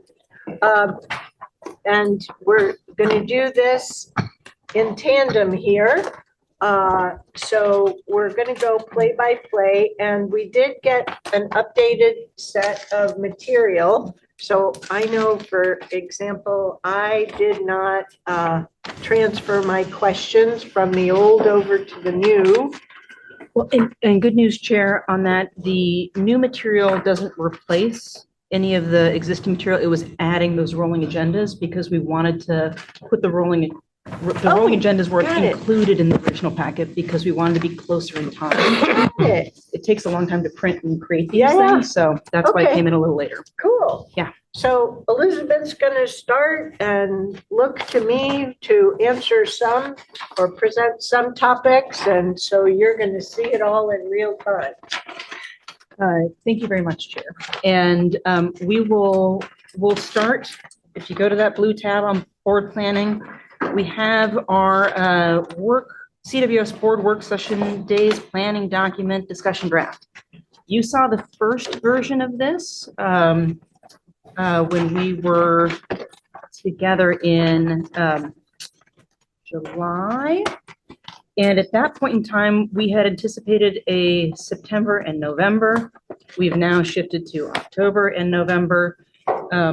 In talking about how to draft this, we were challenged in showing where things moved or consolidated. So I want to talk folks through what some of the big changes are, where things have shifted, and also one proposed change in real time while we're going through this. Just for everyone's benefit, it wasn't until after the last July work session day that I printed off my normal using timeandday.com, the 2026 calendar.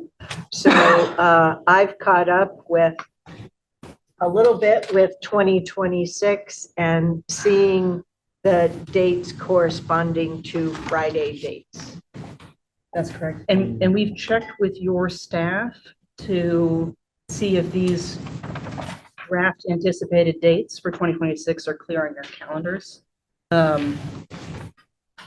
But we all know Jason's already planning his 2026 vacation, so you're. Kids, what can I say? And that makes sense, Yeah, yeah. makes sense. No, it's great. I just haven't even gotten that far. If we need to make adjustments, the more time we know, the better. Or for the rest of us, this helps us plan around the work. So one thing to note, we had an Act for 101, and that has been cut. And part of it was we just have so much dense material this fall that we were having a hard time inserting it into the programming. We can provide written material as a baseline or offer briefings if that would be helpful. But when looking at what we had between now and February, we were really kind of getting jammed up, and also figured you might get some of that on the county side as well. So that was the thinking on that piece. We might be losing it on both sides is the problem. So what I'm wondering about is, I want to make sure, as you think about a new board as of 2027, you can't rely upon their having experience with such financial reports. I felt blessed because I had sought out audit committee experience at Metro, and our financial officer there just brought then CAFRs, now ACFRs, to life for us. And so I know to pay attention to the note pages and things like that. So it's not that I'm so concerned about it for 2025, but I think it would be very helpful if we're able to do that in 2026 to provide each of you with some feedback towards useful learnings, potential usefulness for future. So just an option, that's all. So I don't know if it's later in the day or if I'm just dense, but it took me a minute to recognize that we're reading this by swim lanes, if you will, according to content over here as well, because I was trying to figure out, do I put them on top of each other? Oh, yes. So I just wanted, in case anybody else had Captain Dip. It's organized by topics, so budget and finance is all together going across sort of thematically. So this discussion, for example, is on the very last page. It should be on the very first page. The board planning looks like. Oh, looking ahead. Those are just what you're looking at on those bullets under other key dates. If you look at the last page here, it's 2025, and it says board planning, and we're discussing the rolling agendas and all those pieces. Yes, that's the work here. Okay. So what you were highlighting is that the ACFR doesn't show up on this. Got it. Okay. Now we can put it out in July or October of 26 if we want to anticipate that. What I'm hearing is you don't have to commit to it today. Think about it. Okay. is what I'm asking. Okay.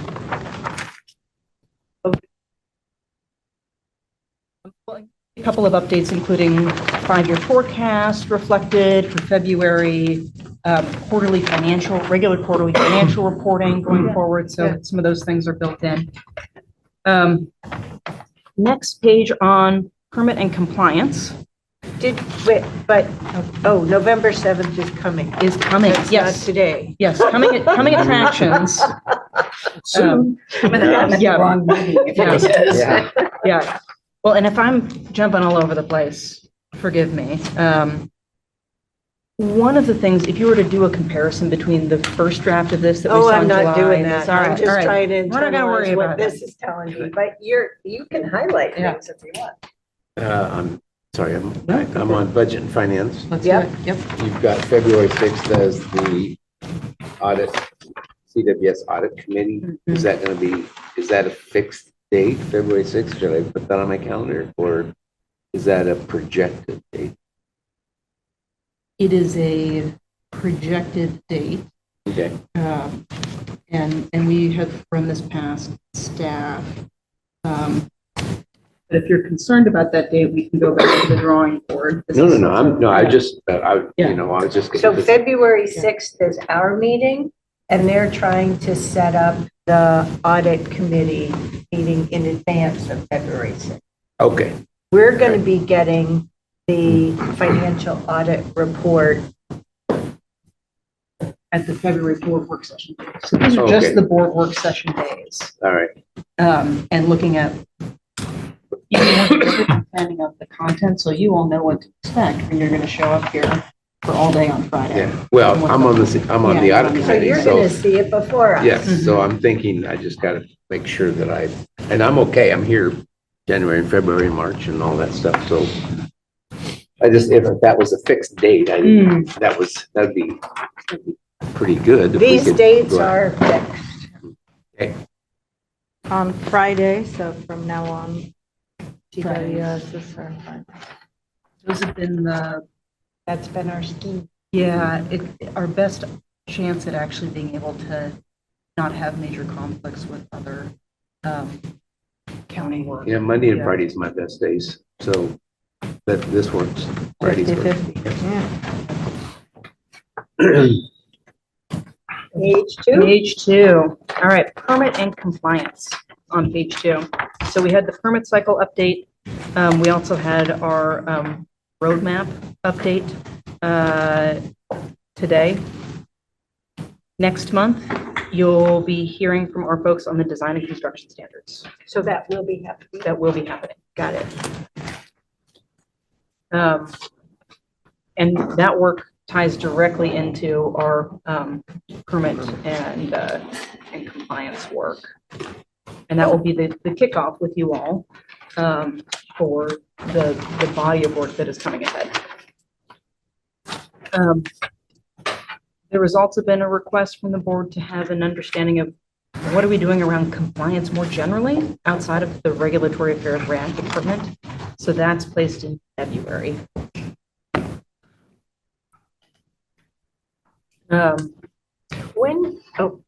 This may be a question for the rolling agenda. I don't know where it fits in.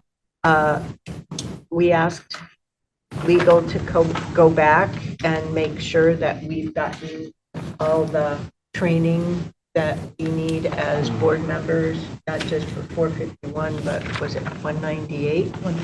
And how does that fit into this? Is that still an open question? It's still an open question Okay. for the timing of when Okay. that comes together. Okay, thank you. Yeah. So we have we've plugged in design and construction standards twice here, knowing that this is a very, it's a dense, time-intensive effort. And we also, in July, and this, once we start pushing out a little bit, things may shift, but providing an IGA update to the board on the status of all of our IGAs with co-implementers. Yeah, I'm just looking for a simple table. Yes. That'd be Yes, awesome. and we probably could share that with you in one-on-ones or electronically, just to give you that My- information sooner. so. My expectation's pretty simple, I think. And just a reminder, both the DNC standards and the IGA updates are permit driven. And the deadline is November 1st, 2026. So approximately a year from now. But in our life cycle as board members, we went through a whole design and construction standards process and work sessions and CWAC review and information from developers and public comment, so forth from HBA. Is this that same level? No, That it's a felt very like narrow, big level. very narrow scope. And you'll Oh, learn more. Only Got it. things we have to do for. Because if we open everything up, we will never meet that deadline. okay, so it isn't as big of a task. Oh, okay, that helps me a lot. Thank you. More to come. Yeah, with staff capacity and everything else going on, we're focused on what is necessary for compliance. I'm not inviting work. Back to base. Yeah, back to basics. Yeah. Going to the next page, trust and credibility. You've probably noticed these presentations are becoming more, I keep using the term, they're like chimeras, because we are pulling in different. Spell that? CHIMERA. I don't know that word.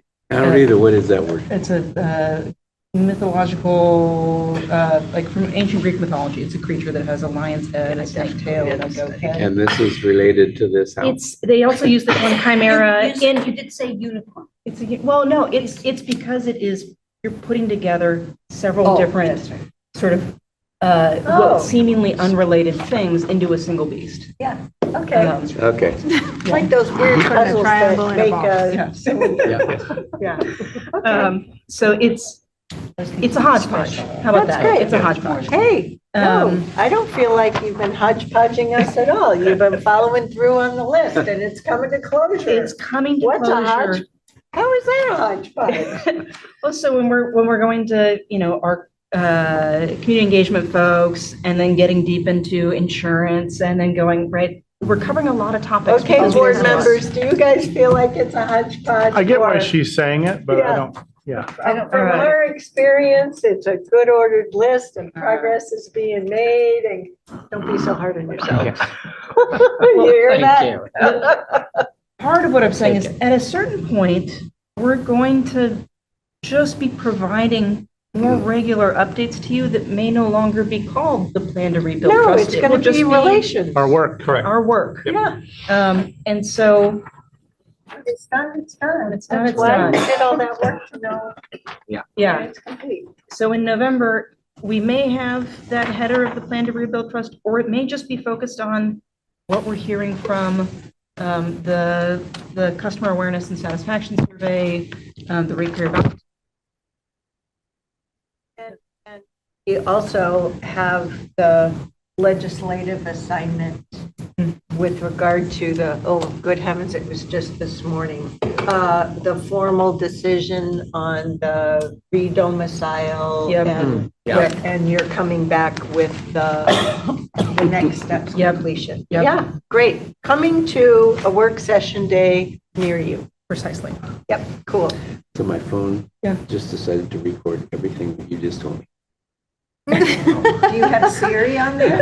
I don't know, but somehow just picked up everything. So That- what I'm saying to say is at a certain point, we're going to be just providing more regular updates. So now I got to go in and delete you. Sorry. All right. Well, it's being Yeah, don't captured send for that. posterity. Turn that microphone on. Well, yeah, I thought it was off. I know. I don't want it recording me. This is very important. The IT guys can help you with that.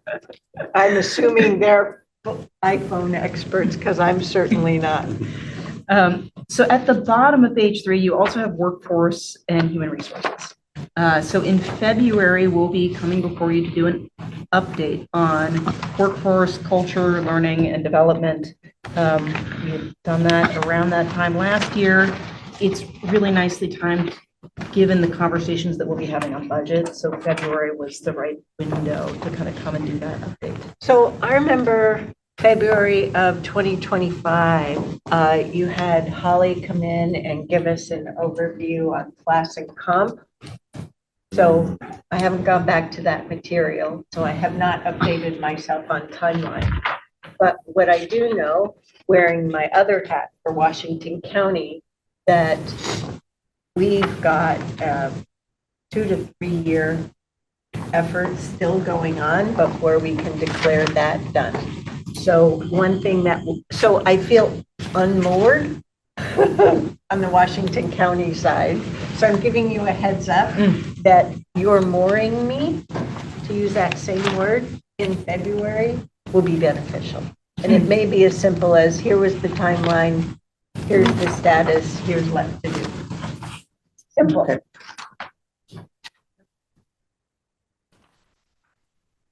So, turning the page.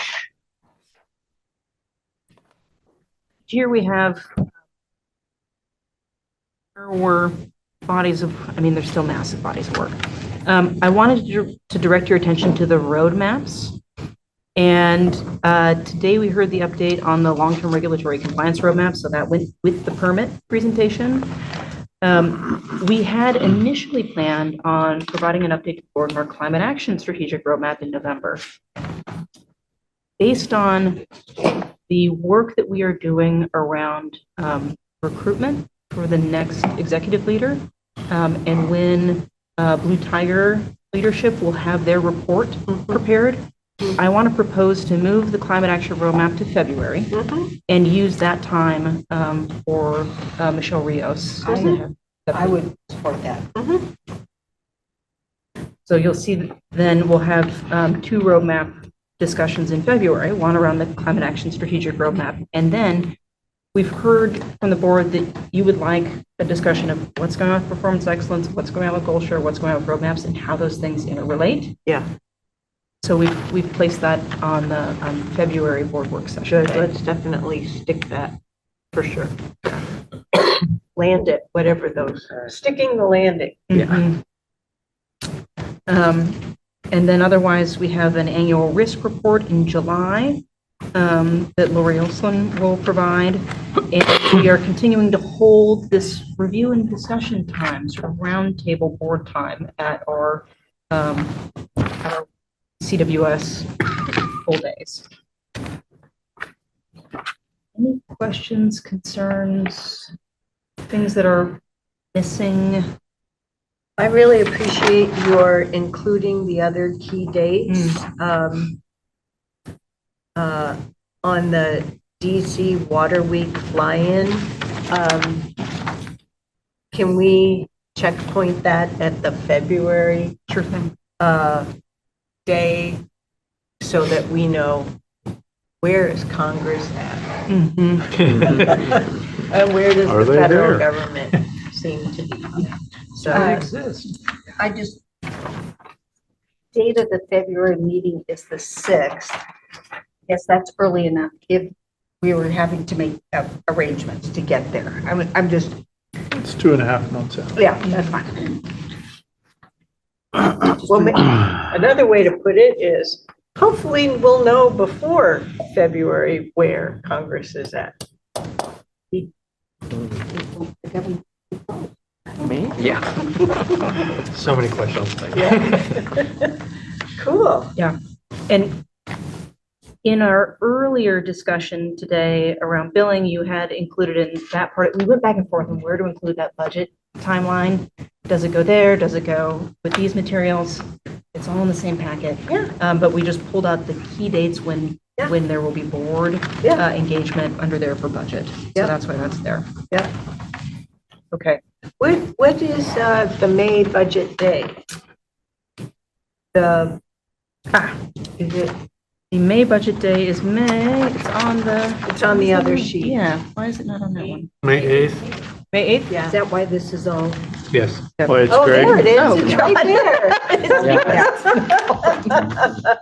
I knew there was a Budget. Yeah. Yep, it's probably over on page 1. Yeah. It's, wow. Yes, it is. Yeah. Well, it's consistent. It's on every page. Yeah. Yeah. All right. It's 3:00 on a Friday. And we're doing great. So that takes us through our sort of big days of planning. One other thing, Chair, we right now are planning for the February, May, July, and October days. I noticed in the roundtable materials that the county considered there was a possible April date for a CWS work session day. We did? It was, I It was think, a in a draft. mistake on my part. Okay. I was just going to share, because of the amount of staff time that goes into putting these on, coupled with all of the preparations to finalize our proposed budget, an April date isn't advisable. Yeah, no, that's okay. Okay. Thanks. Oh, wait, no. From the October 2nd? Oh, I can pull it up. No, this is the latest one. Okay. For that packet. Okay. So, Okay. well, you and I will make sure. All right. That my document is properly reflective of CWS. That works for me. All right. So I have a question. Yes. I know I asked the question earlier today. When do you think you'll have a feel, or maybe it's already in here, for the legislation for the re-domestication? Saying that word right? And the Arizona stuff. Do you think it'll happen this calendar year or into Q1 or Q2? Let me check with the team, but I would hope this calendar year. Yeah, so what I'm saying, folks, is December's going to fill up. We have so much movement going on with our Washington County meetings that we're going to have to proactively slot in this ad hoc CWS board meeting. And so we'll have to get creative probably on that. That's all. Well, and candidly, the thing that comes to mind for me is if we are creating a standalone CWS board meeting for Quick, there may also be an opportunity to use that same time for board training on the recruitment process. But Yeah. we can have another We'll conversation. follow about that. up and do an update to the board on that. So, yeah, that's an assignment for you and me to sort out. So, yeah. Thank you. Yeah. Anything else? So were there any questions from the board on our work session dates and the swim lanes or any of the detail? On the rolling agenda, moving to that, is there anything in particular you wish to highlight? And these are just building on our current Tuesday. Yes, and we coordinate extensively with the county team. Yep. There will be little tweaks here and there. I think we may have a work session that gets canceled. But it's, these are sort of fine grain edits.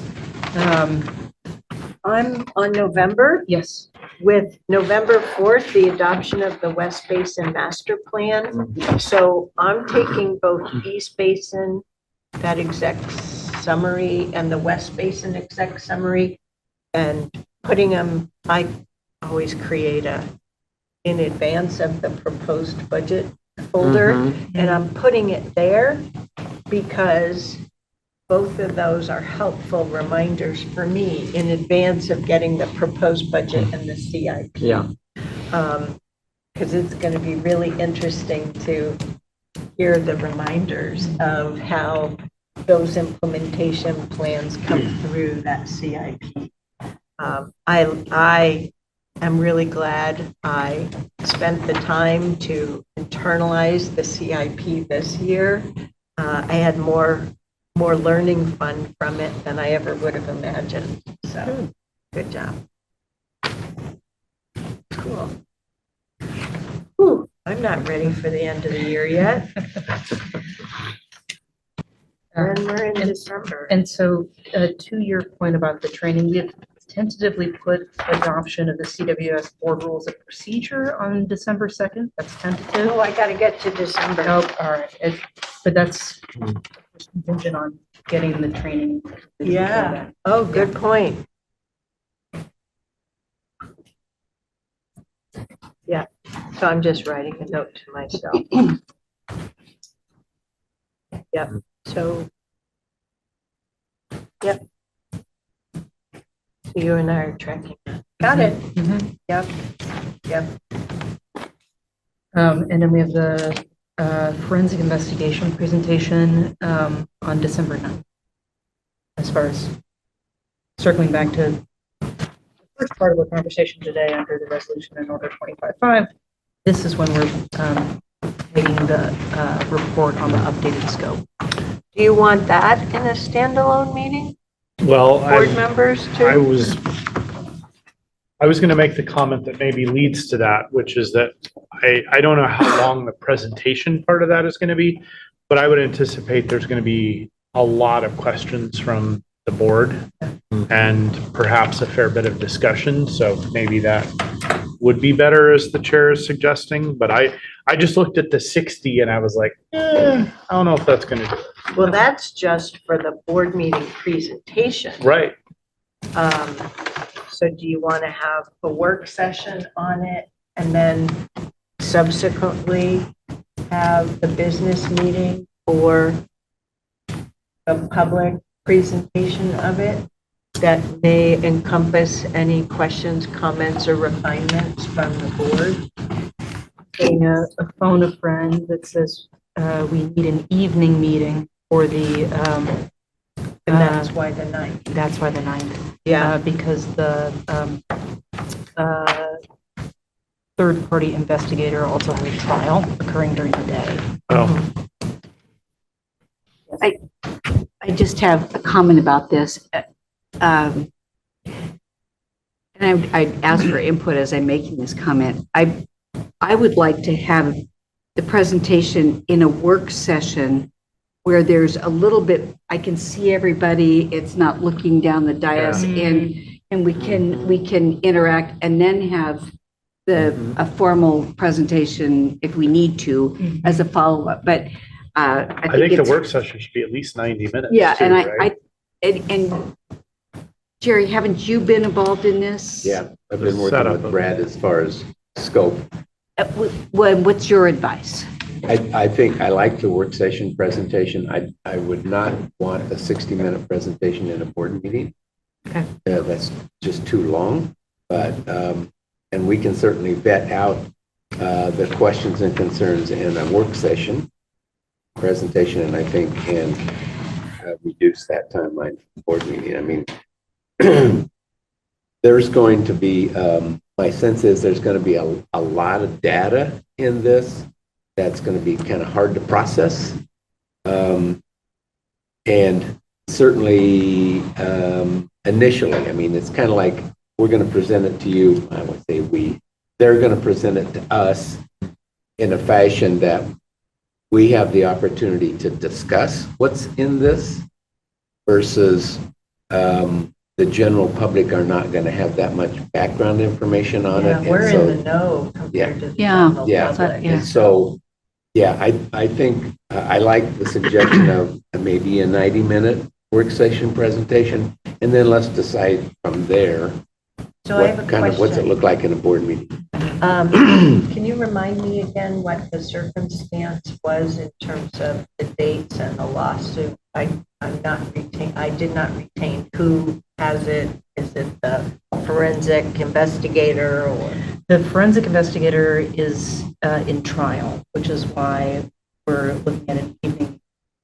Unrelated to us. Unrelated to us, yeah. Oh, This is outside counsel. Yeah. Okay. Yeah. So, No, this is outside counsel. Yeah. They've got a conflicting. They've got a lawsuit, not no lawsuit. Yeah, that's fine. He's just busy during that day. Yeah. So my question is, might the forensic investigator be available on December 2nd for a 90-minute work session? Or are we saying that we have to postpone the 90-minute work session to December 16th?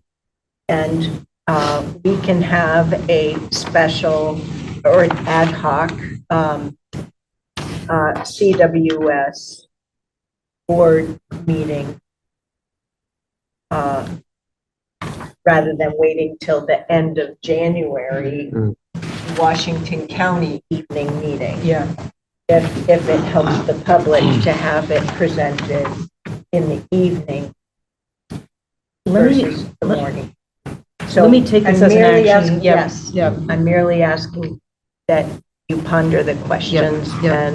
and we'll have it all figured out by November 7th, which is, And will we have a copy of the results?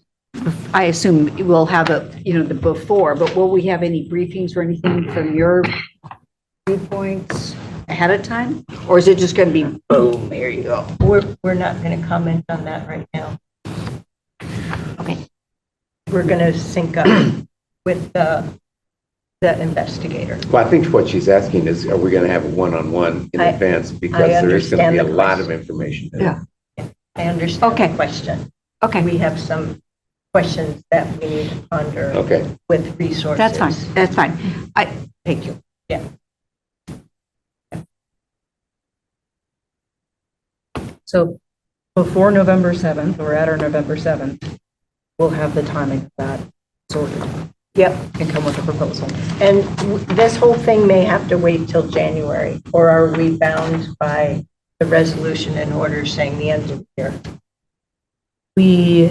The only timing on that was within the contract, and the contract, while it had initially had us wrapping in September, allowed for an expanded scope, and so we are in that space of expanded scope. Okay, well, dates are complicated. It may have to go into January. Yeah, but I think it's a reasonable question to ask for the purposes of our city partners, as well as for the general public. Do we want the business meeting to be a daytime or a nighttime? And that needs to be pondered, as well as the investigators' availability. So this is where you're hoping in January for us to move to a different meeting scheme, but that's dependent upon the training. So I think at this juncture, there's the training need, the rules of procedure being acted on, and then we're going to need the time to institute in our calendar. So like I have said previously, it's just, let's take either a quarter or a monthly mark and do it. So I think things are stacking up a bit. I want to make sure that we've had a chance to go through and feel settled on that. So it may have to wait. So you may have to have two versions of this page. We've had many versions. It won't be the second one. Yeah. But to give you a sense of what the template would look like when we move into a twice a month. And that is actually, if you turn the page one more, this is what the cadence would be if we were to be meeting twice a month. And there are a few things to note. There are 3 months where we would be down to one meeting. And so that's where we may need to, on an ad hoc basis, based on business needs, get an additional date. And also, right now, we are intending to take the budget to the board for the vote on June 16th, which is off schedule. And if we felt bound to doing it on one of the 2 regular days, our preference would be to go to June 9, go a little earlier than to go later. I don't You're see any ready. problem with that. Already. Yeah.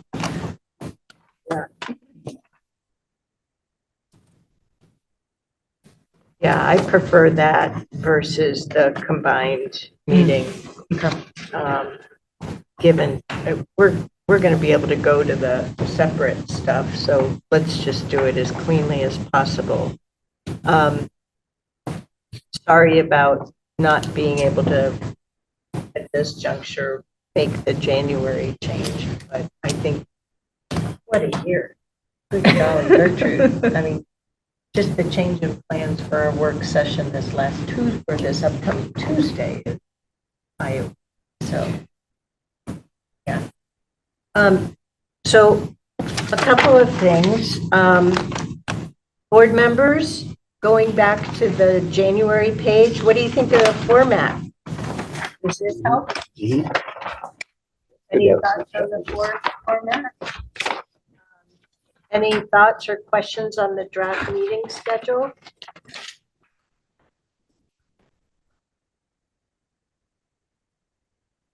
My only preference, would we still have these special days, these all-day work session days if we're doing this?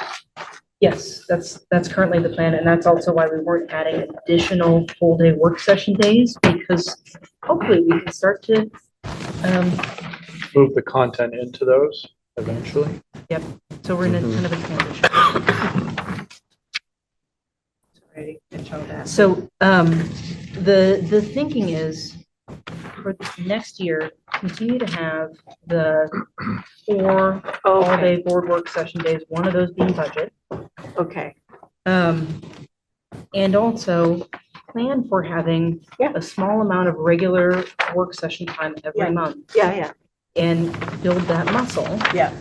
So that maybe we don't need the same marathon In 2027. Yes. Oh, yeah, that's cool. We're testing a premise.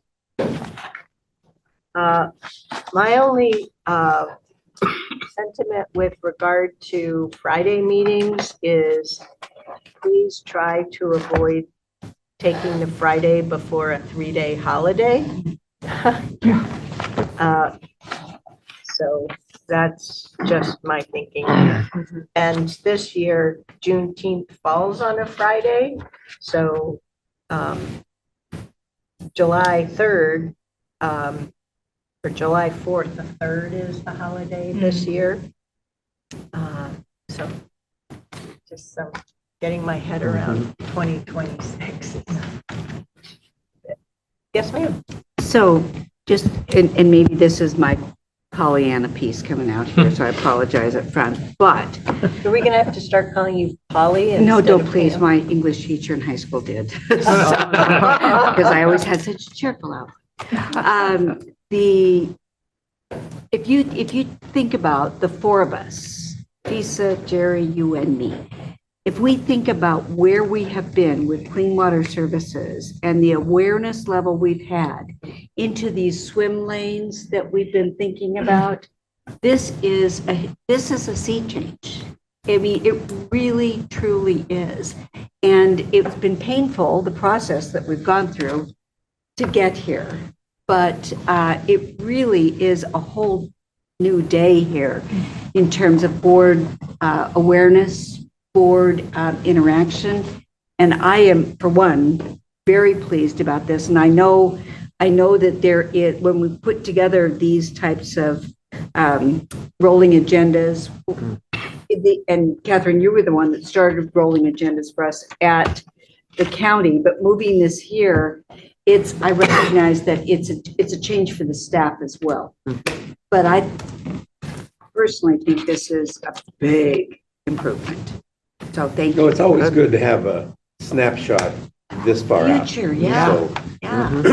so yeah, I it's never good. knew when our next work, what do we call them? Learning days? Yeah, And all they were on that. the Our all-day work sessions. Yeah, Yeah. yeah. I mean, So- Pam, to your point, for what it's worth, even in the last 18 months since I've been attending, but, particularly Yeah. comparing to before I joined, there's a dramatic change even in that time period.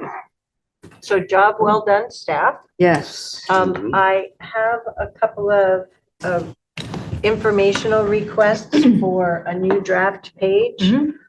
Because I think it will be helpful for me for 2026, but also for new board organizing in 2027. And that is, what's the general scheme for proclamations and presentations for CWS. Those are two different topics. But I remember, there are the NACWA awards that we always try to do.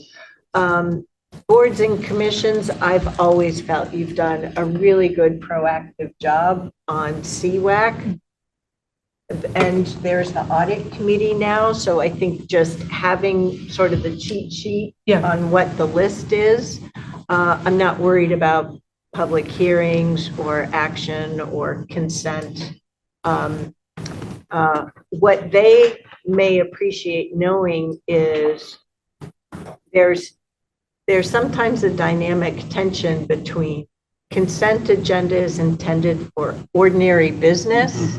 And so we're always on the lookout to make sure that we're not just taking action item things and that we've covered in work session in advance and just sliding them up to consent. And that may be a nuance that your 2027 board members won't have had experience with yet. Some, being on a city council or being on the Metro Council helped me, have that grounding. But those are just a couple of reflective thoughts. So, yeah. One other item, actually, while we're on this, while I'm looking at this page, with the dates for 2026.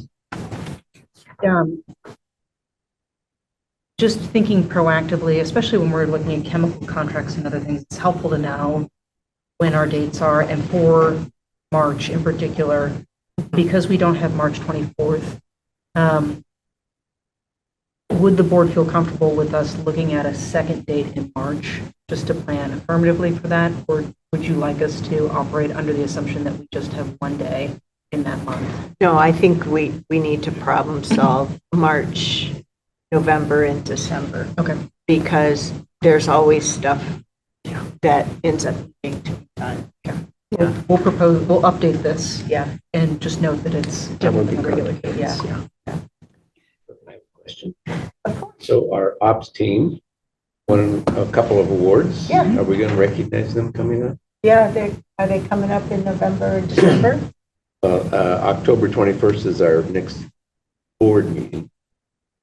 So could we do it at October 21st, or is there something else that I'm missing here? So this is something that Rick and I have been talking about. We have our Utility of the Future award coming up. We do have a meeting on the 28th as well. The 28th, I think. Thank you. If I recall correctly. Yes, October 28th. And Yeah, that's a night meeting, so maybe that works better.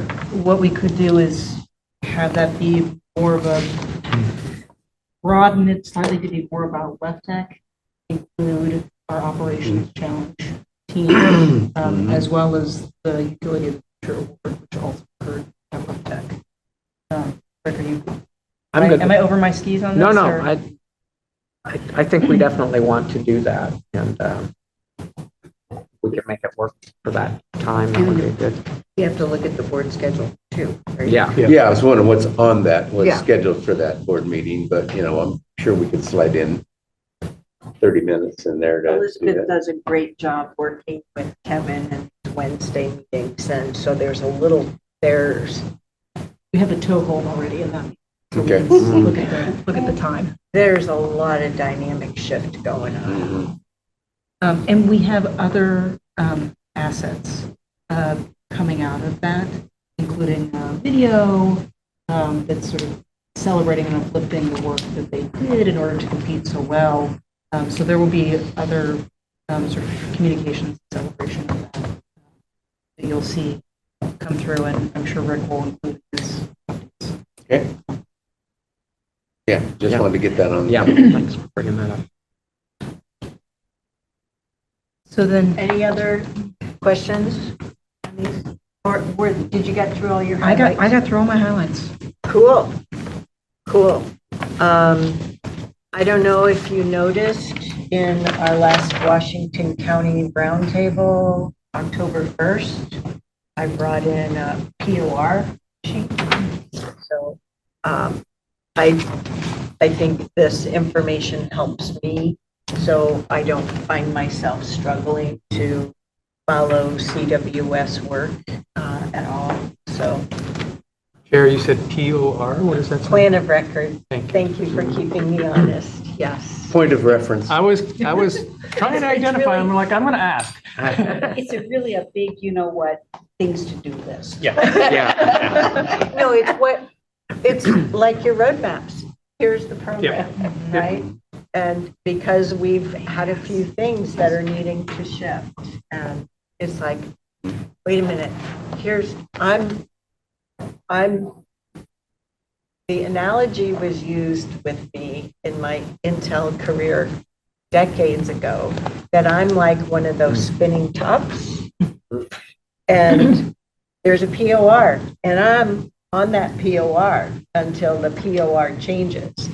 And my the VPs I reported to appreciated that with my P&L group, I always knew what the POR was, whereas they would have to corral my peers.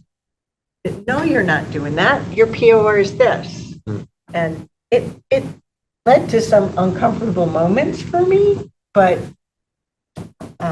anyway, that's who you are. That's definitely who I am. I'm envisioning you spinning like a top. You don't get that? No, I get it as long as you don't run out of energy. Yeah, exactly. We all do that.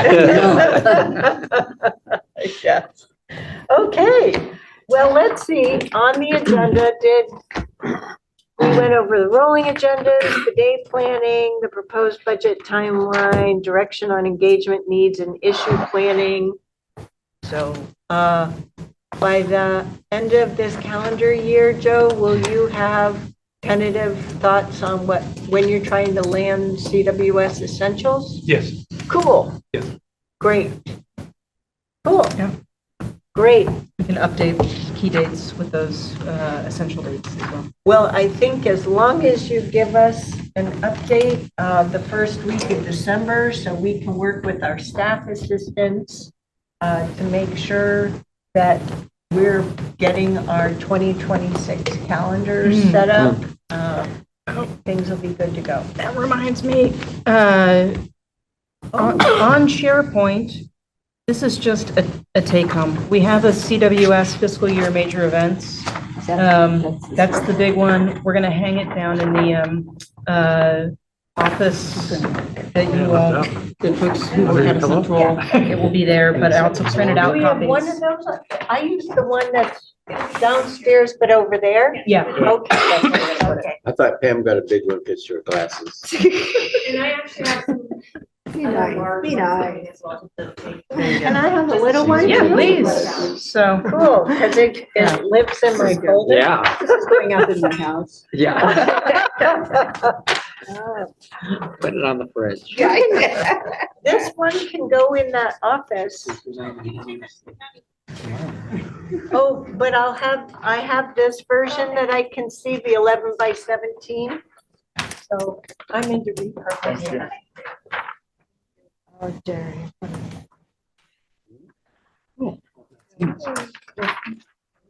I need the bigger one. Now I know. Well, this month I had to not have my clean water services days, or for a while, a month or so I needed, but I'm getting back to them.